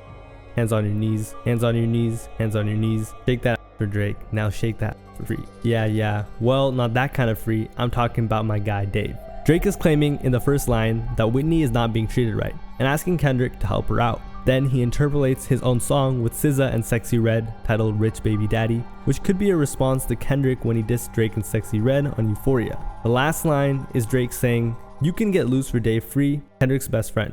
He continues, your man a Lil K, we call that shit a mini Drake. A Draco is a type of firearm, so Drake is making a play on his name, but by saying mini, he's making fun of Kendrick's height. However, he could also be saying that Kendrick is a mini him. And this is likely a response to when Kendrick also used wordplay and said the word Drake. He always said I overlooked him, I was staring straight. These bars go over Kenny head no matter what I say. Once again, he was making a joke about Kendrick's height as a double entendre. Kendrick doesn't get Drake's lyric because not only does he not understand them, but they also literally go over his head because he's short. I know you like to keep it short, so let me paraphrase. Again, dissing Kendrick's height. From there, the first part of the song ends and the second part begins. In the music video, it switches back to black and white footage of a funeral car, and Drake begins rapping on a drill beat. He begins, yeah, let me stop playing around. Let me take this shit serious. Like, y'all take it as a joke. I take it serious though. Remember when on push-ups, Drake said, this ain't even everything I know. Don't wake the demon up. This was Drake saying, you woke the demon up. Meaning he was really taking it serious now and he was about to go in. He then, for most of the verse, excessively used the word that I cannot say that Kendrick believes Drake shouldn't say either. However, the disses themselves weren't aimed against Kendrick, but rather other affiliates. Remember when he said this a 20v1? So he was dissing the other rappers that also came for him. But he goes straight back to dissing Kendrick after a couple bars. But it didn't take long for Drake to go straight back to dissing Kendrick when he says this. A, who's next on my list? Which one of my so-called guys need a shell from the clip? Always knew I had to smoke y'all. Here Drake is kind of admitting to what Kendrick said about the mole. However, Drake is saying they will feel his wrath too. Good Kitty, Mad City Van will pop the latch and let the doors slide. In Kendrick Lamar's album Good Kid, Mad City, the van represents both safety and the tough realities of life in Compton. It also serves as a spot where everything rough in Compton can be viewed. In the music video for Family Matters, Drake shows the van being destroyed. When he says, we'll pop the latch and let the door slide, Drake may be saying a drive-by may occur. He then says, tears running down my cheek, laughing at you pussy, it's a war cry. Here Drake is saying that he's crying, but they're tears of laughter. K-Dot is only hitting hard when Baby Keem put his pen to it. Drake is claiming that Kendrick's cousin and also famous rapper Baby Keem is a ghostwriter for Kendrick, and that Kendrick's songs are only good when Baby Keem is penning them. And he does have some credits, for example. On N95, the most commercially successful song on Kendrick Lamar's album, Mr. Morale and the Big Steppers. However, he has some ad-libs, but Drake is saying he may have written some more, or alluding to it at least. I'm going on vacation now, hope next time y'all plan it right. Drake actually told DJ Academics that Kendrick messed up his feng shui. He had just gotten off of tour and was trying to recover. So I guess he thought after this diss, he could go back to chilling because Kendrick would be done for. On push-ups, Drake actually had the same energy. I ain't even rapping after this, I'm too busy. And there's one more bar Drake has on this part. Man, what? He ends it by saying the word Kendrick doesn't like him saying, coupled with 6, a play on 616 in LA, but also because Drake is from Toronto. And just like that, part 2 is over. Arguably the best song in this 3-track compilation begins. In this part of the music video, Drake is actually visiting the famous Toronto restaurant New Ho King. Of course, this is because Kendrick referenced it in Euphoria when he rapped, "I be at New Ho King eating fried rice with a dip sauce and a blammy, Cody." By the way, shout out to whoever owns that restaurant, they're about to make bank. And for this final verse, Drake decides to sing in a melodic way, which is very unusual for a diss track. However, it's likely because Kendrick said this in Euphoria: "I like Drake with the melodies, I don't like Drake when he act tough." So Drake is spiting it. Kendrick just opened his mouth, someone go hand him a Grammy right now. Kendrick has 17 Grammys, the 3rd most of any rapper, while Drake has only received 5. By the time Kendrick's career is over, he will likely be in the #1 spot. What's worse is Drake drops every year, and Kendrick drops every other year, and sometimes even 4 or 5 years. What that means is Drake has had a lot more opportunities to win Grammys, and Kendrick has had a lot less, but still has had a lot more success. Why? It's because Drake is saying that critics just love Kendrick, which if you were paying attention to in the beginning of this video, Drake said all the way back in 2013 as well when Control first dropped. He then says, "Where's your uncle at? Cause I want to talk to the man of the house." In Kendrick's track, Auntie Diaries, he tells the story of how his aunt transitioned into becoming his uncle. So here Drake is making fun of Kendrick, saying his trans uncle is more masculine than him. West Coast guys do fades, right? Come get the ass whooping, I'm handing them out. A fade is a popular male haircut, but also a word for a fight. So Drake is saying that he hands out fades like their haircuts. This is a response to when Kendrick says he's doing the same, and he says, "I'm whooping feet." Drake then says, "You want to take up for Pharrell? Then come get his legacy out of my house." This is yet another reference to Kendrick's Euphoria, where he raps, "I don't like you popping at Pharrell. For him, I inherit the beef." Drake is referring to the jewelry of Pharrell's he has that he flexed multiple times. He even let his personal assistant wear it. But he wasn't done with the direct responses yet. A cease and desist is for can't listen to lies that come out of your mouth. You call the Tupac estate and beg them to sue me and get that shit down. In Euphoria, Kendrick Lamar said, "Try cease and desist, the Like That record." What? You ain't like that record? Alleging that Drake sent him, Metro Boomin, and Future a cease and desist. However, Drake is calling Kendrick a hypocrite and a liar because he claims that Kendrick had Tupac's estate file a cease and desist for his song Tailor Made Freestyle, as Drake's song went down and Kendrick, Metro, and Future's didn't. By the way, I'm aware Travis Scott is on it. He then says, "I'm losing perspective on beef. Boy Wonder send the beat and I'll kill it for fun." Boy Wonder is just one of Drake's producers. But what Drake is really saying here is the point of this beef is slipping away, and at this point, Kendrick and everyone else is just sport to him. Your daddy got robbed by Top, you Stunna and Wayne like father like son. Drake mentions the story of Kendrick Lamar's father and Top, when his father was working at a Kentucky Fried Chicken, and Top was planning to rob the location while Kendrick was a lot younger. Kendrick has spoken about this in his music before, but guess what? His father actually wasn't robbed, because he gave Top extra chicken and he spared the KFC. But Drake is also comparing the situation that never occurred to Top robbing Kendrick out of his royalties. So basically, he may not have robbed your father all those years ago, but he did rob you. The Birdman and Lil Wayne reference is just because they have referred to each other as father and son publicly multiple times. However, in 2015, Lil Wayne sued Birdman for $51 million after allegedly being cheated out of millions. So this has multiple layers to it, and it's very nice wordplay by Drake. Anthony set up the plays, Kojo be charging you double for nothing. Here, Drake is just saying that Kendrick is getting cheated once again in business. Anthony is Top Dog's first name, who's making the strategic moves, or plays, while Kojo, a songwriter and producer for Kendrick's 2022 album, apparently overcharged him without good reason. They shook about what I'ma say, but texting your phone like, we already won. Drake is saying that Kendrick and his team are anxious, but fronting that they're confident that they've won. You tell me what I shouldn't say, but it, my guy, it's already done. Kendrick told Drake not to mention family or say the word. Drake says the word in this line and says it's too late. We already know it's a 20v1. We already know why you went number 1. It's clearly because of the boy. The honorable thing is to give me the loot. As you know, Like That went number 1, and the album We Don't Trust You sold 250K first week. Like That also spent multiple weeks on the top spot on Billboard. Kendrick Lamar's Spotify listeners also increased by 10 million streams. So Drake is saying, give me the loot, because this success was only bolstered off the fact that this was the first major Drake diss in years. And kind of has a point. Of course, he doesn't deserve the loot, he's just joking. You write about the big 3, it's only Big D, and there's video proof. Okay, so Drake is just saying you're not the king if it's the big 3, it's me. The video proof thing I can't really explain, but if you know, you know. Our son should go play at the park. 2 light-skinned kids, that would be cute. Unless you don't want to be seen with anyone that isn't blacker than you. Drake has been under heavy scrutiny by Kendrick for being biracial, but Drake is telling Kendrick his son and Kendrick's are as well. So he's saying, hey, we should be getting along. But Drake then exposes Kendrick and says that that can't happen because Kendrick has an image to keep up. He then says, we get it, we got it. The blacker the berry, the sweeter the juice. This is a reference to a Kendrick song, The Blacker the Berry by Kendrick Lamar. The phrase is a compliment to people with darker complexion. Drake is calling out the selectivism by Kendrick. He then says, we get that you like to put gin in your juice. We get that you think that you bishop in juice. Of course, this is a play on Kendrick's songs. He's referencing Snoop Dogg's song Gin and Juice and Bishop in Juice, a movie which Tupac played in. So right after this, Drake alleges something that Kendrick did to his baby mama, Whitney, but I can't really say because this is YouTube. Just know he didn't let it stop him from making fun of Kendrick's height. He then raps, your back is up against the curb, you digging for dirt,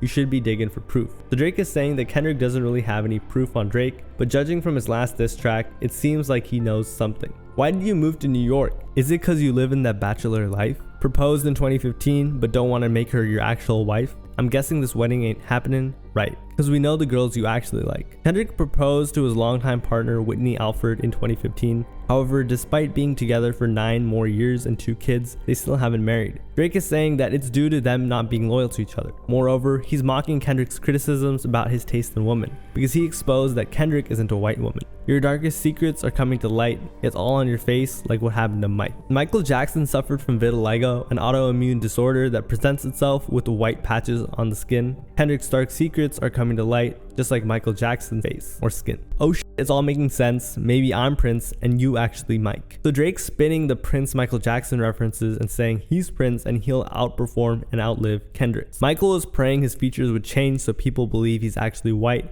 Top would make you do features for change, get on pop records, and rap for the whites. As I said earlier, Michael Jackson had vitiligo, which made parts of his skin white. Eventually, he made it so that his whole face appeared that way with makeup. Drake is saying that by doing features on pop artists' songs with white fan bases that Kendrick was allegedly forced to do, he too will soon be referred to as an artist who only makes music for white people, the opposite of what Kendrick wants to stand for. And wait, you say your brother Jermaine, but you wanted him to stay out of the light. Jermaine is referring to J. Cole's first name, Jermaine. Drake is probably saying that he wanted J. Cole to stay out of this beef because J. Cole was previously really cool with Kendrick. Michael Jackson also had a brother named Jermaine. However, out of the light could also be a shot at Kendrick's selectivism because J. Cole is light-skinned. Oh shit, just follow me, right? Because nothing you saying could bother me, right? All Drake is saying is that he's one of the largest artists in the world and nothing can bother him because he has thick skin. To be fair, here's a point. I get off the plane and nothing has changed. I had to Delilah with all my ice. Had to Delilah with all my ice. Had to Delilah with all my ice. In this line, Drake is emphasizing that he faces no problems when in Los Angeles. Delilah is a club in LA.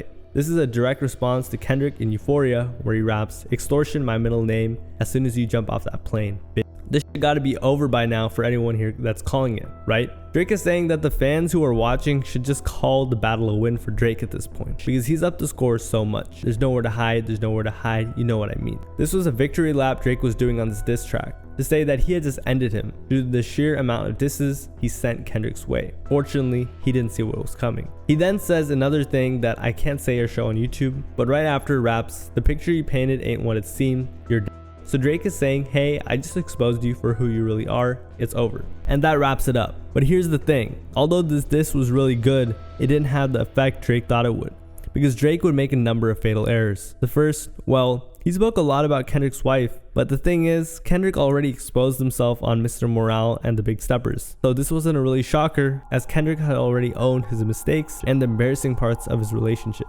Also, the crazy allegation Drake made that isn't PG enough for a video on YouTube. Well, you simply can't make an accusation like that without sufficient evidence and not have people brush it off, which is what Drake did. However, this is a bit ironic because Kendrick Lamar would say some even crazier allegations, and you can already guess how people reacted to that one. But I don't want to spoil anything. But here was the fatal mistake. Drake dropped 3 songs in one, technically in around the same time span. Kendrick dropped 4. However, you see Kendrick dropped them all separately, so each one created a moment, and he somewhat flanked Drake, who came in strong, but only for everyone to forget because they were like, oh my god, Kendrick dropped, the boogeyman. Of course, the insane material that Kendrick had released had also played a part. However, Drake did have his moment after he dropped this song for a little bit. But just hours later, Kendrick dropped his own diss, where he decided to expose Drake himself, just like Drake did. And this song immediately stole the spotlight from Drake. Alright, so I have to blur every piece of text and actually just most of the health stuff because it breaks a certain health policy. Literally, Kendrick had to change the cover art and zoom in because of it.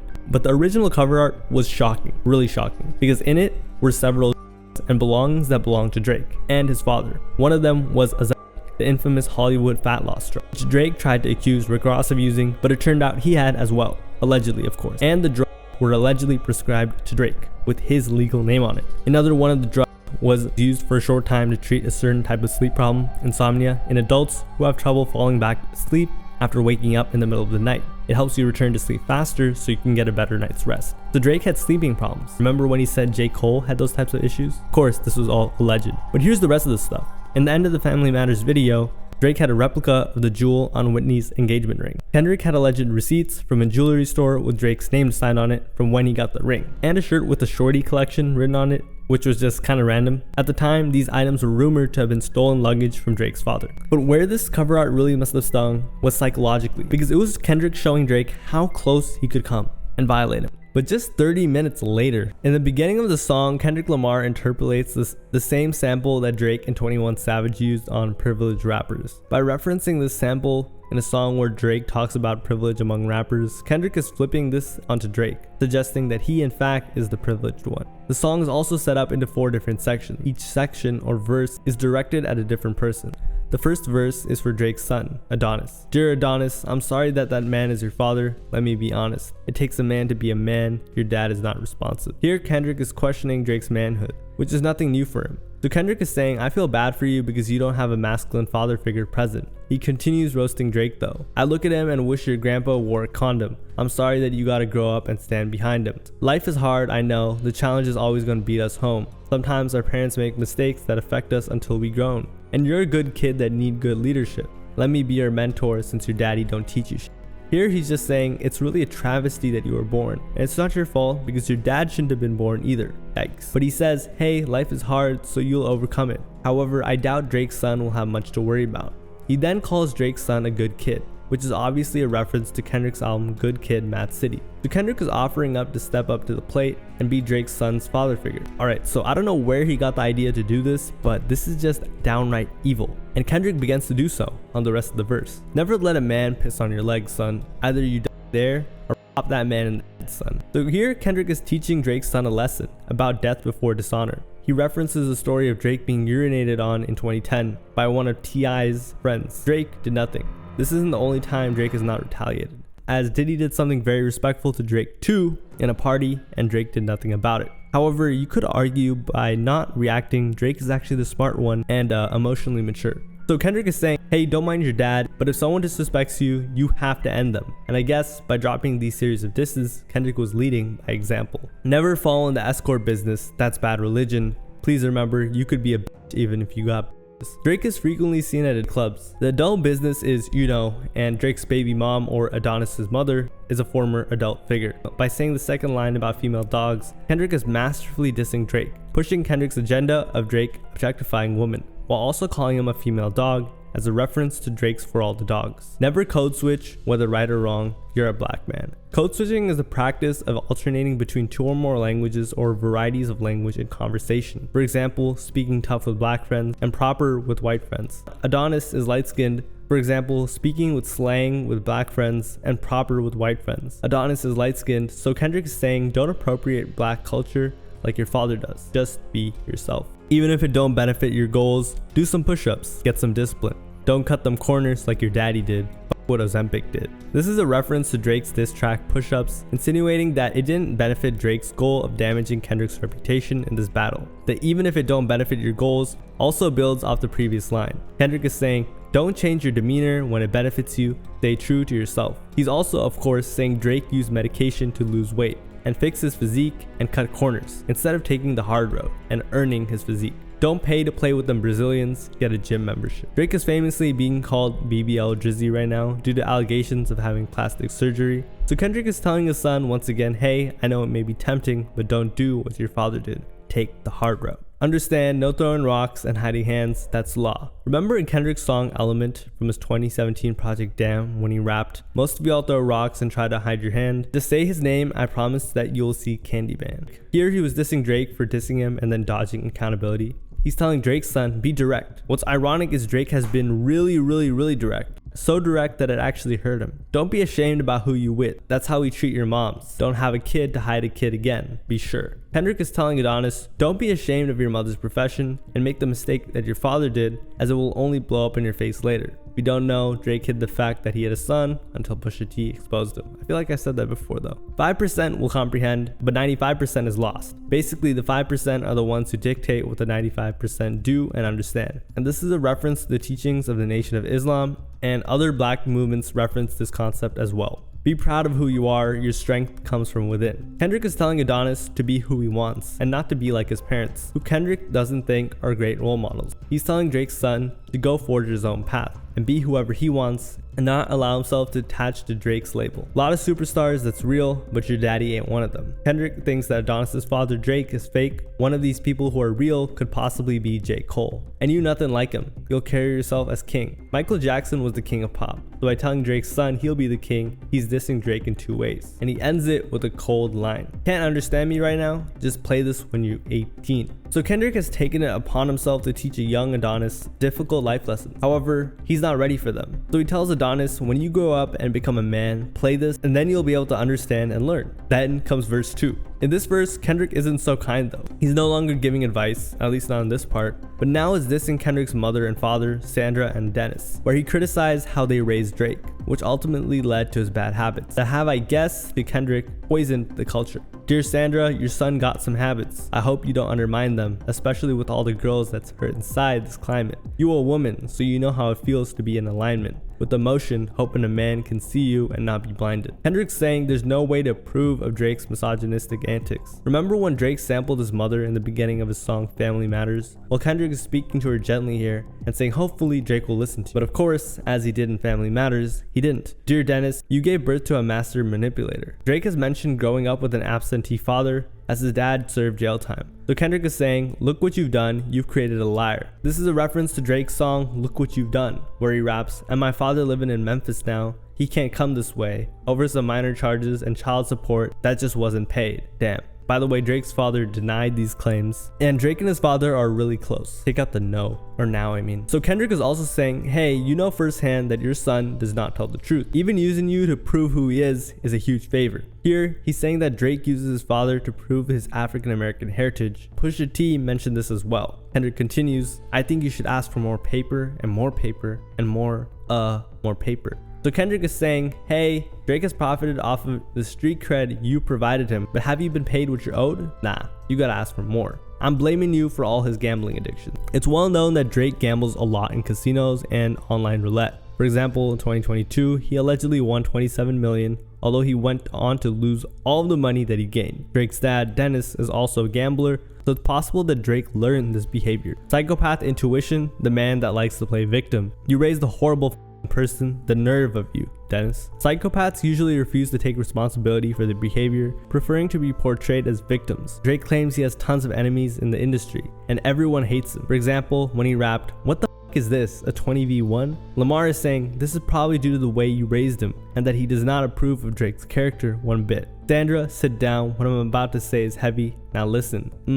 Your son's a sick man with sick thoughts. I think guys like him should. Kendrick uses the word sick here both literally and figuratively. He thinks Drake is mentally sick from the trauma of being improperly raised while also having morally sick thoughts. I'll let you take a wild guess on what that means after hearing the next bar, of course. He hates black women, hypersexualizes them with kinks of a Kendrick is referring to when a black woman made some serious accusations against Drake, where he told her to do some very freaky things, basically saying they don't always stay as thoughts. He then says, grew facial hair because he understood being a beard just fit him better. Beard is a person who's used to hide being gay, so he's calling Drake gay, yes, but it also provides cover for someone, so Drake could be a cover for something much more dire. He got on Hovo, then he'd keep on monthly allowance. I can't really get into this, but Kendrick is saying that Drake has some people on payroll that are weird. He then says 3 more lines related to it, where he condemns Drake of these alleged actions. He continues, I've been in this industry 12 years. I'ma tell y'all one little secret. It's some weird shit going on and some of these artists are here to police it. Even stream lemon victims all inside of their home and calling them tender, then leak videos of themselves to further push their agendas. Once again, I couldn't say all this, but Kendrick makes more dire accusations related to Drake and women, and some other industry things that I have no clue or really care in the world about. He then says, to any woman that be playing his music, know that you're playing your sister, or better, you're selling your niece to the weirdos, not the good ones. Kendrick warns the female fans of Drake that by listening to his music, they are supporting a man who does not have good intentions with a woman. Cat Williams said, get your truth, so I'ma get mines. This is a reference to comedian Cat Williams' insane spill all interview with Shannon Sharpe on his Club Shay Shay show in January of 2024.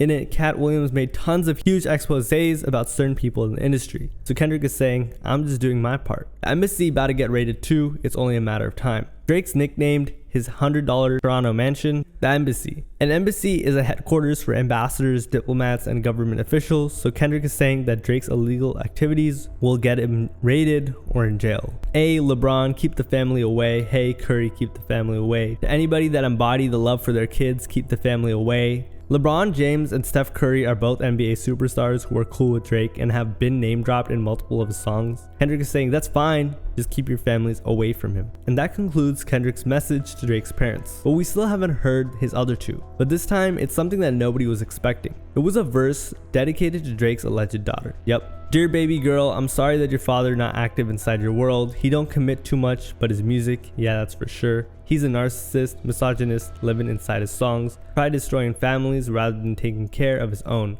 Should be teaching you timetables or watching Frozen with you. Or at your 11th birthday, singing poems with you. So Kendrick is implying that Drake is hiding an abandoned daughter. Very similar to what Pusha T said about Drake's son. But here's the thing, the daughter isn't as young as his son. In fact, she's a lot older. So Kendrick is saying that Drake has abandoned her for over 11 years, which is why Drake should be teaching her multiplication at this time, or watching movies with her like poems. Instead, he's a no-show. Of course, he also says Drake's only commitment is his music. And remember when Drake actually said that in a 2020 interview to brag? However, if this was true, that Drake had a daughter, it would be a brutal diss, as Drake had nothing even close to this on Kendrick. Instead, he'd be in Turks paying for and popping perks, examples that you don't deserve. Turks and Caicos is an island that has a bunch of things to do as a tourist still, especially if you have money. Drake visits frequently and owns a beachfront mansion. Kendrick is alleging that Drake is indulging in hedonistic pleasure rather than attend to his daughter. I want to tell you that you're loved, you're brave, you're kind. Divorced or abandoned children often don't feel loved, which causes issues. Kendrick is reassuring Drake's daughter. You got a gift to change the world and could change your father's mind. Here he's trying to inspire change in Drake, because our children is the future, but he lived inside confusion. Kendrick appears to be invoking the opening lines of the song Greatest Love of All, which was originally sung by George Benson in 1977, but popularized by Whitney Houston in 1985, where the lyrics say, I believe the children are our future,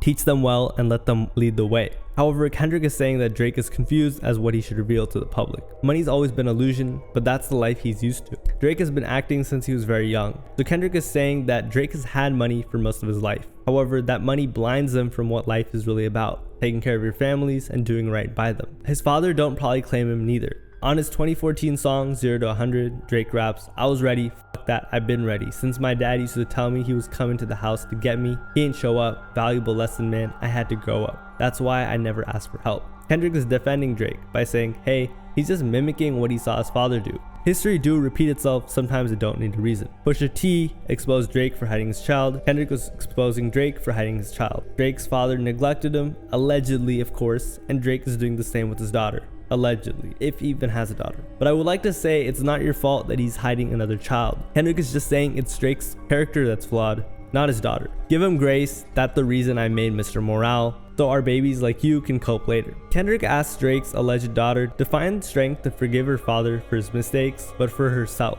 so that she can move over without dwelling too much on what Drake allegedly did to her. But Kendrick is saying, I'm not perfect either, and that's why I released my last project, so even my kids. Give you some confidence to go through something, it's hope later. Kendrick is saying that Drake's daughter will need the messages in Mr. Morale. As she grows older, she will have to deal with the trauma and abandonment of not having her father in her life. And using Kendrick's music, she can cope. I never want to hear you chase a man cause it's feral behavior. Sitting in the club with sugar daddies for validation. You need to know that love is eternity and trumps all pain. Kendrick hopes that Drake's abandoned daughter doesn't turn to anything where she's relying on older men with money or have daddy issues due to Drake avoiding her. Kendrick is telling her to stay strong. I'll tell you who your father is, just play the song when it rains. This could mean that Drake is raining lies, but also that when it's raining, as in there's a cloud of deceit, Drake's daughter could play the song and she'll learn. Yes, he's a hit maker, song maker, superstar, right? And a deadbeat that should never say more life. Drake's 2017 mixtape is titled More Life, but Kendrick is attacking his authenticity here, saying,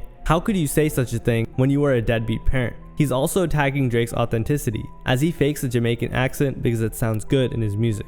And that wraps up the third verse, but there's still one more person in the Graham family Kendrick wasn't addressing in the song. Can you guess? Well, it's the man himself, Drake. Dear Aubrey, I know you're probably thinking I wanted to crash your party. Meet the Grahams was dropped 33 minutes after Drake dropped Family Matters. You see, it was supposed to be Drake's turn to shine and expose Kendrick, as in the end, he was celebrating his victory. But instead, Kendrick figuratively crashed Drake's party. But truthfully, I don't have a hating bone in my body. There's supposed to be a good exhibition within the game. And let me say the next line so you get some context. But you f***ed up the moment you called my family's name. Basically, Kendrick is saying, I wasn't going to make it personal, just a little friendly competition at first. But when you mentioned my family, I had no other option. You messed up. Especially after Family Matters, when Drake really went in. Why you had to stoop so low to discredit some decent people? Guess integrity is lost when the metaphors doesn't reach you. Kendrick didn't really start by dissing random people close to Drake. Drake did. So Kendrick is calling Drake out for dissing innocent people, like Kendrick's manager. But to be fair, it's hip hop. So respectfully, no one really cares or feels bad. But Kendrick argues that this goes against basic human integrity. And I like to understand cause your house was never a home. 37, but you showing up as a 7-year-old. Kendrick is saying he gets it because Drake was never a real family man. Therefore, he didn't have to have values. On top of that, he calls Drake a man-child. He continues, you got gambling problems, drinking problems, pill popping and spending problems, bad with money, house. Drake has a multi-million-dollar deal with the online gambling site Stake. He's notorious for gambling tens of millions of dollars on his kick streams. But Kendrick is also claiming he has substance and money problems. Soliciting and women problems, therapy is a lovely start. This is referring to Drake stating that he's been attending therapy on recent tracks, such as on Champagne Poetry, where he raps, my therapist's voice is making the choices for me. I try to empathize with you, cause I know that you ain't been through nothing. Crave entitlement, but wanna be liked so bad that's puzzling. Kendrick is saying that Drake has not been through and had to experience as many hardships throughout his life compared to Kendrick, who grew up in Compton. However, he understands that Drake's lack of struggle was his curse, and his struggle was a blessing. He also acknowledges though that Drake grew up in an affluent area. So he's wondering, how did he accumulate so many problems and poor character traits with such a nice upbringing? No dominance, let's recap moments you didn't fit in. No secret handshakes with your friend. In one of Drake's songs, he raps about having secret handshakes. Kendrick just says this is a way that Drake tries to fit in. No culture cachet to binge, just disrespecting your mother. Identities on the face, don't know which family will love you. Kendrick is saying, why don't you ever embrace your Jewish upbringing? This is a disgrace to your mother. And that because he doesn't always act in alignment with either race, he doesn't know if either families will accept him. And this is actually a common struggle for many mixed people. the skin that you live in is compromised in personas. Kendrick is referring to Drake having tons of different personas. However, Drake is almost 40 years old, claiming to be a certified lover boy, which is Kendrick saying, how many more personas are you going to put on before yourself? How many rebrands do you need? Can't channel your masculine even when you're standing next to a woman. This is just a reference to his pictures with sexy red and all. You a body shamer, you gon' hide them baby mamas, ain't you? Here, Kendrick is saying that Drake has even more hidden children. Honestly, that would be crazy. You embarrassed of them? That's not right. That ain't how mama raised us. Kendrick suggests that Drake should commit to his baby mama and child,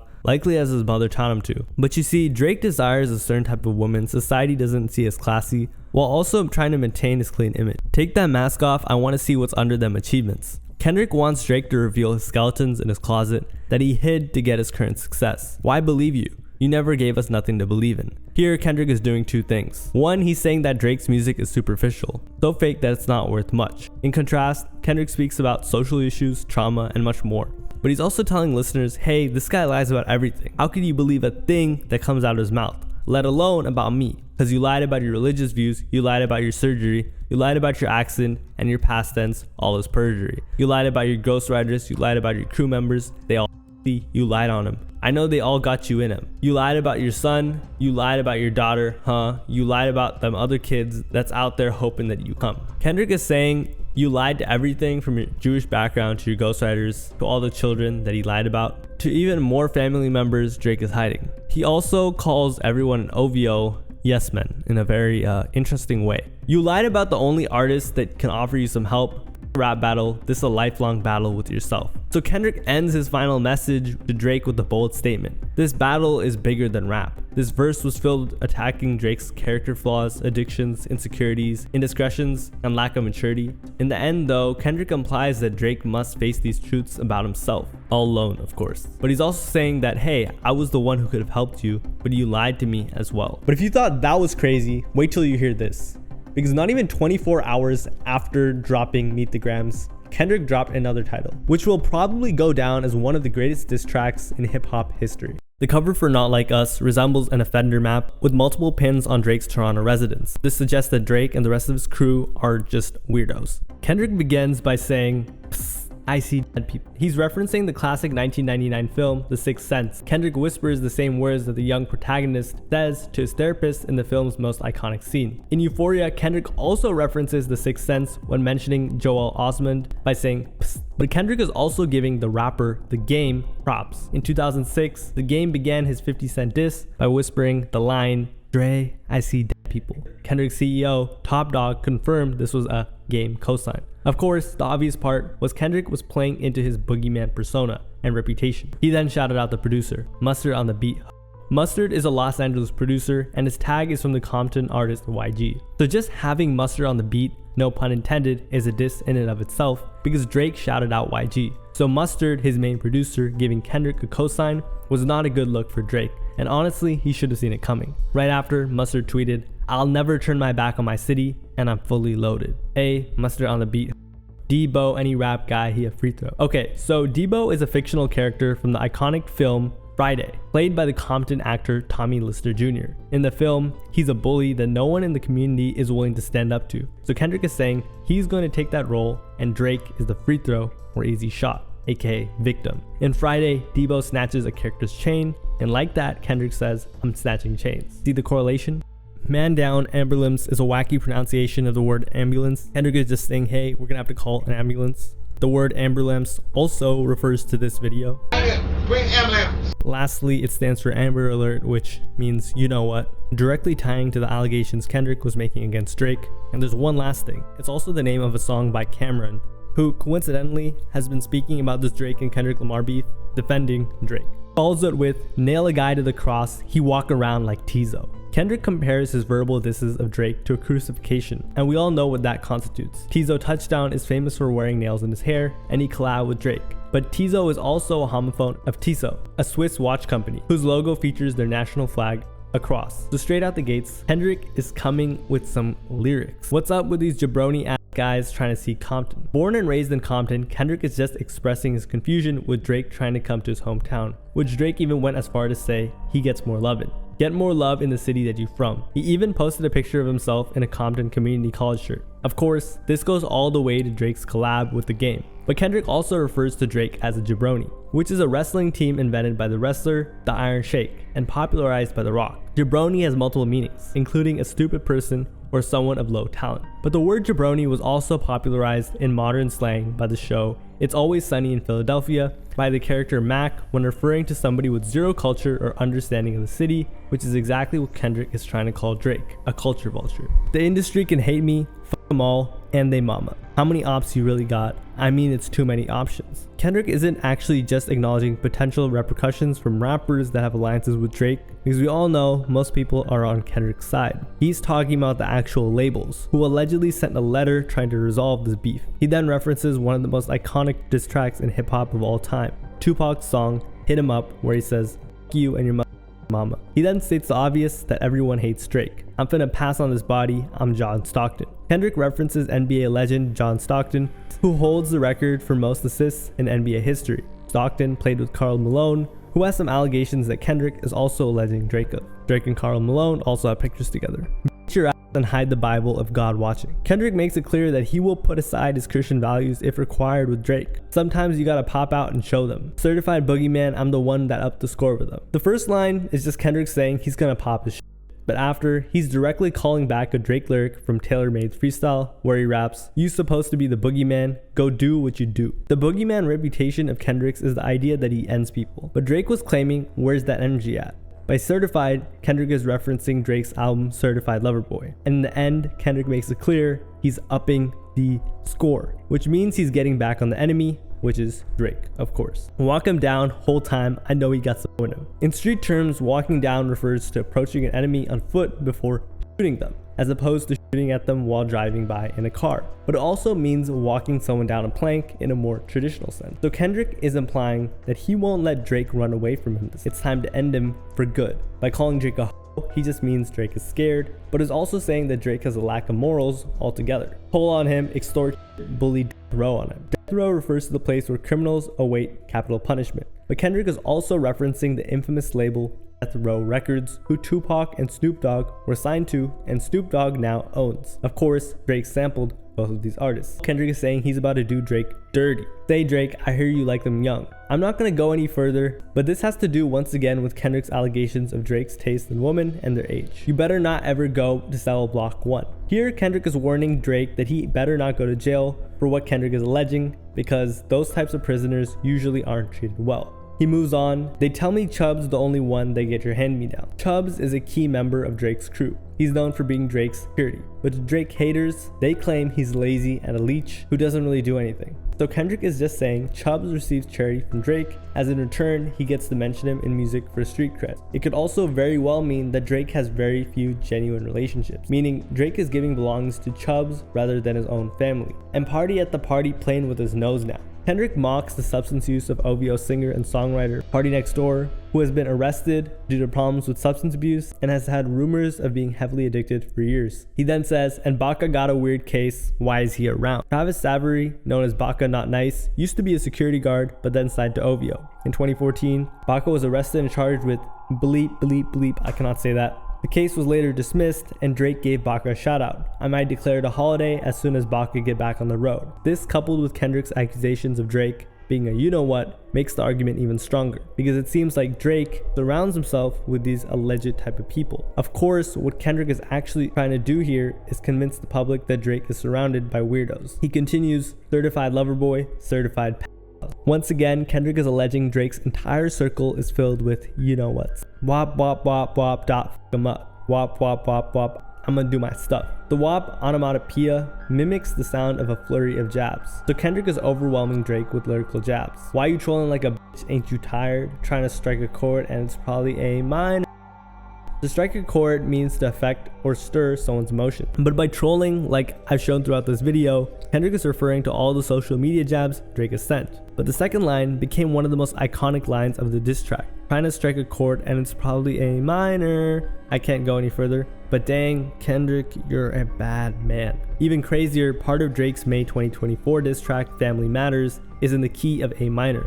It's also worth noting that the A minor scale doesn't utilize any black keys on the piano, only white ones, which could be another biracial diss. Kendrick then moves into the chorus, where he repeats, "They not like us, they not like us, they not like us," and again 3 more times. We've already gone over Drake's biracial background enough, but by making this the chorus, Kendrick is intentionally picking Drake's racial status and status within the culture as an outsider, the main theme of the song. This is not the first time Kendrick has rallied Drake against the culture either, and making Kendrick the underdog as well as the quote-unquote real one. You think the Bay gon' let you disrespect Pac? I think that Oakland show gon' be your last stop. On the first line, Kendrick is criticizing Drake for mimicking the deceased rapper Tupac's voice using AI on TaylorMade. In Family Matters, Drake alleged that Kendrick was the reason he got a cease and desist. So Kendrick is saying, no bro, it's not me, it's the culture that would never approve. Tupac lived in Oakland in the late 80s and 90s, so he has ties with Oakland and the Bay Area. So Kendrick is saying, next time you come to Oakland, they're gonna have you dealt with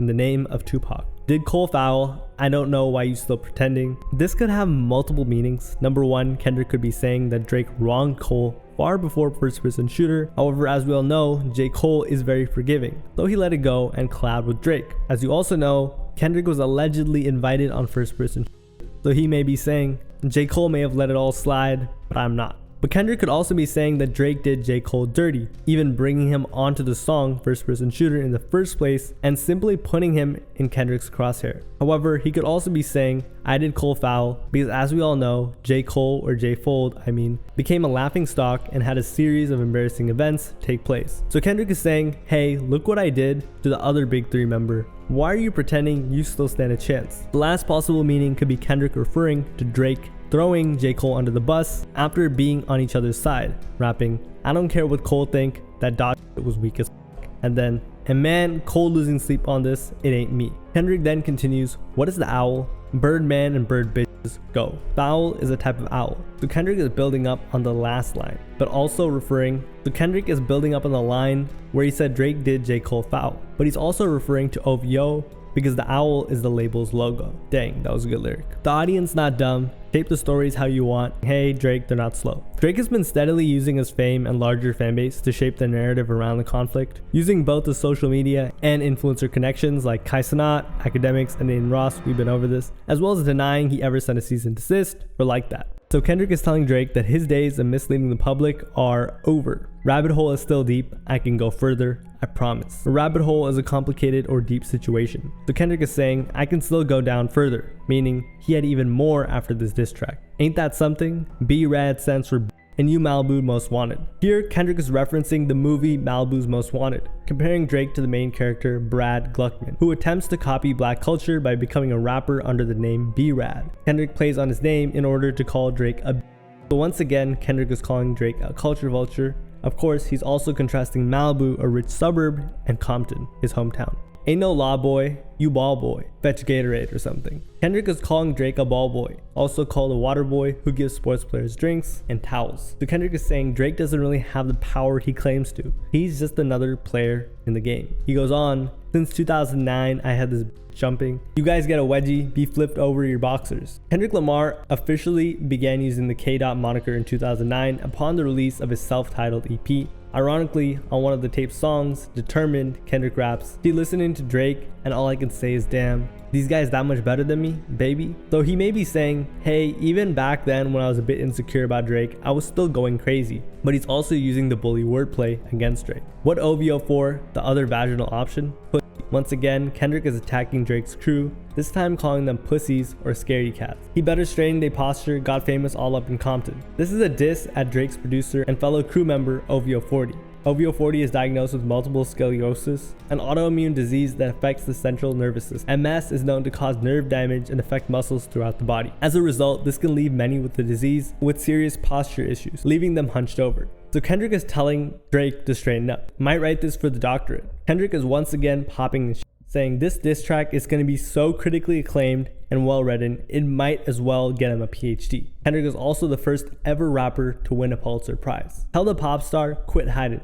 Caption, one action, no accident. After push-ups, Drake was waiting a response. Now Kendrick, who has responded in 4 separate diss tracks, is waiting for Drake's responses, and he's saying, miss me with all those Instagram captions, comments, Instagram stories. I want a song, and I'm hands-on. He fuck around, get polished. Here, Kendrick is making a play on Drake's nail polish. He's had pink nail polish and even said, I just got him done, boy. Don't make me have to chip a nail in push-ups. But Kendrick is also saying he's going to polish Drake, if you catch my drift. But Wayne's girl while he was in jail, that's conniving. Then got his face tatted like a apologizing. While Lil Wayne, Drake's mentor and then label head, was in prison in 2010, Drake confessed to Lil Wayne that he had slept with his then partner, model/actress Tammy Torres. Lil Wayne actually spoke on this betrayal in multiple songs, but he even said these words himself about his experience in jail and what Drake did. I woke up still feeling fucked up about the fucked up day that I had. Hell is what it was. I'm used to arguing with my girl daily, but finding out that she fucked Drake was the absolute worst thing that I could have found out. As a man, honestly, that hurt. And not only because it was Drake,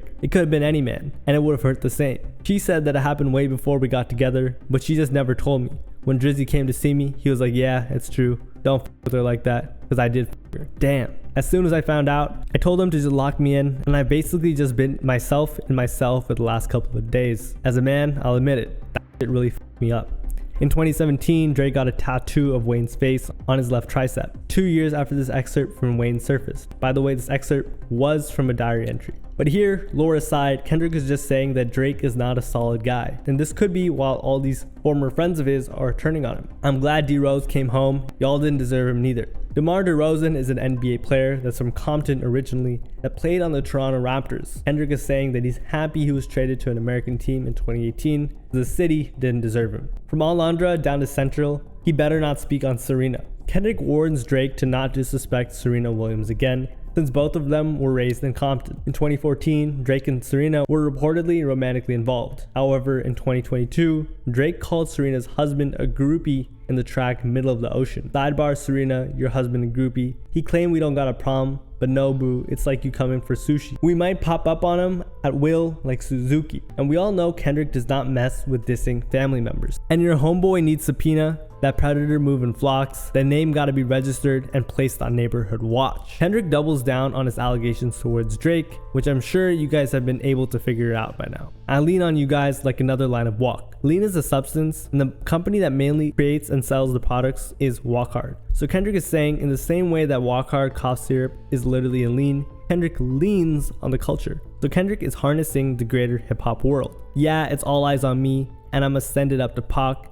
Put the wrong label on me, I'ma get him dropped. Kendrick acknowledges that he's in the spotlight, while also paying homage to Tupac by referencing his 1996 track, All Eyes on Me. The second line could just mean that Kendrick was dropping Drake, if you catch my drift, due to Drake lying about him. But it's also Kendrick making it clear he's not just ending Drake, he's ending OVO, which is an extension of Drake, of course. Sweet Chin Music, I Won't Pass the Aux, Kendrick Lamar makes the reference to the legendary WWE wrestler Shawn Michaels, whose signature finishing move is called Sweet Chin Music. Kendrick is saying that he's gonna do that to Drake, but there's more. Shawn Michaels' greatest opponent was Canadian Bret Hart. Guess who else is Canadian? Yep, Drake. By saying he won't pass the aux, Kendrick is saying he won't let Drake play his songs, which makes sense because Kendrick dropped 3 songs within 24 hours. He continued, how many stocks do I really have to stock? 1, 2, 3, 4, 5 plus 5.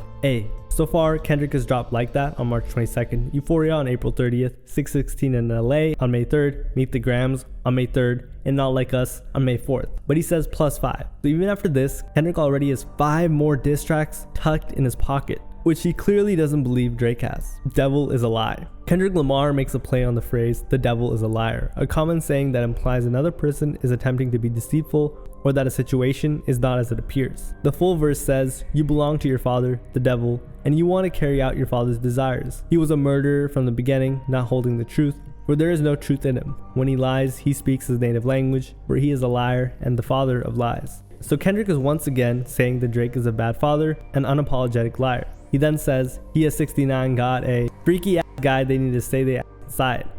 Here he's telling Drake to pipe down because he's a freak and mocking Drake for his allegations. Roll the ass up like a fresh pack of za.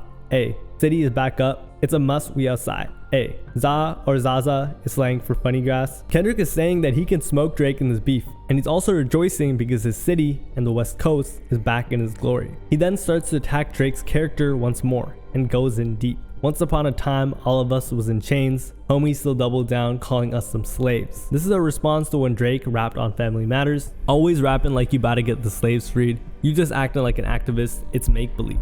On Slime You Out from Drake's album For All the Dogs, he raps, whipped and change, you like American slaves. To double down is to double down or wager in the game of blackjack, or to continue something with more intensity or determination. Kendrick uses this wordplay to prove that Drake is disconnected from black culture, as he doesn't understand the importance of Atlanta. Furthermore, he's also comparing Drake's interest in collaborating with rappers from Atlanta, like settlers exploiting slaves back in the day. But he goes on to tell a story. Atlanta was the Mecca, building railroads and trains. Bear with me for a second, let me put y'all on game. Kendrick is saying he's gonna give everyone, including Drake, a history lesson on black culture. The settlers was using townfolk to make him richer. Fast forward 2024, you got the same agenda. Kendrick is saying that Drake has the same thought processes as slave owners, using black men to enrich themselves. And Atlanta is the primary location where this takes place. You run to Atlanta when you need to check balance. Kendrick claims Drake only came to Atlanta or comes to Atlanta to make money off of black artists, and he builds on this later.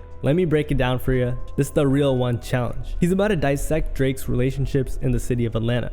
You call Future when you didn't see the club. Hey, what? Kendrick claims Drake only collaborated with Future to get played in clubs that are in cities like Atlanta. Future and Drake first collabed back in 2011 on their song Tony Montana. During this time, Drake had a lot of criticism about his authenticity and street cred due to being an actor just before he made his transition into rap. The Future helped solidify Drake as a rapper that traditional hip-hop fans would somewhat accept and play in clubs. Because although Drake is way bigger in the world, Future is the Drake of Atlanta. Kendrick is saying, when you weren't being played in the club over there, you called Future. Lil Baby helped get your lingo up. What? Kendrick is just saying that Drake used Lil Baby in order to use lingo that's popular in Atlanta and black culture. 21 give you false street cred. Drake has heavily collaborated with 21 Savage, who is considered a street figure and gangster. And Drake and 21 Savage have had many songs where both Drake and 21 Savage rap in a tough demeanor. So Kendrick is saying Drake uses 21 to sponsor that persona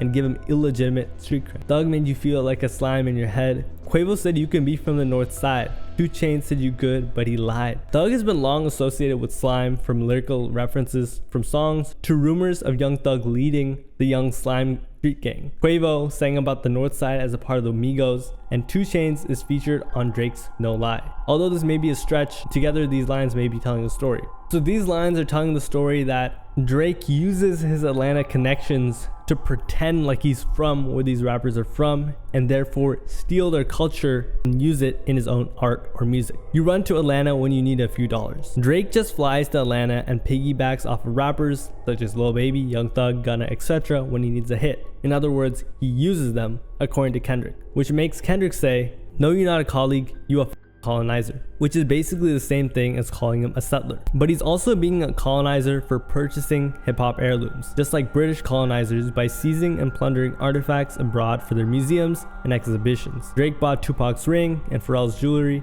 and who knows what else he owns. It's even rumored that he owns parts of artists' catalogs, like I've said previously. He then said, the family matter and the truth of the matter, it was God's plan to show y'all the liar. Clearly, Kendrick is referencing Drake's diss track Family Matters, but this also shows that this track was recorded the very same day due to how recent this bar was, which is very impressive. But Kendrick then makes a play on the song titled God's Plan, Drake's smash hit, explaining that it was ironic because it was in God's plan as well to show that Drake was a liar. He a fan, he a fan, he a fan, he a fan, he a fan, he a fan, he a fan, he a fan, he a freaky ass man, he has 69 God, freaky ass man, he has 69 God. Here Kendrick is making yet another triple entendre. Fan is an acronym for freaky ass, and 6'9" is a position. Drake calls himself the 6th God. Kendrick is saying, nah, you're the 6'9" God. Hey, hey, hey, hey, run for your life. Hey, hey, hey, hey, run for your life. Freaky ass man, he has 69 God. Freaky ass man, he has 69 God. Hey, hey, hey, hey, run for your life. Hey, hey, hey, hey, run for your life. Run for Your Life is a song by the Beatles. The song's lyrics refer to an unnamed girlfriend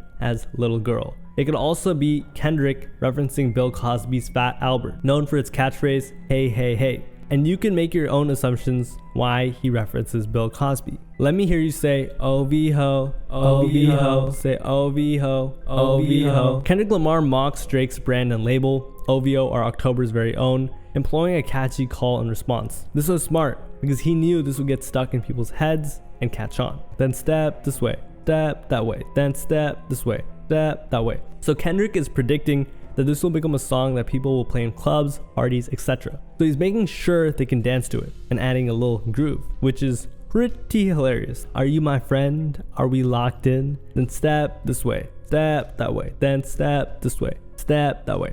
This last part just was Kendrick mocking Drake's friendships and continues the dance lines. However, here's the thing. Everyone thought Drake's advantage would be his ability to create club bangers and summer music. But with Not Like Us, Kendrick didn't just beat him, he destroyed him at his own game. On May 4th, Drake responded to his allegations of having a daughter, writing, "Nah, hold on, can someone find my hidden daughter please and send her to me? These guys are in shambles." This was accompanied with a lot of laughing emojis. That same day, he alluded to giving Kendrick fake info on Instagram by liking a post that said this. And a source close to Drake also confirmed that Kendrick's allegation of Drake's so-called daughter was an utter fabrication. By the way, everyone was going crazy at first when they actually believed Drake could have another daughter. No, not again, not again, not again, not again, not again. On top of that, Kendrick made some serious allegations that could permanently harm Drake's career. The thing you need to be focusing on are denouncing all these allegations. Prove that you didn't do this. If you can't, pack it up. I'll be deleting everything from OVO. I'm done. You engage in that type of bro, I cannot support you in any type of way, shape, or form. So Drake had no choice but to respond. On May 5th, 2024, Drake dropped The Heart Part 6, which was the final diss in this segment of diss tracks. And many view this as Drake waving the white flag. Why? Well, in this track, Drake may have dropped some disses, of course, but it mostly consisted of Drake just denying the allegations Kendrick made about him in the previous diss tracks. Of course, it was also a play on Kendrick's The Heart series. That day, he posted the news with the caption, "The Heart Part 6 out now. And we know you're dropping 6 minutes after, so instead of posting my address, you have a lot to address." What about the cover art though? Well, it was Dave Free commenting a heart under one of Kendrick's baby mamas, Whitney's, post on Instagram. Or fiance, I should say. By the way, this track is produced by Boy Wonder, who Drake gave a shout out on a previous diss track. But anyways, without further ado, let's get into the lyrics. Now let me see you prove it. Just let me see you prove it. Alright, Boy Wonder samples Aretha Franklin's Prove It to explain that Kendrick doesn't have sturdy evidence to back his claims about Drake, which he made a lot of claims. The Pulitzer Prize winner is definitely spiraling. In 2018, Kendrick Lamar won the Pulitzer Prize for music for his 2017 album, Damn. This hands down is one of the most prestigious awards any musician could get, and Kendrick was the first rapper, as I've said before. However, this line is a reference to Kendrick's bar on Euphoria, where Kendrick raps, "The famous actor we once know is looking around paranoid and now is spiraling." He continues, "I got your fucking lines tapped, I swear that I'm dialed in." By lines tapped, Drake means he has wiretyped Kendrick, meaning he's got spies in Kendrick's camp, which ironically is what Kendrick claimed about Drake. So Drake is focused on the beef. Dial may also be a play on the word, as you dial a phone call, meaning that Drake has heard conversations between Kendrick and his comrades, but there's one more meaning. In 616 in LA, Drake could have said, "Have you ever thought that OVO is working for me?" So Drake may mean that he was in on it and fed Kendrick false info, which if he did, backfired horribly. First, I was a rat. So where's the proof of the trial then? Where's the paperwork or the cabinet it's filed in? 190 Jake would have taken all the walls down, the streets would have had me hiding out in a small town. Here Drake denies claims that he's ratted or testified to authorities in the past. However, when he got all his stuff stolen in 2009, Drake cooperated with the Toronto police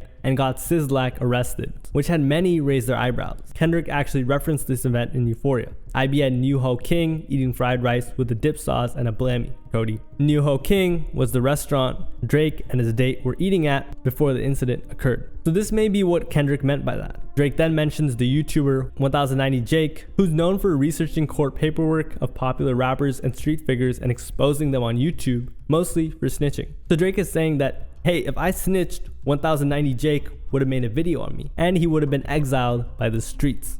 Of course, this wasn't the case. He practically runs Toronto. By Montreal Connects stand up, now fall down. Drake is saying that he has Montreal Connects, which can mobilize at any time, and this is probably just a power move. The ones that you're getting your stories from, they all clowns. Drake is saying that the so-called moles that Kendrick compromised are clowns and not to be trusted. I am a war general, seasoned in preparation. My jacket is covered in medals, honors, and decoration. Here Drake is saying that he came into this well prepared, and that he's been the victor of many previous battles with rappers, such as Meek Mill, who he turned into a laughing stock. You waited for this moment, overcome with desperation. Drake is implying that Kendrick was desperate to do anything to tarnish him, and had waited years to reignite their beef. But he then raps about something very interesting, revealing he had an upper hand on Kendrick all along. We plotted for a week, and then we fed you the information. A daughter that's 11 years old, I bet he takes it. We thought about giving a fake name or a destination, but you so thirsty, you're not concerned with investigation. Instead, you in that Venice studio, it's a celebration. You gotta learn to fact check things and be less impatient. Your fans are rejoicing, thinking this is my expiration. Even the picture you use, the jokes, and the medication. The Maybach glove and the he used is for less inflation. Master manipulator, you bit on the speculation. You dumb and reactive, man, I'm petty with dedication. So here's what Drake just said. If you didn't really catch that. He had his team plan for a week, carefully writing out the details before feeding Kendrick the fake info. Through the mole Kendrick believed to have compromised. A daughter was the perfect ploy. They even thought about giving a fake name and place, however Drake knew Kendrick was so desperate he wouldn't even fact check it. Instead, he celebrated, he rejoiced, and so did Drake's haters who thought his career was about to be over. So Drake claimed to essentially have planted everything. Then he references Euphoria where Kendrick says, "No, you a master manipulator and habitual liar too." So Drake is saying, yeah, you're right, I am a master manipulator, but I didn't manipulate the fans, I manipulated you. However, here's the thing. As we know, Drake's immediate reaction to Meet the Grams was this, an Instagram story where he denied the claims. Nah, hold on, can someone find me my hidden daughter, please, and send her to me? These guys are in shambles. He even told DJ Academics, if you or anybody can find proof that I have an 11-year-old daughter, I'll quit rapping and I'll come work for you. So this kind of makes him look like he's lying. And Kendrick did say, which would be very ironic considering the master manipulator line and the habitual liar line. He continues, what about the bones we dug up in that excavation? And why isn't Whitney denying all of the allegations? Why is she following Dave Free and not Mr. Morale? This is a continuation of what Drake said on Family Matters. And he's basically just saying, yo, why is your fiance not coming to your defense? Why is she messing with Dave Free and not you? Proposed in 2015 but don't want to make her your actual wife. I'm guessing this wedding ain't happening, right? I heard that one of them little kids might be Dave Free. So Drake is saying, now that I've disproven your claims or some of his claims, let's look at what I had to say about you. Drake is rubbing in the fact that Kendrick's best friend very well may be the one his wife is cheating on him with. Or at the very worst, they have a better relationship than Kendrick and Whitney. Drake points to the fact that Whitney follows Dave and they interact on social media, whereas Kendrick doesn't. Of course, Kendrick is extremely private, so that could be the reason, but we're gonna ignore that here. Just kidding, of course. You haven't seen the kid in 6 months. The distance is wild. Remember how Kendrick tried to paint Drake as a bad father? Well, now Drake is trying to do the same, making Kendrick look like the deadbeat. So he's saying, not only are you a cheater, but you also haven't seen your kids in months. Insinuating that Kendrick is living it up in his New York City spot and a horrible family man, despite what he claimed to have said on his previous track. Dave leaving heart emojis underneath pics of the child. Just look at the cover art, you'll know what I mean. Speaking of anything with a child, let's get to that now. This Epstein angle was the I expected. TikTok videos you collected and dissected. Instead of being on some diss direct, you rather fucking grab your pen and misdirect. So here Drake is speaking on the allegations about age. Let's just say that Kendrick is making about him. All he's saying is that Kendrick used TikTok to get the idea, which for obvious reasons is laughable as a source, and instead of being straight up, Kendrick was trying to sway people to the use of petty tactics. My mom come over today and I was like, mother, mother. Wait a second, that's the one record where you say you got molested. F me, I just made the whole connection. This is about to get so depressing. This is trauma from your own confessions. This is when your father leave your home alone with no protection, so neglected. That's why these raps and shit you're obsessed with, it's so excessive. Drake references Mother I Sober by Kendrick, where he goes into trauma he experienced as a child. I don't think I can read it, but no, it's pretty crazy and yeah. So what Kendrick is saying is, hey, you're hurling these crazy allegations against me as a reflection of you and your traumas as a child because you were a victim as a child of what you're accusing me of. So this is just your way of coping. He also says Kendrick has daddy issues. They acting like it's so aggressive, but you just never known affection. I don't want to diss you anymore. This just really got me second guessing. On the track Mother I Sober, which I mentioned earlier, Kendrick says, never lied, but no one believed me when I said he didn't. So Kendrick actually denied the claims that Drake is referencing. But Drake's not buying it. In fact, this realization of what happened to Kendrick when he was younger is so sad that he doesn't even want to beef with him anymore, because he realized this whole beef was just because Kendrick was a broken child. Yeah, I know, really sad. Touch My Body by Mariah Carey play, you probably start reflecting. Drake's referring to Mariah Carey's #1 hit, Touch My Body, and trying to rub salt in Kendrick's alleged wounds. I never been with no one underage, but now I understand why this the angle that you really mess with. Just for clarity, I feel disgusted. I'm too respected. If I was young girls, I promise I'd have been arrested. I'm way too famous for the you just suggested. Drake is just saying, hey, if I was really doing what you're alleging, I would have been locked up, just like all these other celebrities that it's happened to. But that's not the lesson. Clearly, there's a deeper message, deep cuts that never healed, and now they got infected. So here Drake is saying, but all of those accusations you made against me, that's not important, and starts chipping away at Kendrick's armor. So here's what he's trying to do. The past 4 diss tracks by Kendrick were basically him ripping Drake as a person and his character to shreds. So Drake is saying, how could you rap all of this when you yourself are not even close to perfect? Like if Dave really f***ed your girl and got her pregnant, talk about breeding resentment. I'm not sure how to ease the sentiment, this shit's too intimate. I'm praying you recover from both incidents. Drake is claiming that the real reason Kendrick is dissing him is because he resents Dave Free but can't do anything. Drake is saying, I don't know how to mend this because it hits a little too close to home to Kendrick. He also states that this is another point of trauma for Kendrick, second to his childhood experience. But you a piece of shit, so this is really no coincidence. Kendrick deserves what happened to him in life. Drake is not a name that you go and see on no offender list. Easy does it. Drake is saying, I am not an offender, then references Eazy-E's song Easy Does It, which was originally used as a sample for Like That, the song that started it all. So Drake is saying, hey, you won't see me on an offender list, but you will see Eric Wright on there, or Eazy-E, the guy that you clearly respect a lot because you sampled him. Thus, Easy Does It. You mentioned an A minor, but y'all got B sharp and tell the fans who wasn't. And Not Like Us, Kendrick said, trying to strike a chord and it's probably A minor. Drake is just being clever, using the same type of homophone, but a different meaning. The meaning being B sharp and show proof. You thought that you left D flat, D major. D here is referring to Drake. Drake is saying, oh, you thought you got me? I'm still up. I'm your baby mama's screensaver. The baby mama is Whitney, however technically they're engaged and she should be his fiance. However, Drake chooses to call her a baby mama to rub salt in Kendrick's wounds. Of course, he's not her screensaver. This isn't the first time he's done something like this either. In the Family Matters music video, these were the cakes. Yeah, he really did that. Only with Whitney's, not Millie Bobby Brown's. I never looked twice and no tea. This has to do with Drake's allegations with women. I'm actually more into women your fiance's age, not the other way around. I'm a f***ing hit maker, dog, not a peacemaker. In Euphoria, Kendrick says, I make the music that electrify them, you make the music that pacify them. And in Push-Ups, Drake also says, I'm the hit maker y'all depend on. So Drake is just flexing his muscles while refuting Kendrick's claims. Yeah, bullets that I'm stuffing in each chamber, your ass in extreme danger. Here, Drake is just comparing ammo to the info he has on Kendrick. He's saying the dirt I got on you is crazy, bro. Your reputation is about to be in the gutter. Stop buying views and bot comments. Drake is saying that Kendrick and his crew are buying streams, views, and even comments on his videos. However, if you remember, Kendrick alleged this on 616 in LA. You're playing nerdy with Zach Villa and Twitter bots. You might as well keep the paper.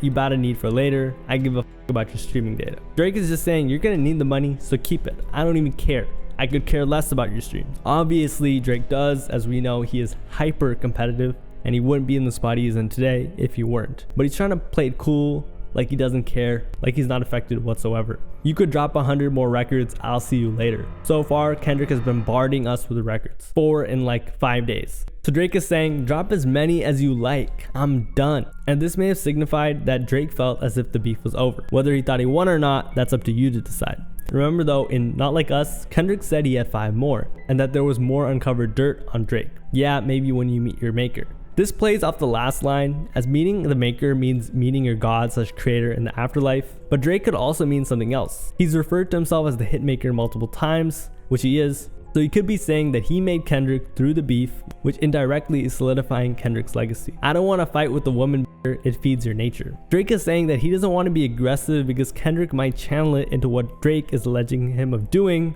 or acting towards his wife. Sorry, I can't say more. If you still bumping R. Kelly, you could thank the savior. Said if they deleted his music, then your music is going to a hypocrite. Drake references a Spotify launch and hateful conduct policy in 2018. The policy stated that Spotify may remove any music they deem hateful. People who the policy affected were XXXTentacion and R. Kelly. This was huge, and it was met with significant criticism from all sides. However, one of the most vocal critics was Kendrick's CEO, Top Dawg. In an interview, he said, "Had a conversation with Spotify, and I expressed that I don't think it's right for artists to be censored, especially in our culture. How come they didn't pick any other artists from any other genres or any other cultures?" However, many believe Top Dawg was not speaking for himself, but acting as a speaker for Kendrick. In other words, Drake is calling Kendrick and his CEO snitches, or people who are ruining the fun. And he's also implying, hey, you got some allegations too, buddy. You know they could take your stuff down as well, right? I don't understand why these people praise you. Sounds like you sending him commissary when he needs some paper. A commissary in this case is a store or restaurant that sells food or personal supplies to prisoners. So Drake is insinuating that Kendrick sends R. Kelly commissary to help him out because he supports him due to what he assumed about the Spotify situation I just explained to you. Album dropping soon,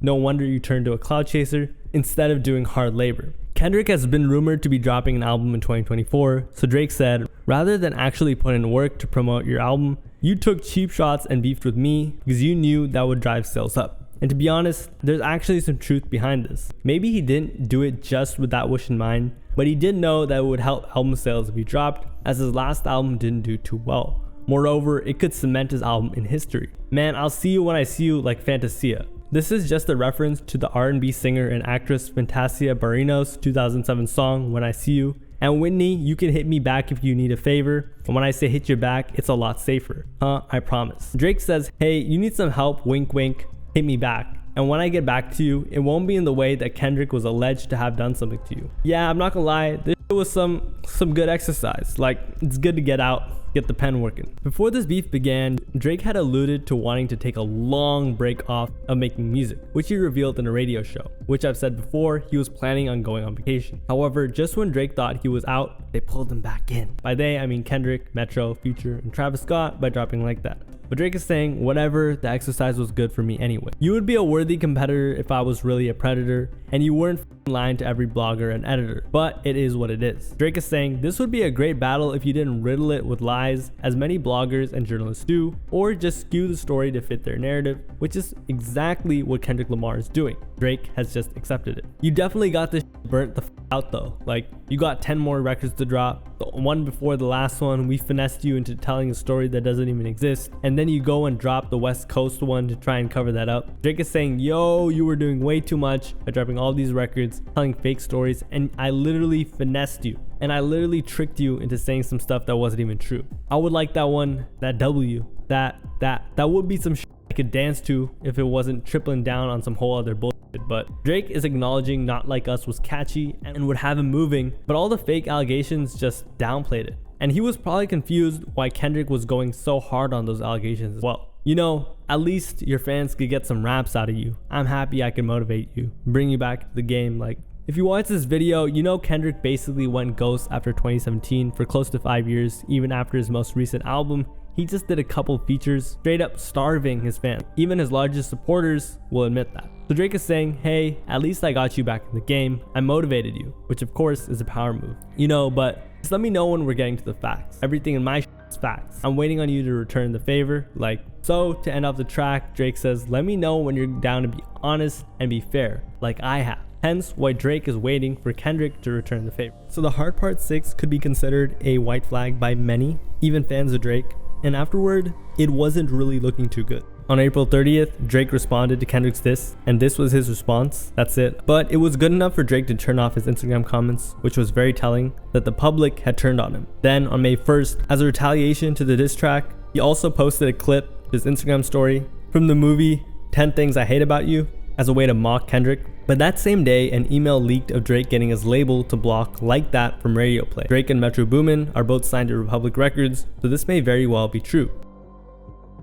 On May 4th, Drake responded to his allegations of having a daughter, writing, nah, hold on, can someone find my hidden daughter please and send her to me? These guys are in shambles. This was accompanied with a lot of laughing emojis. That same day, he alluded to giving Kendrick fake info on Instagram by liking a post that said this. And a source close to Drake also confirmed that Kendrick's allegation of Drake's so-called daughter was an utter fabrication.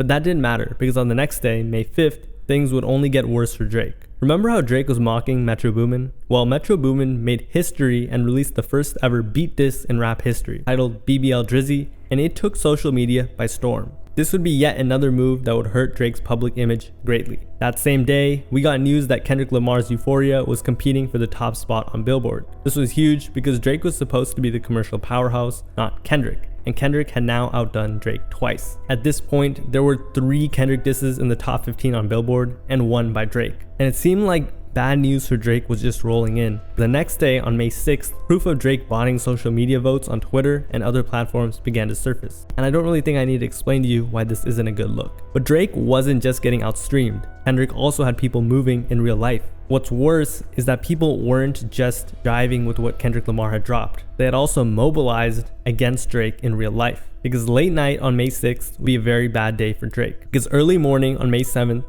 a shooting occurred outside Drake's residence. And it wasn't just Drake's house that was attacked. The London OVO store was also vandalized, with Kendrick Lamar's diss track named Not Like Us on the storefront, and it kept getting worse. Drake and Lil Baby previously held the record for most streams on Spotify in a single day for their single Girls Like Girls. However, Kendrick's Not Like Us passed it, though Kendrick had just broken one of Drake's monumental records. Not Like Us was seriously spreading. Literally everybody loved Not Like Us. Even Drake's friend Kai Cenat, who Drake shouted out, was going crazy to it. But Kendrick wasn't done with the intelligent maneuvers. That day, it was also declared that Not Like Us was not being copyright claimed by Kendrick's label for YouTubers that reacted to a song. This created a huge wave of positivity towards not only Kendrick as a man of the people, but also a ton of free marketing for the song, as everyone was reacting to it. And remember that Spotify record of Drake's Kendrick broke? Well, he broke it again at a new high, once again with Not Like Us. Meanwhile, Drake's popularity in this beef was at an all-time low. A Heart Part 6 had over 1 million dislikes on YouTube. Brutal. It was so bad that fans were beginning to apologize to J. Cole for dropping out of the beef.